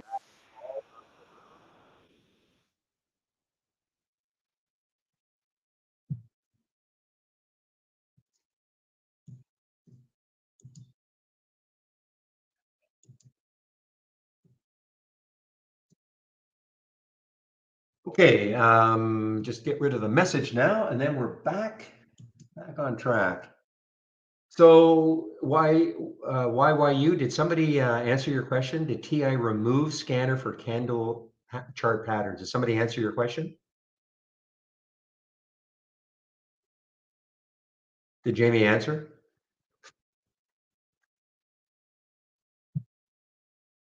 The only way, Carlos, I'll answer your question. The only way I use the AI is that just as a watch list. If I see something that maybe in the price range that I like or something that might be interesting, that's how I use it. But I certainly don't exclusively use it or use it every day. Looking right now at it today, nothing was in the price range that I like to trade. So, but that's just me. Definitely no auto trading though. No auto trading. Okay, so not yet. Okay, so did remove scanner from candle chart patterns. What scanner would that be exactly? I mean, I'm just going to right click. I'm going to click on configure. I'm going to click on search and I'm going to click on candle pattern. Okay, so here are the alerts that we have, but I don't know exactly what you're talking about when you say that somebody remove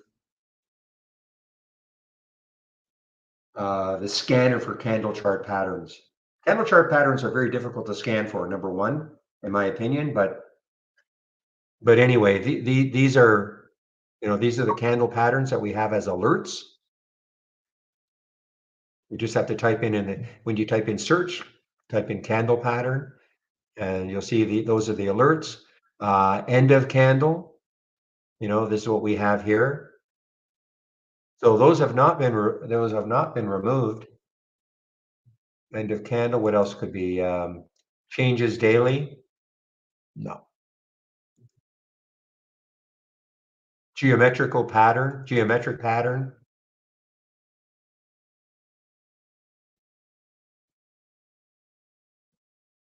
So when you do a search and you don't have category, when you right click on an alert window, so I right click on an alert window and click on configure. Do it in an alert window and click on configure. I'm talking to somebody in our YouTube room, and then click on search. Click on search. And then this is a category. These are all of the categories we've got, and it's a drop-down menu. If you don't have that, I don't know why you wouldn't, because this has been around forever. It shouldn't matter what version you've got of Trade Ideas.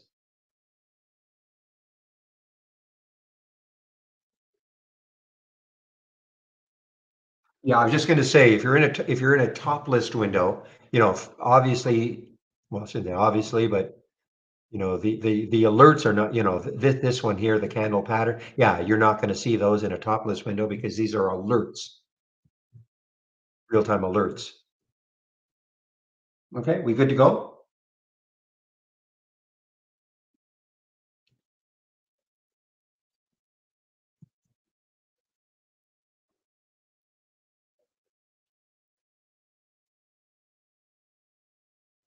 So guys, you may have noticed I swapped out a screen here.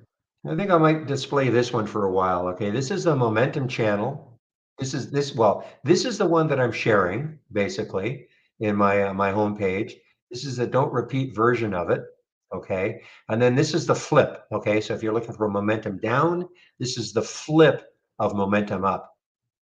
And so I think I'm going to start displaying that for a while. A little more interesting, I'm finding, than displaying the races. Races are still available to you, but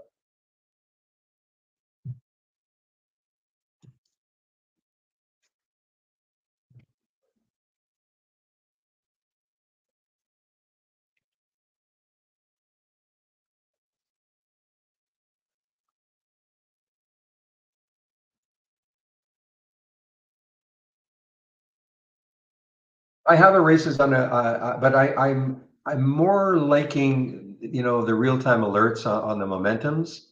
And so, I don't want to display too many things. So I've decided I'm going to display this. I have the race on my other monitor.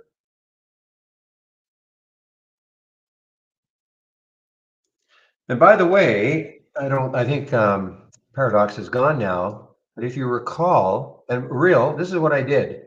If you're still in the room, I mentioned this Novavax. Okay, I think he took this around 803, not real, but Paradox.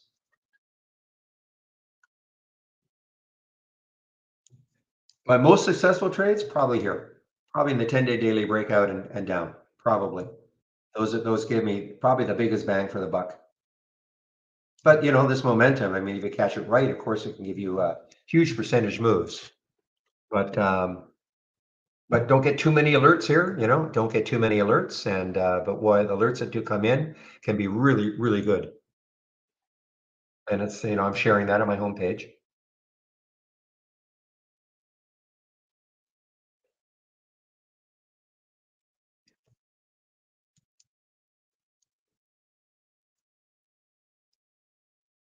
So I don't know if Real is still in the room, but I just before the market opened, I put together. This is just a super simple 20-day range top list showing stocks either at breaking out over the 20-day range or breaking down below. Okay, and I remember I mentioned this one too.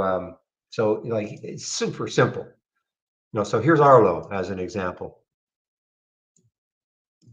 And you can see, there obviously it's breaking out. And, I'd be looking left to see could it keep going. Looks like it has some room actually.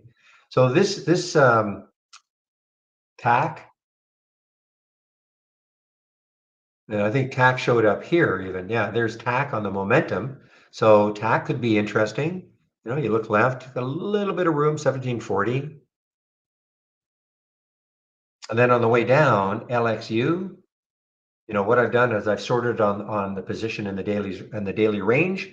So these ones are right near the top, of the high of the day.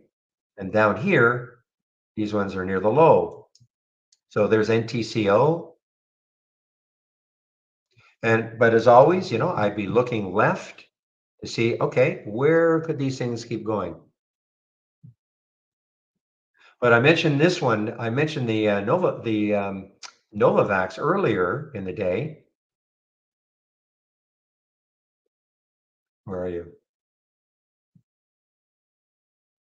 Okay, something's going on with it. There we go. There's Novavax, NVAX.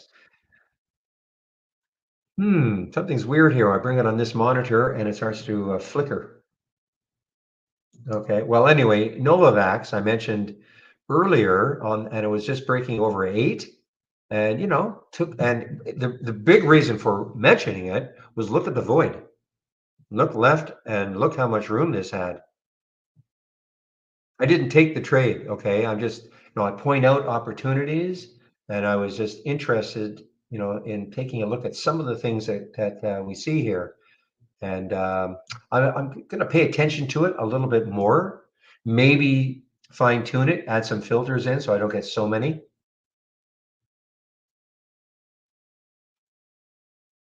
But remember, this is a top list, so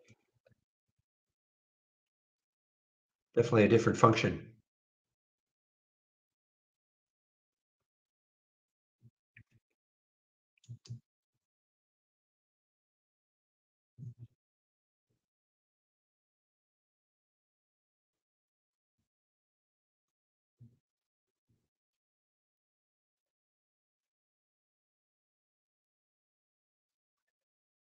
And see if I turn this into an alert window based on some new high of the day or something like that. I could also do something like that. Yeah, I can do that. First of all, let me save it. I don't think I saved it. And again, as always, you can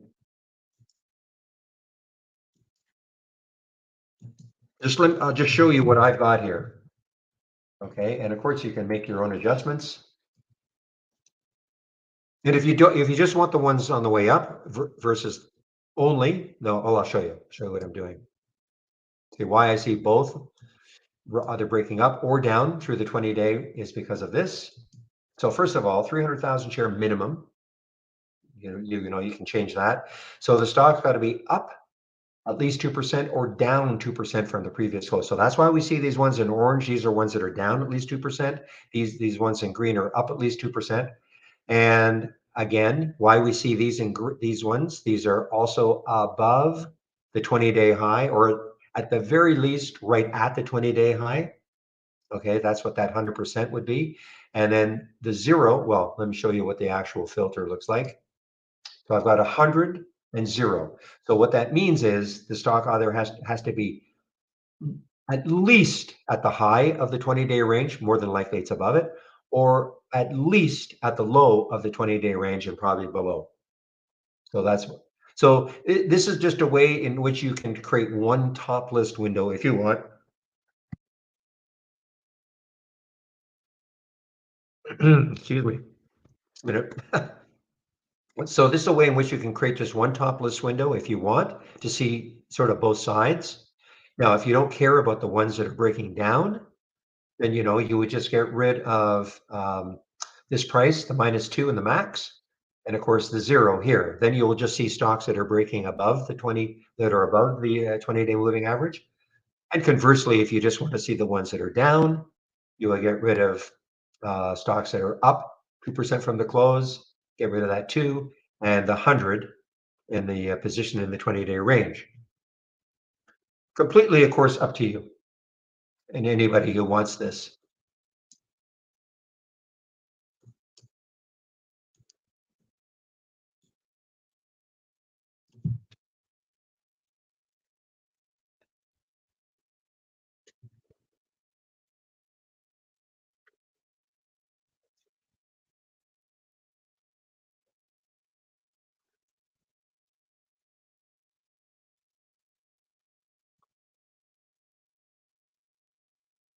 The other thing you could do is I could add this column here. Right click, configure columns.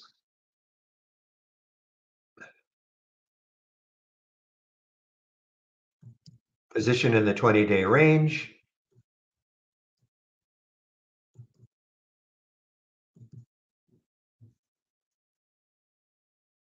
So you can see that, yeah, I mean, these are all, I mean, I'll add this column, but you might be able to see exactly the percent that they're above. Yeah, 105. So, I mean, these are all above the 20-day range. I mean, it's not necessary to add it, but, and of course, these are all below the low of the last 20 days. So, these are good for potential breakout trades, either on the upside or the downside. In addition, if it's a slow day, this is the 10-day daily breakout with some really severe filters in here. Severe meaning, 8 relative volume. So I'm just not going to get too many in here. I mean, I could change this to 20-day and relax it. And, I could take this and relax it and change it into a 20-day. You can go through that exercise. You're going to probably get some more alerts during the day if that's what you want. I'm very comfortable though, just getting a few. There's enough else going on. Don't want to be inundated with alerts.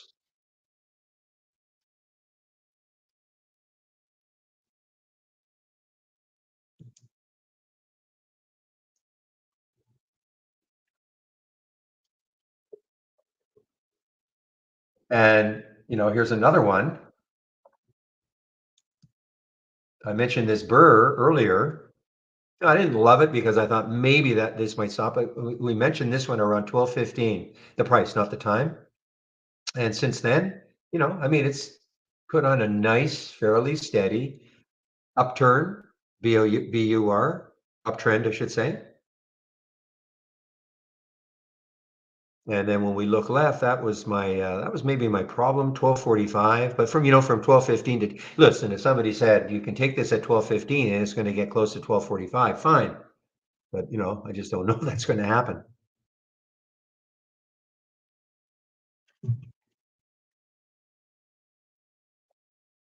Yeah, you could take this also and perhaps turn this into a race to see the ones that are moving. But perhaps you could, just launch the race and see what sort of results you get.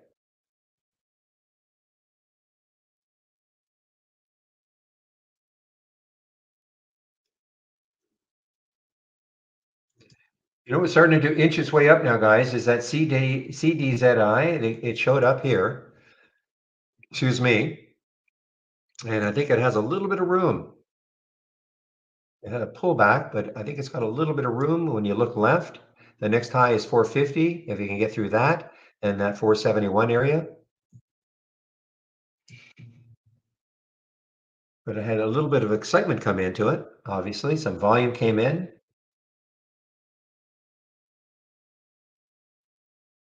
And DEA. Yeah, I mean, so again, what you're seeing here, this is the first time DEA was alerted in this momentum up scan at 1244, the time 1244, the price was 13.95, and over here, this is telling you how many times it made a new high. Look at AMST now, guys.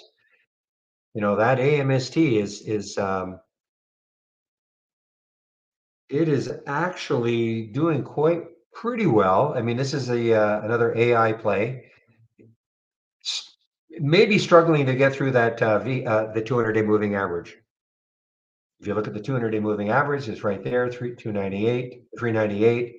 That's kind of where it's been blocked most of the day. Once it got up there.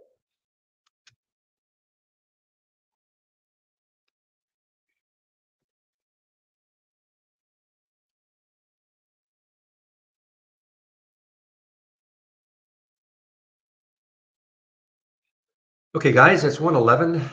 Today is Thursday, so there is a marketing meeting at 2 o'clock Eastern time. So I think what I'll do is I'll do my video right now.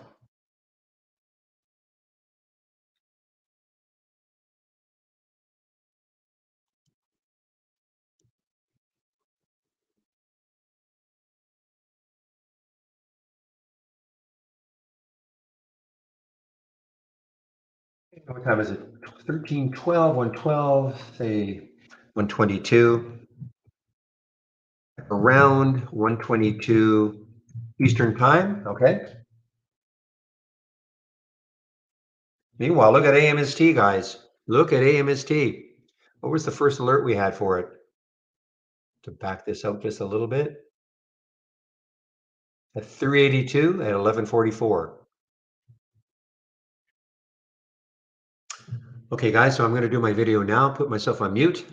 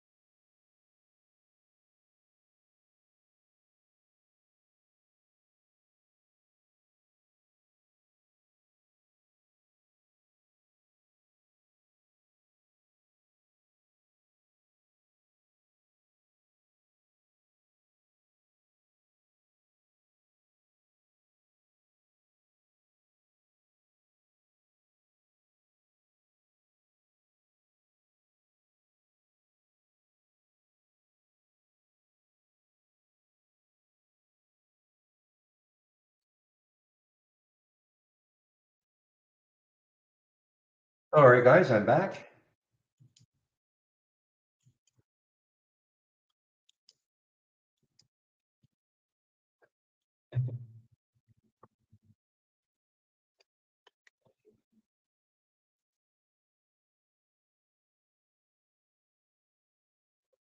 Is Meta really? Well, I bet it is. But it is with the market doing what it's doing. That's oh, I thought you said 6 points. I thought you meant it was up from the lows. I see from 208 to 214. I got it. Where's Amazon? We're late on my delivery last night. Over 100 again. Okay.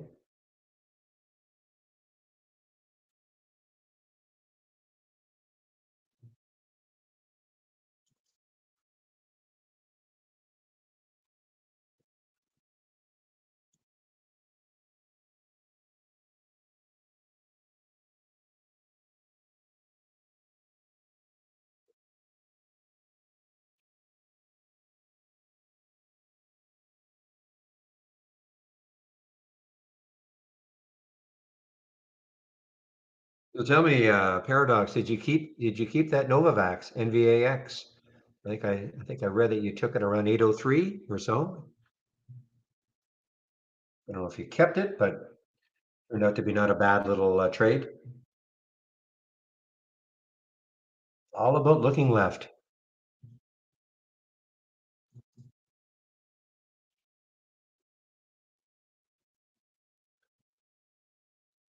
Olma. Let's take a look at Olma. What is Olma doing? Give me a moment, please.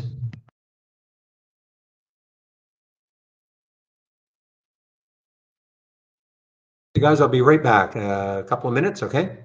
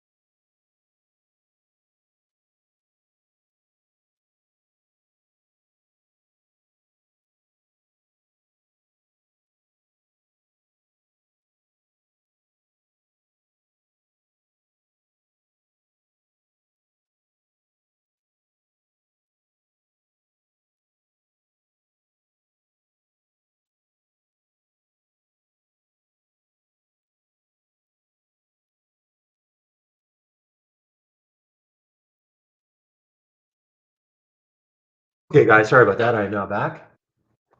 Look at CDZI making a little bit of a move. CDZI.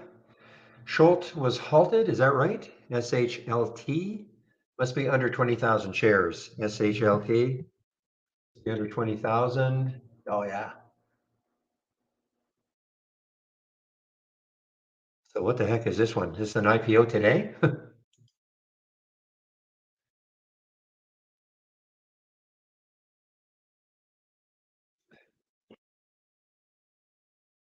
Well, that's crazy. Got halted on 598 shares.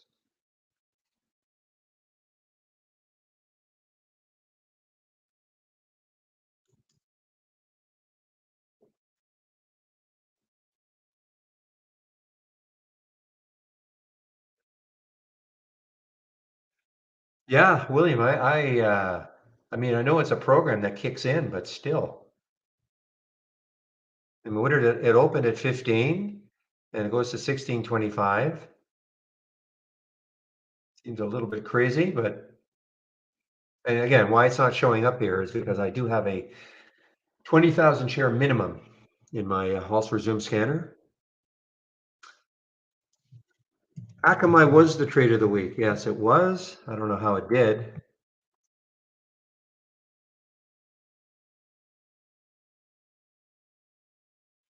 So it would have, it triggered on Monday. This is Monday, okay? It did trigger on Monday. I just don't know if it got stopped out.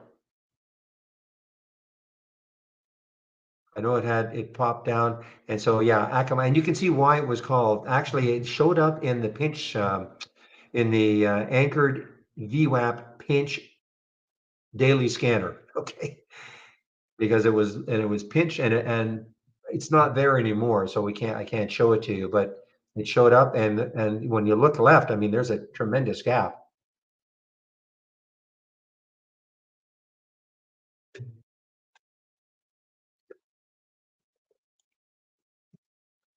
I just don't know if it got stopped out. Um, maybe not. It doesn't look like it would have. I mean, the low yesterday was what, 76.88. Okay, so that was the low. The alert was a high 70. I think the alert was around was something was 78 something, and it just touched it, and then it moved down.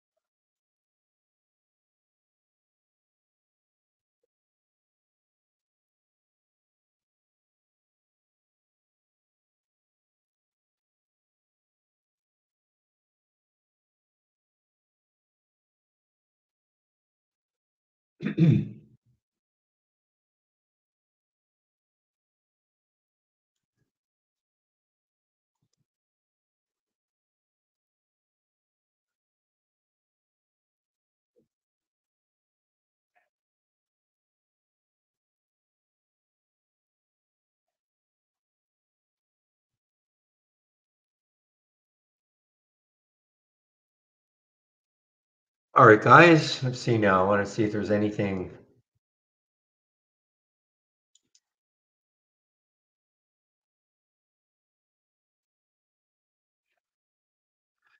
So here's another one, 20-day breakout. But when I look left, looks like there could be too much resistance, not that far away.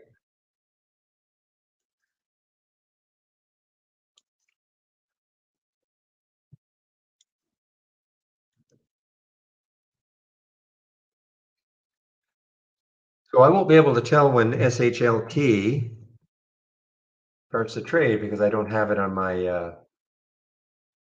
but when it does start to trade, it's possible it's going to open around 30. I mean, that may not happen, but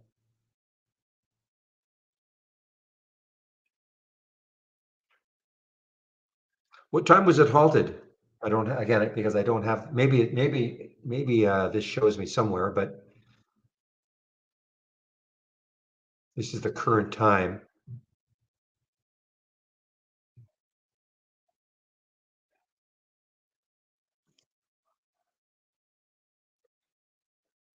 Looks like it was could have been halted right off the bat at 302, 102.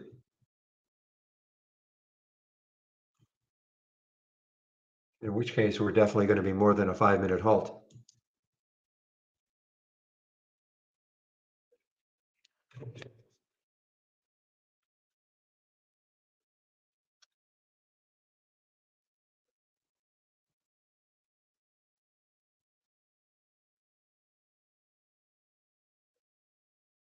Oh, it's okay.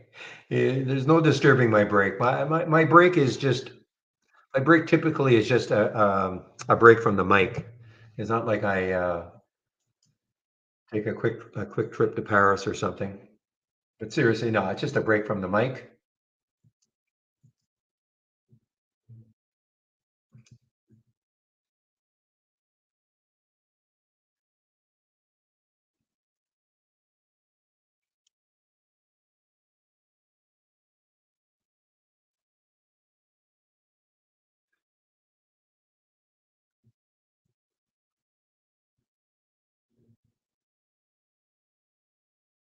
Hmm. All right, so I see AMC. I'm not going to get too excited about this. I wish I had shorts available. I don't have shorts available for AMC. I mean, this is not good. Well, I don't know if it's good news. I mean, the shareholders, I guess existing shareholders are happy, but the management is not happy about what's happening because they want this ape thing to be converted, okay? And a judge has said, can't do it. No, I don't mean can't do it forever, but he's put a block on it right now. So what's happening, I guess, is that existing AMC shareholders are rebelling against the current management and are happy that they're not going to be diluted to death for the time being.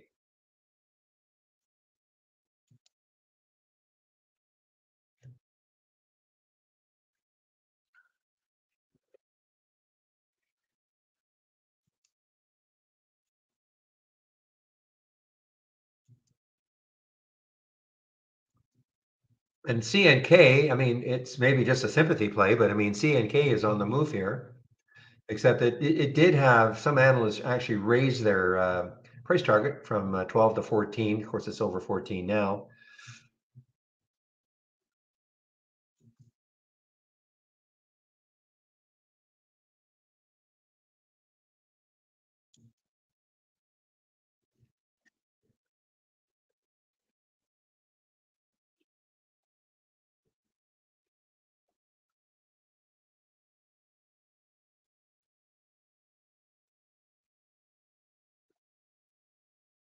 I mean, how much time before I shut the room down? Yeah, a couple of hours. I usually shut it down around 3:20. Again, I stay later if there are questions.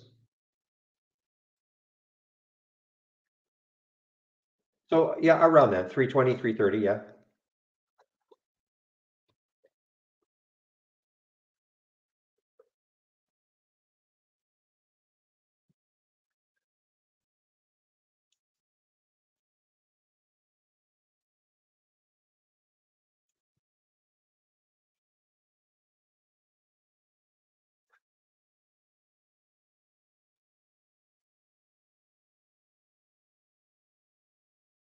So this still hasn't opened, I'm assuming, SHLT.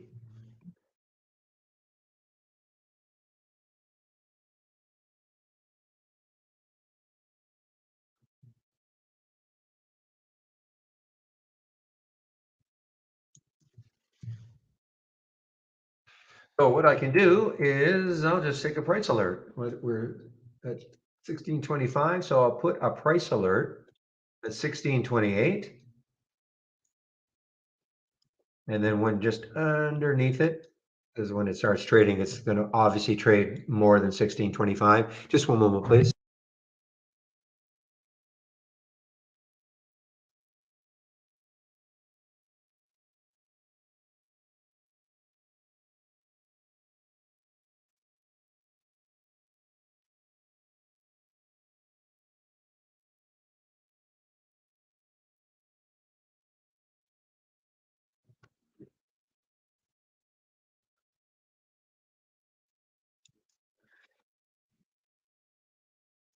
MODN close to going parabolic. MODN, let's take a look. Well, I look at a 15. I mean, it's been straight up. And it's coming into the 200-day moving average, 33.91. It's over the VWAP, but it's coming into the 200-day moving average. That could stall it for a bit anyway.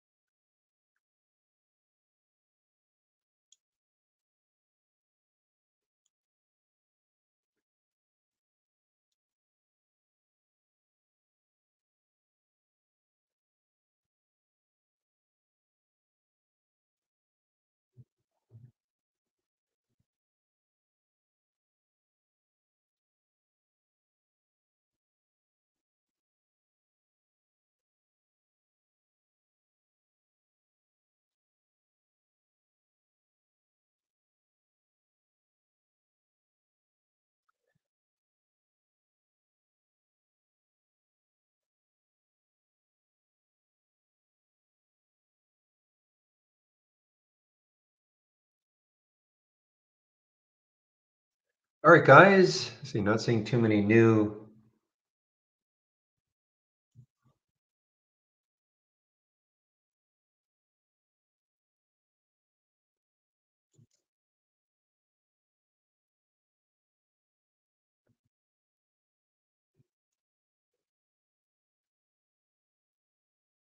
So Olma showed up on the top side and on the low side. I can see that right now. Yeah, Olma showed up 1257. So this must be bottoming tails and topping tails.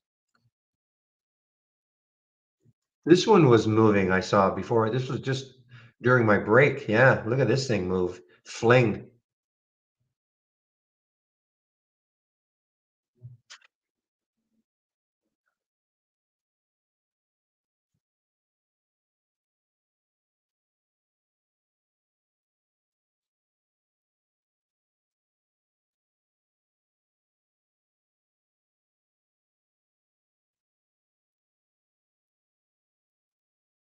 All right. So the first alert for CSSE is 198, and it's making new highs right now.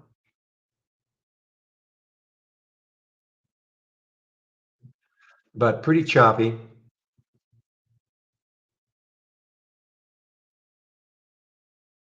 225 is the next high looking left. So if this somehow get through that 225, then the next high is way up here at 340, maybe next week. So why don't we just put a price alert at 225 or so and see if it happens next week?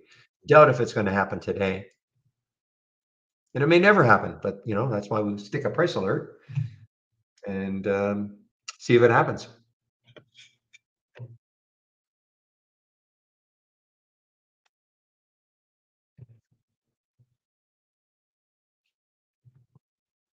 Boy, this is a long haul for this SHLT.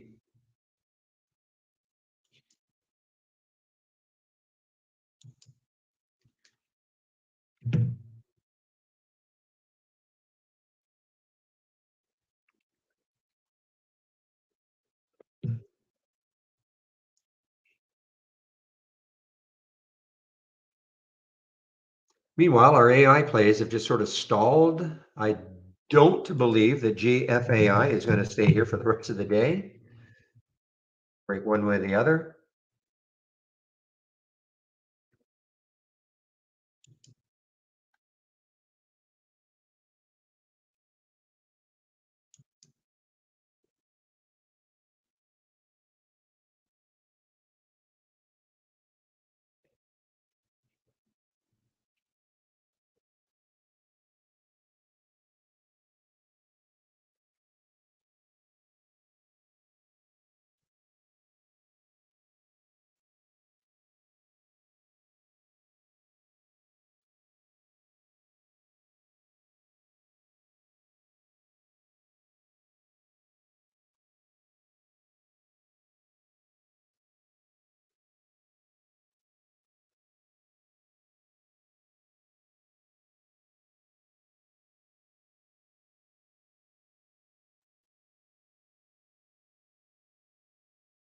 Novavax and Dvax are both kind of running. The difference between the two of them, though, is that now this has some.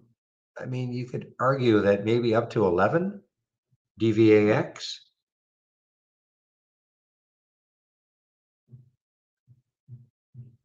Yeah, I mean, I've got an alert set for GFAI at the high of the day. If it happens later on, I have a feeling that if it does happen right up here, get some volume. I mean, the volume, as you can see, I mean, just look at the volume bars right here. Basically, I mean, it's still a lot of volume, 164,000 shares, but pales into all the previous volume compared to the previous volume bars. So it's still good volume, but I have a feeling that if it takes out that high of the day, 1564 at some point, it could run again. So that's my kind of my plan to have stick that alert up there, which I've done, and see if it takes it out.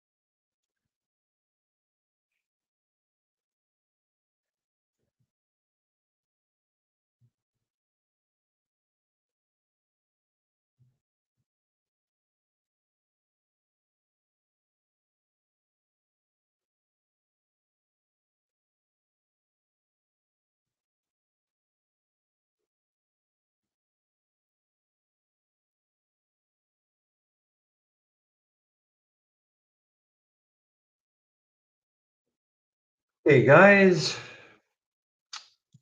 not too many new alerts coming in for me.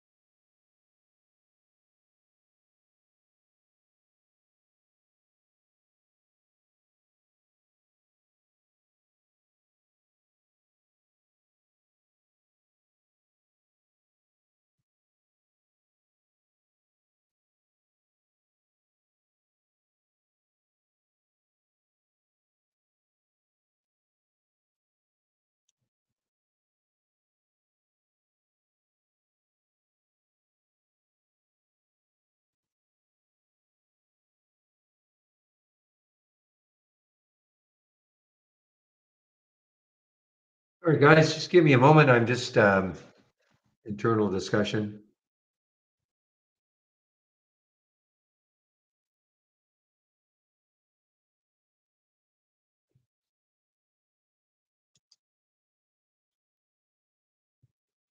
You too, Jamie. Have a great long weekend. Not just a weekend, but a great long weekend.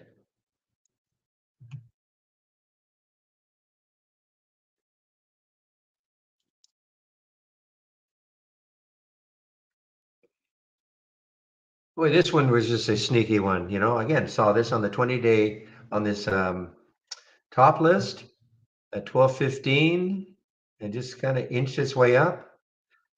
Now let's see what happens. That was I'm talking BUR. Yeah, this gives me something to play around with on the weekend. Is add some filters into it, perhaps, on this 20-day range top list. It's just a top list right now, both on the upside and the downside. What I might do, in fact, I know what I'm going to do. I've got a little bit of screen space. So this is what I'm going to do. I'm going to show you. I'm going to right click. I'm going to duplicate it.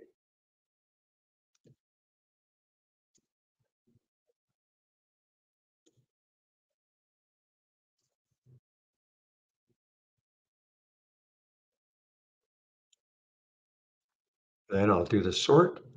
There we go. So now at a glance, I can see the ones that are near the low of the day and near the high of the day, just at a glance, without having to scroll down.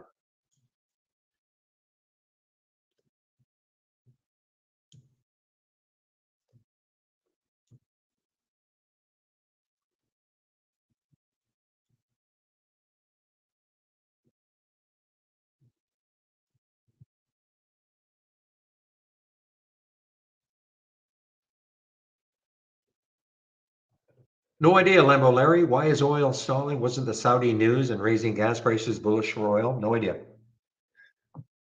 I don't look at the macro. I mean, I'm aware of what happened. 1.2 billion barrels being extracted from the market.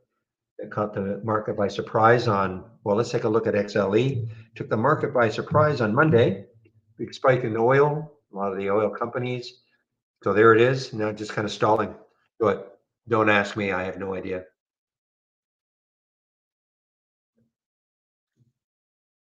Oh, you can ask me. I shouldn't say it like that. You can ask me, but I don't get into the weeds of it. Like, why would it be stalling right now? Is there something macro that I'm not aware of?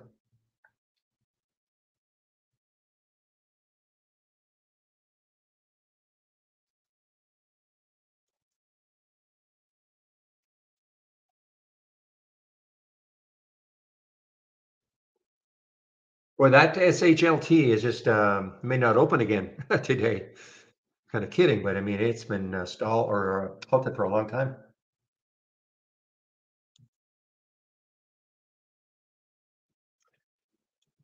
A, B, and B.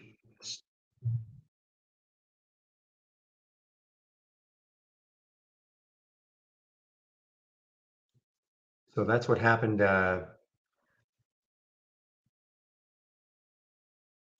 So that was early.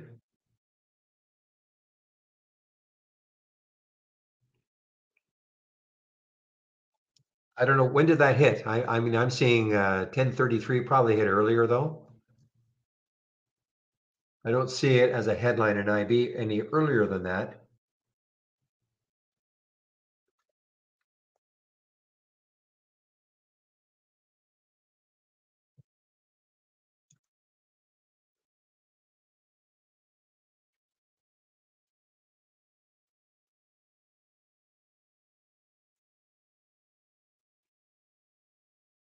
And 32. Okay, so that's pretty good then. This is timed at 10:33, so pretty close. Pretty close. Who blasted you for what, Shady?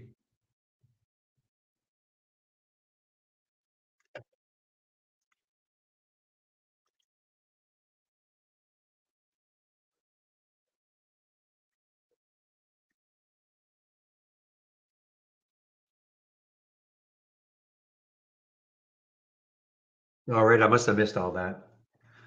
I missed the drama. Tio.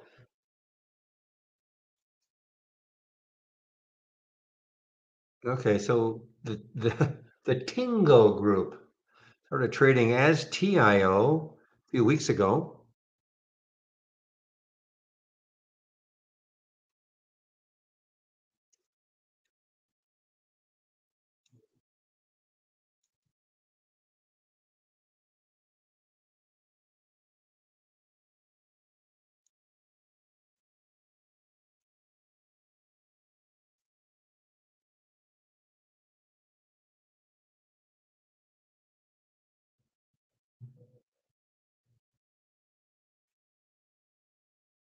Trying to see if this is an IPO, really an IPO, or just change the symbol name, change your symbol, or for TO, TIO. What day is this? Right here. Visa and Tingo debut super app for Africa's farmers. Okay. So this is okay. So that used to be MICT and the name change. So it looks like an IPO, but it is not. Is that a name change? You know what? Could be interesting going forward.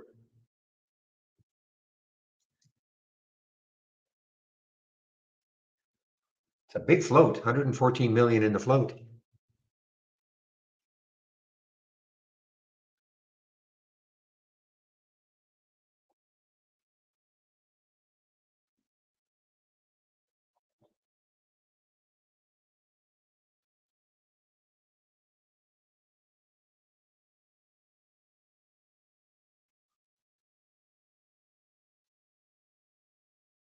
Okay, let's just just a little rule. So Steve, I'll answer your question. Remember now, specific stocks only, just for stocks. Specific stock, okay? Anything else, general market talk? That's where you should put that. I mean, you probably don't know, okay? But so just as a general rule for everybody, there's where your general market talk, and then specific stocks is just for a specific stock. So my upgrades and downgrades come from briefing.com, okay?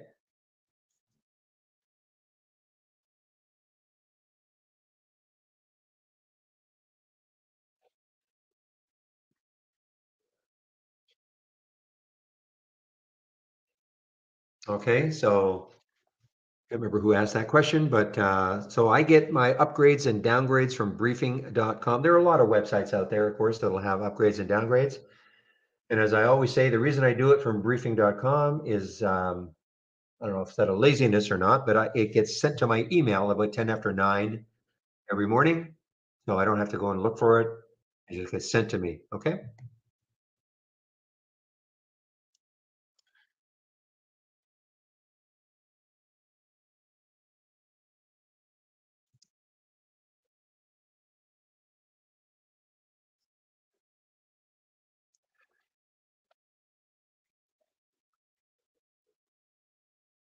Yeah, well, you really have to figure out what I mean, what are you trying to do? Are you trying to be a momentum trader? Are you trying to be a pullback trader? If you don't know, then you better practice in the simulator.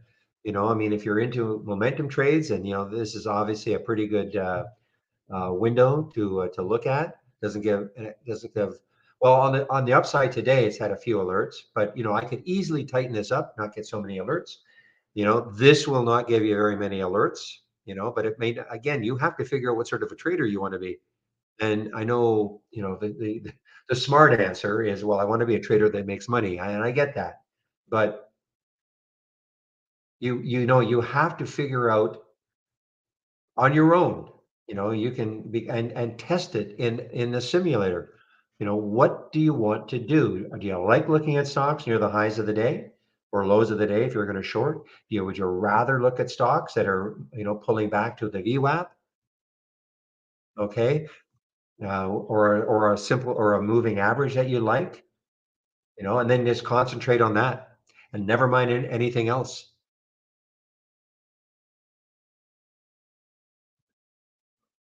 I mean, sometimes it's very hard to pare down the number of alerts and sound and top lists that you have because you don't want to miss anything. The fear of the FOMO, the fear of missing out something because you know if I get rid of this one, this if I get rid of this alert window, it may give me something unbelievable tomorrow and I won't see it. Well, how many times have you heard me say, for instance, in the first 15 minutes, I don't like to trade. I rarely trade in the first 15 minutes. I run the risk of having something that opens and keeps going. Yes, that can happen. But I don't care anymore because too many times I've seen things just move up and down so quickly in the first 15 that I used to get whipped out of trades. So why would I keep beating myself up for doing that when I kind of know that's happening? So yes, but I'm not also going to beat myself up at seeing something that opens and just goes and just rips higher. I'm just not going to beat myself up about it. I'm more of a momentum trader, but that doesn't have to be you. Okay. I'm more of a momentum trader. I like seeing stocks near the highs of the day or near the lows of the day, and then looking left to see how much room it has. Looking left on the daily chart. If I don't see any action on the daily action, if I don't see any prices, if everything is below the current price, then I look on the weekly chart just to see where it could stall. Doesn't have to stall at the next high if I'm going long. Doesn't have to, of course, but that's just the way I trade. If I see the next high close, I don't take the trade. And many times, I've looked at something and I see the next high, what I think is too near, and the stock just powers right through that. So be it.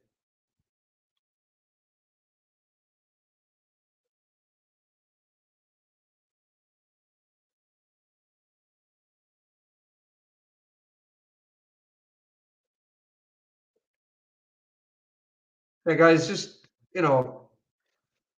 everybody relax.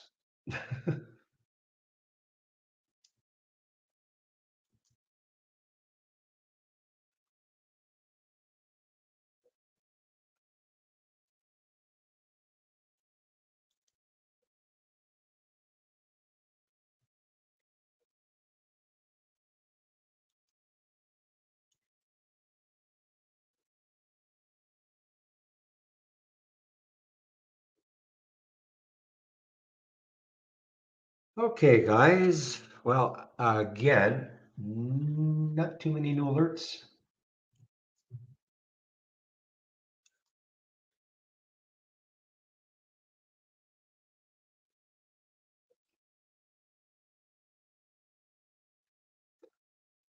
Man, what happened to this one yesterday? I don't really recall seeing this one yesterday. Maybe it didn't trade very much.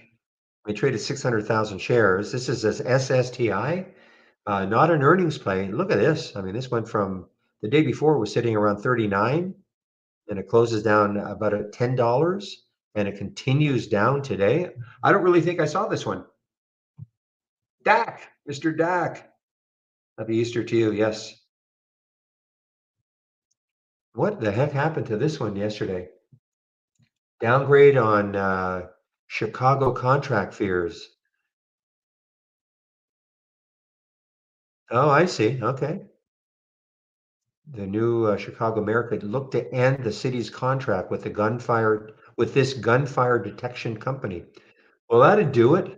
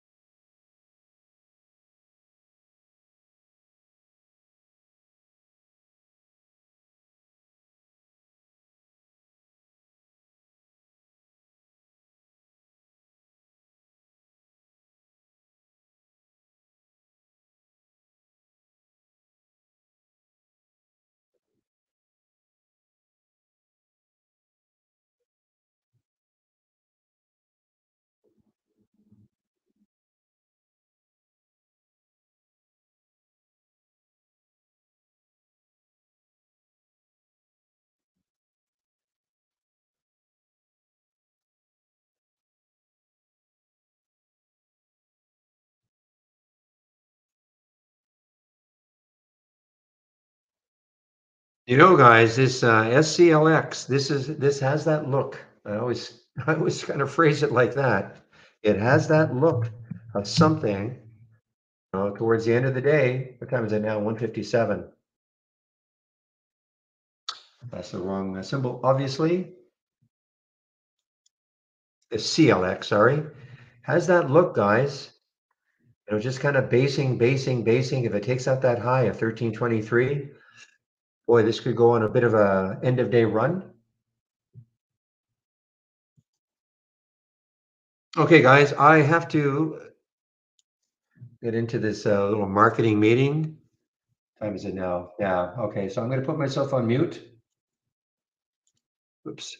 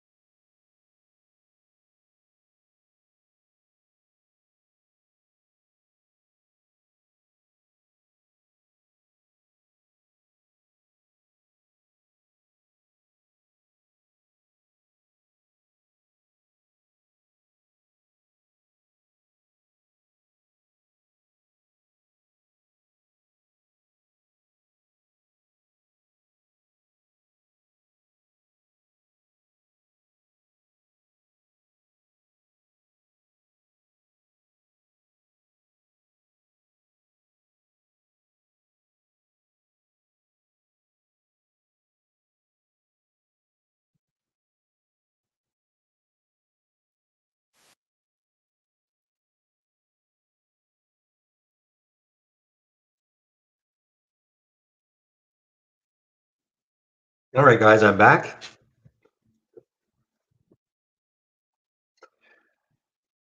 Mr. Real, are you in the room still?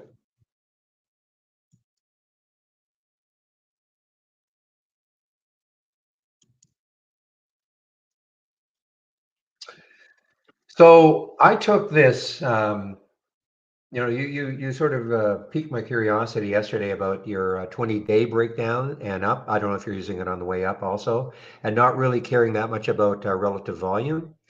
So I don't know if you're in the room, but I mentioned earlier that just before the market opened, I decided just to put a really, really simple top list together. And I know this is after the fact. Don't beat me up about this, but I actually took this short, this BFH short here, and what I've done is I've sorted on the how close it is to the low of the day, so the daily range, okay, and so that's what I want to see at the top. And these are the ones near the high of the daily range. Plus, of course, they're breaking out. They're over the 20-day high. So over the 20-day high, near the high of the day. So I've got them both going. Uh, I did it like that so I don't have to scroll down anymore. So I just sort of duplicated the window. But yeah, I'm seeing some really interesting looks, especially when I look at the ones that are near the low of the day or near the high of the day. I pointed this one out to parameter paradox way earlier. The Novavax was on here, the NVAX. What a run it had. So anyway, I think what I'm going to do is I will consult this certainly all day long next week just to see what sort of looks we get and maybe turn it into an alert window. Maybe turn it into one. But right now, I don't mind just showing it as a top list sorted on the stocks that are at the low of the day or at the high of the day.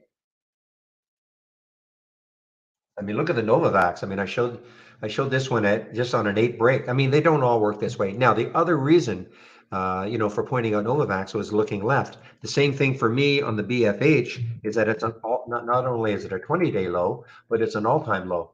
Okay, so that said to me, okay, just do it. Normally, this would show up, of course, on my 10-day daily breakdown, except the relative volume is not high enough. And so anyway, I thought I would pass that on to you, that you piqued my curiosity yesterday about it.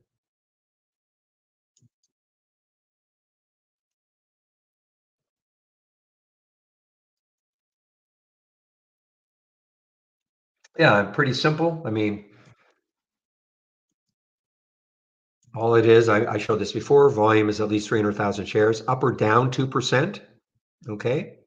Actually, you know what I should do? Now that I'm going to separate the two of them. So I think what I'm going to do is I will actually just do it separately.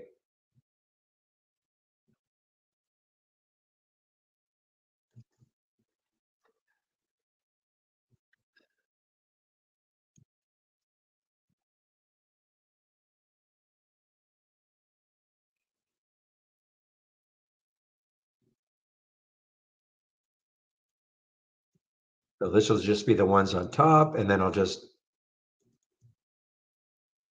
there we go. And only really pay attention to these top ones. And then I do the same thing here.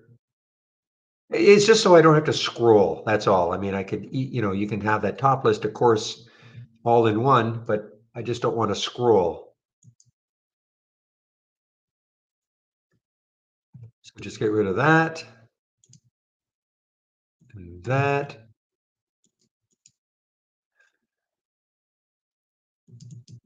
There we go. So now I have a very quick look at the ones that meet all those requirements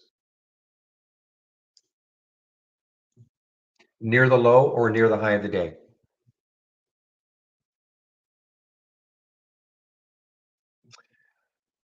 What is the link? I didn't actually, I mean, I can give you the link, of course.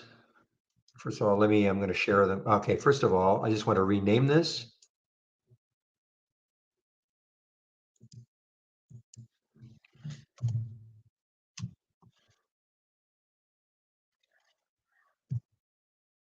The 20-day range low.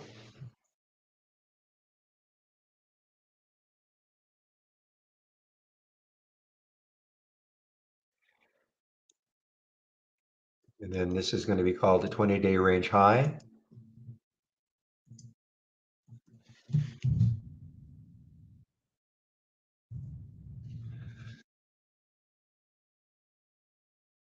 Now, the other thing I'd like to be able to do, unfortunately, with topless, you can't do it. However, if I turn this into an alert window, yeah, I'm going to think about this. So I turn these into alert windows. So here it is anyway. So on the high side,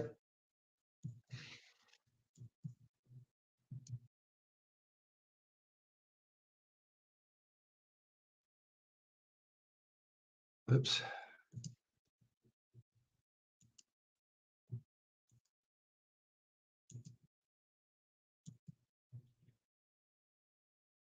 So if I turn these into alert windows, this is what I can add. I can add the distance to the next low high.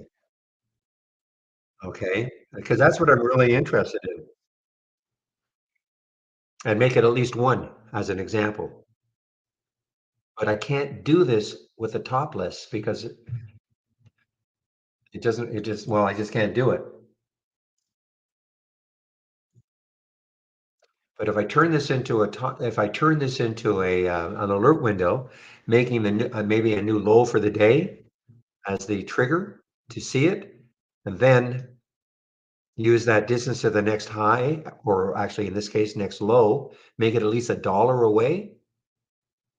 And then that's really going to limit me again, because that's what I want to see. Hopefully not confusing everybody.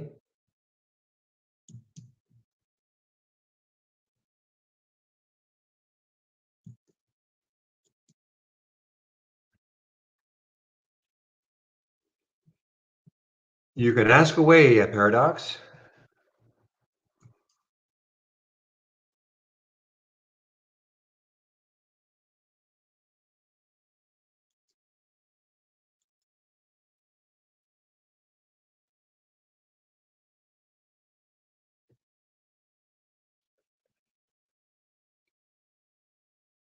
Or this BH, I mean, this one, I mean, I saw this one at around at 50, 23, 26.50.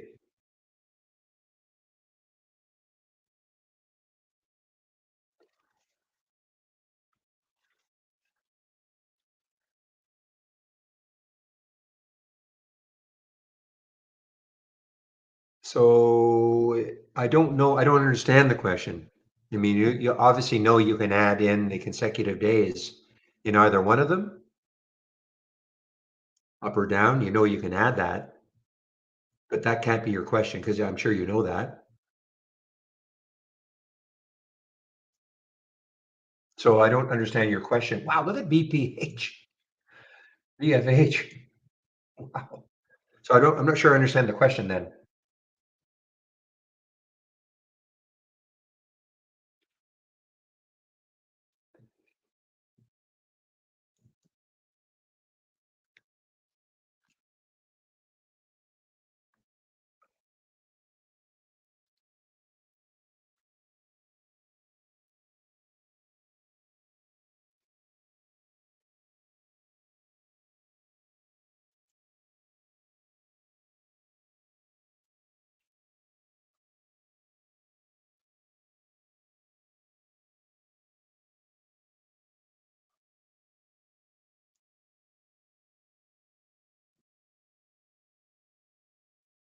Whew, guys, 2:33, so getting close to the end. I may wrap up a little bit earlier. I know I said 3:20, 3:30, but I may wrap up a little bit earlier, depending on what happens. I don't think we're going to get the crazy one.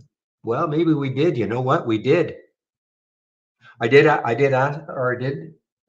Sorry, tongue tied here. So yeah, I mean, if you want, you can always add search consecutive in whatever time frame you want, consecutive days, or not sure that's going to help because I mean we're already looking at stocks that are at least in this one anyway above the 20 days, 20-day high.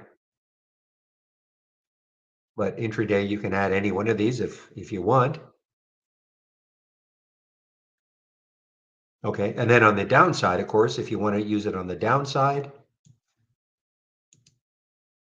You want things to be down, you use a negative number here in the max.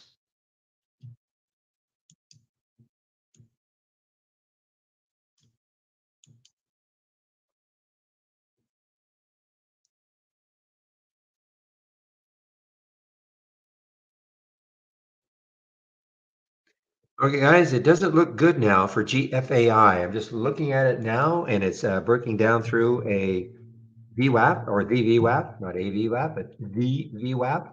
It's breaking down 1375. It broke down.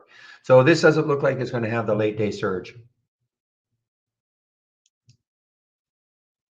That is really starting to sell off. And AI is not. So this is kind of selling off on its own. AI is not, though.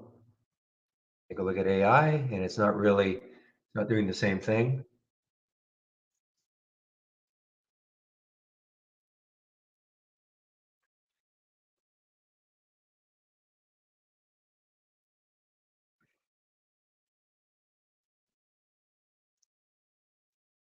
Now, let's take a look at ELOX because that one really, I guess, did have a pop. There was the alert at 534, 228 the time, Eastern time. The alert was at 534 and it popped all the way up to 582, 583.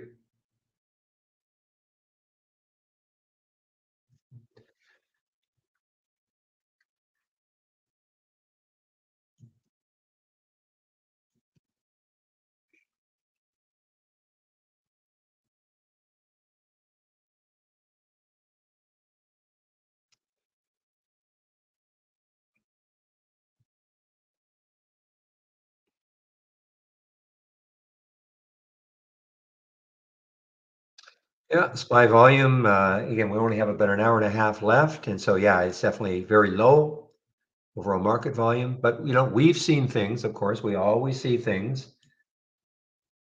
When you have trade ideas, you can always see those kind of alpha stocks that are, trading crazily. Am I on mute? I don't think so. I think people are hearing me.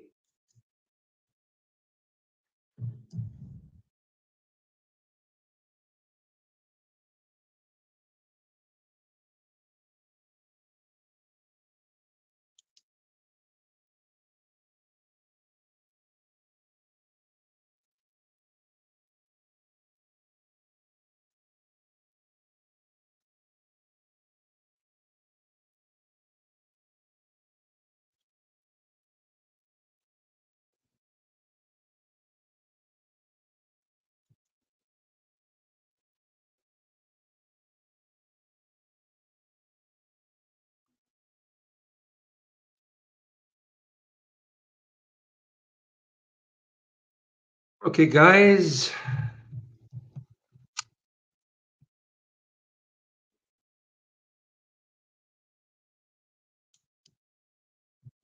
Look at this GUR, by the way. I think at the beginning of the day, it was probably here. No, it wasn't even here. Yes, it was. Look at that. This GUR has been terrible.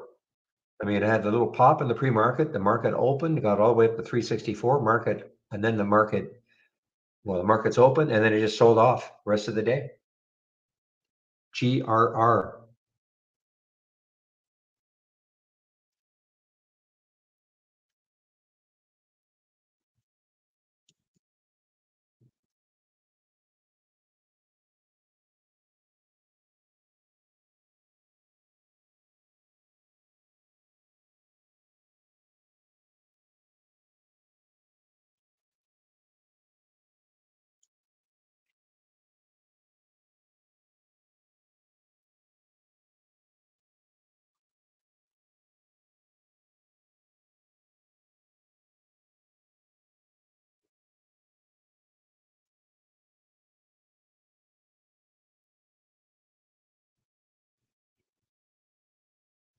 Oops.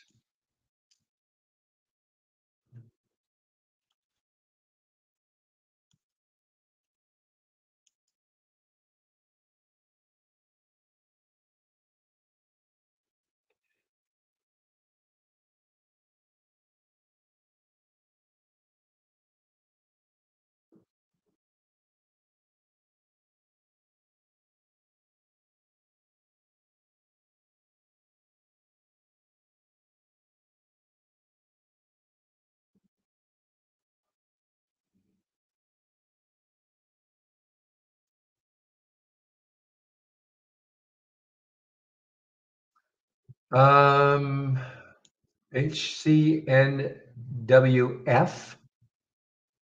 Where are they out of? Oh, Canada.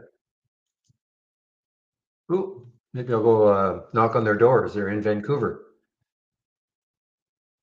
Never heard of them. Hyper focused on moving people and the planet. Wow. They don't.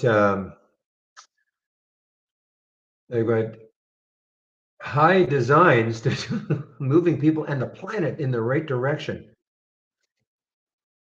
Okay.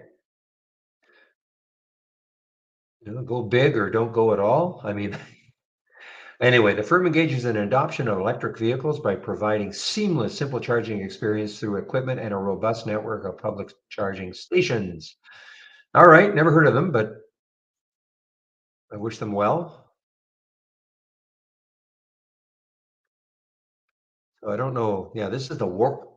Oh, it's not the warrant. This is pink sheets.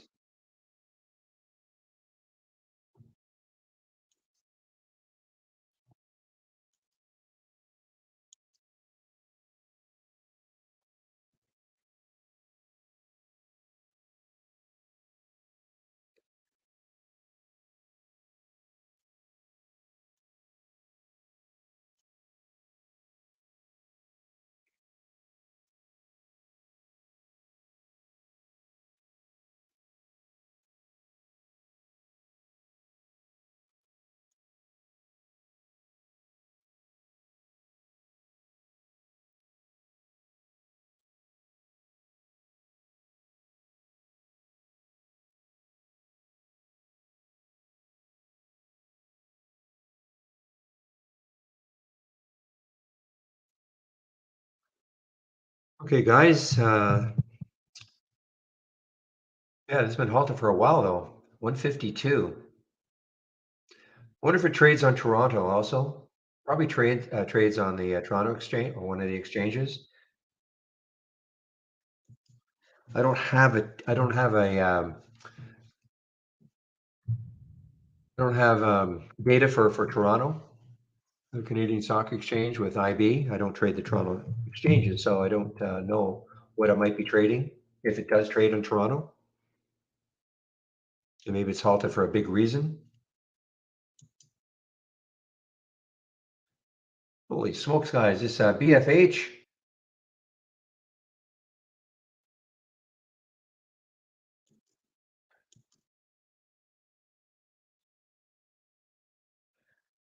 So yeah, I'm going to definitely pay attention to this, especially if it gets a little slow. Just take a look at the top ones.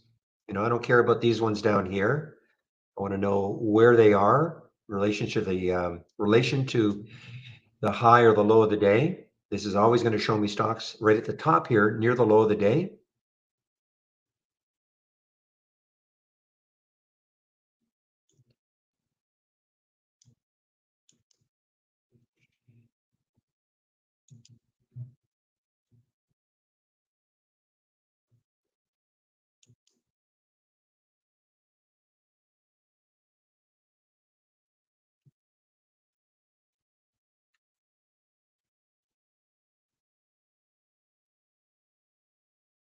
$27.34 is the VWAP, so that is not even in contention. Not that VWAP anyway.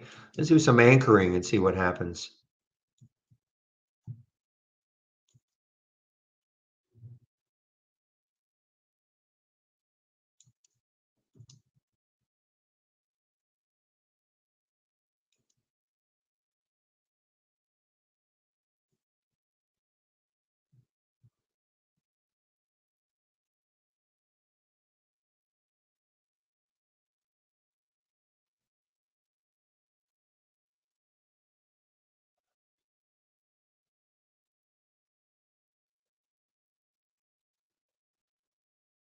Well, no, they're not on. No, it's pink sheets, OTC. It's their own exchange.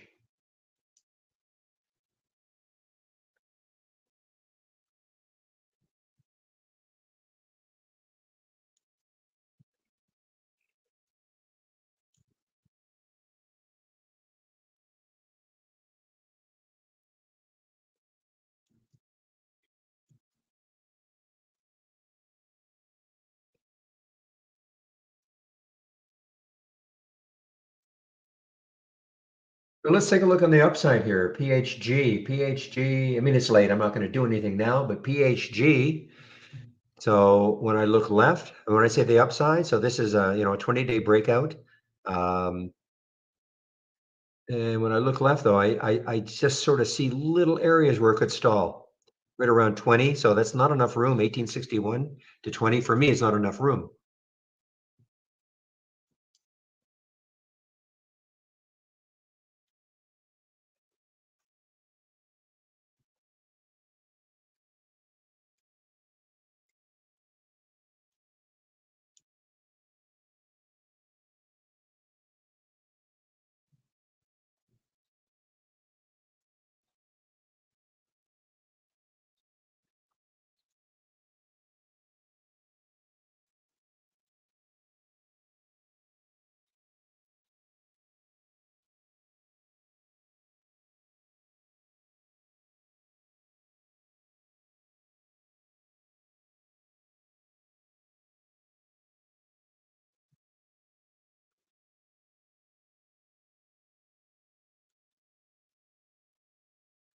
This one also showed up, this tack, but I mean, it's just not moving. I'm not going to lose sight of it though. I mean, you never know. Later on, it might just all of a sudden get some volume, but the volume has to come in, but it's just not really moving. We're at a base right here. So there's a nice base to shoot from.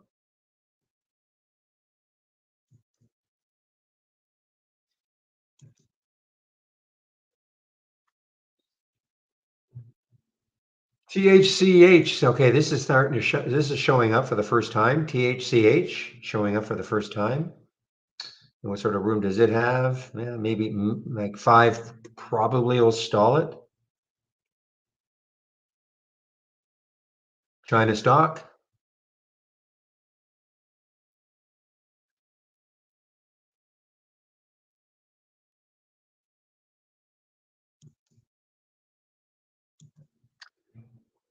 Well, that worked. Maybe do a refresh. Okay, glad that worked.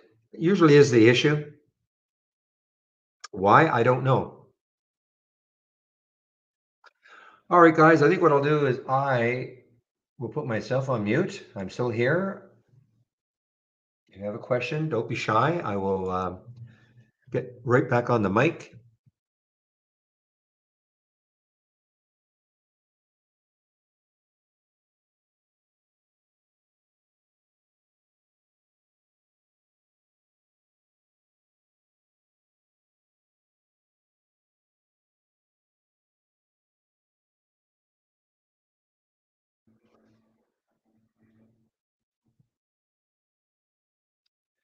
But before I do go, torture you guys one last time with my homepage and all the information you can find on it.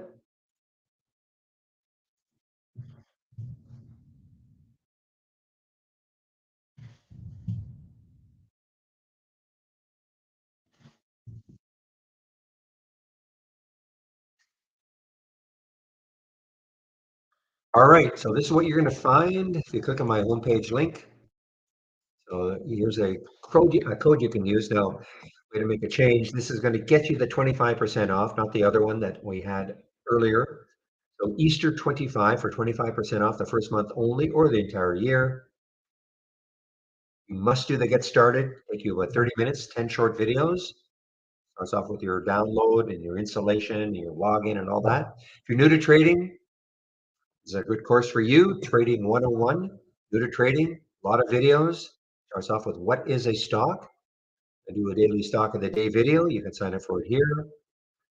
Trade of the week, sent to you before the market opens every Monday morning. I think it finally started to work. It's Akamai. Triggered on Monday. Take a look at it. It did trigger on Monday. Now it's having a nice little day. It did trigger. Somebody have to dig up the email. I'm not sure what the trigger point was, but it briefly triggered. It got up to what 78.50. So the trigger point must have been slightly underneath that. When I say the trigger, when you get the email, you'll see there's a suggested entry and a stop. I doubt if the stop would have been taken out or would have hit the stop. My recollection of the stop was somewhere 76 something maybe. And this got down to, well, got down to 76.88. So anyway, but it is now starting to work. And that is free. Education, big education section is here. And again, here are my scans. Let me add those 20-day range high and lows. Would I maybe get rid of some of these upside movers versus downside movers? But anyway, if you want my scans, here they are. Again, if you click on my homepage link, you have to scroll down to see them, okay? I always forget to mention that. So if you click on my homepage link, this is what you're going to see first, and then scroll down and here are my scans. What I use in the pre-market actives up and down. For the two races, may not display them for a while, but you can have access to the two races that I have in the 10-day daily breakout and down. Momentum scan, which is in essence this one right here. Okay, and then all I did was I just flipped this one to create the momentum down. So if you do take out a subscription, I would appreciate it if you use my homepage link. And then once you get there, use the code. And also if you save my homepage link, then you can take a look at my scans and the education section anytime you want.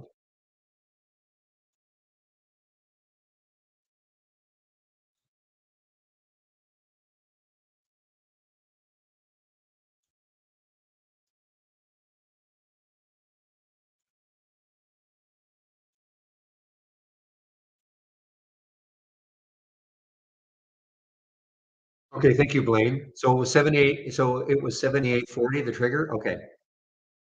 And then it closed below 70. So that didn't happen. So I guess technically, so I guess it is a valid trade of the week.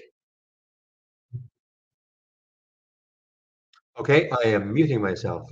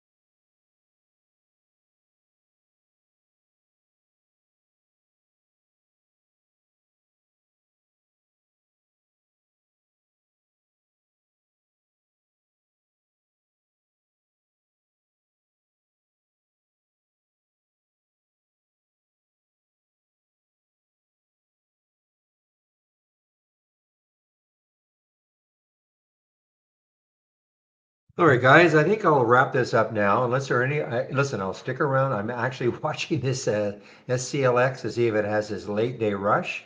But I think I'll wrap it up now unless there are any other questions. If there are some questions, just ask away. Don't worry, don't have to go.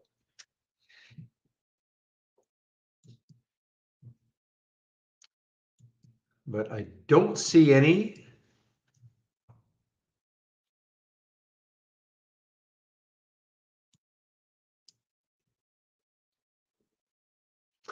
Okay, guys, so I think that's it. Well, thanks for all the help this week. Remember, tomorrow's a market holiday, so we'll see you guys Monday at 8 o'clock.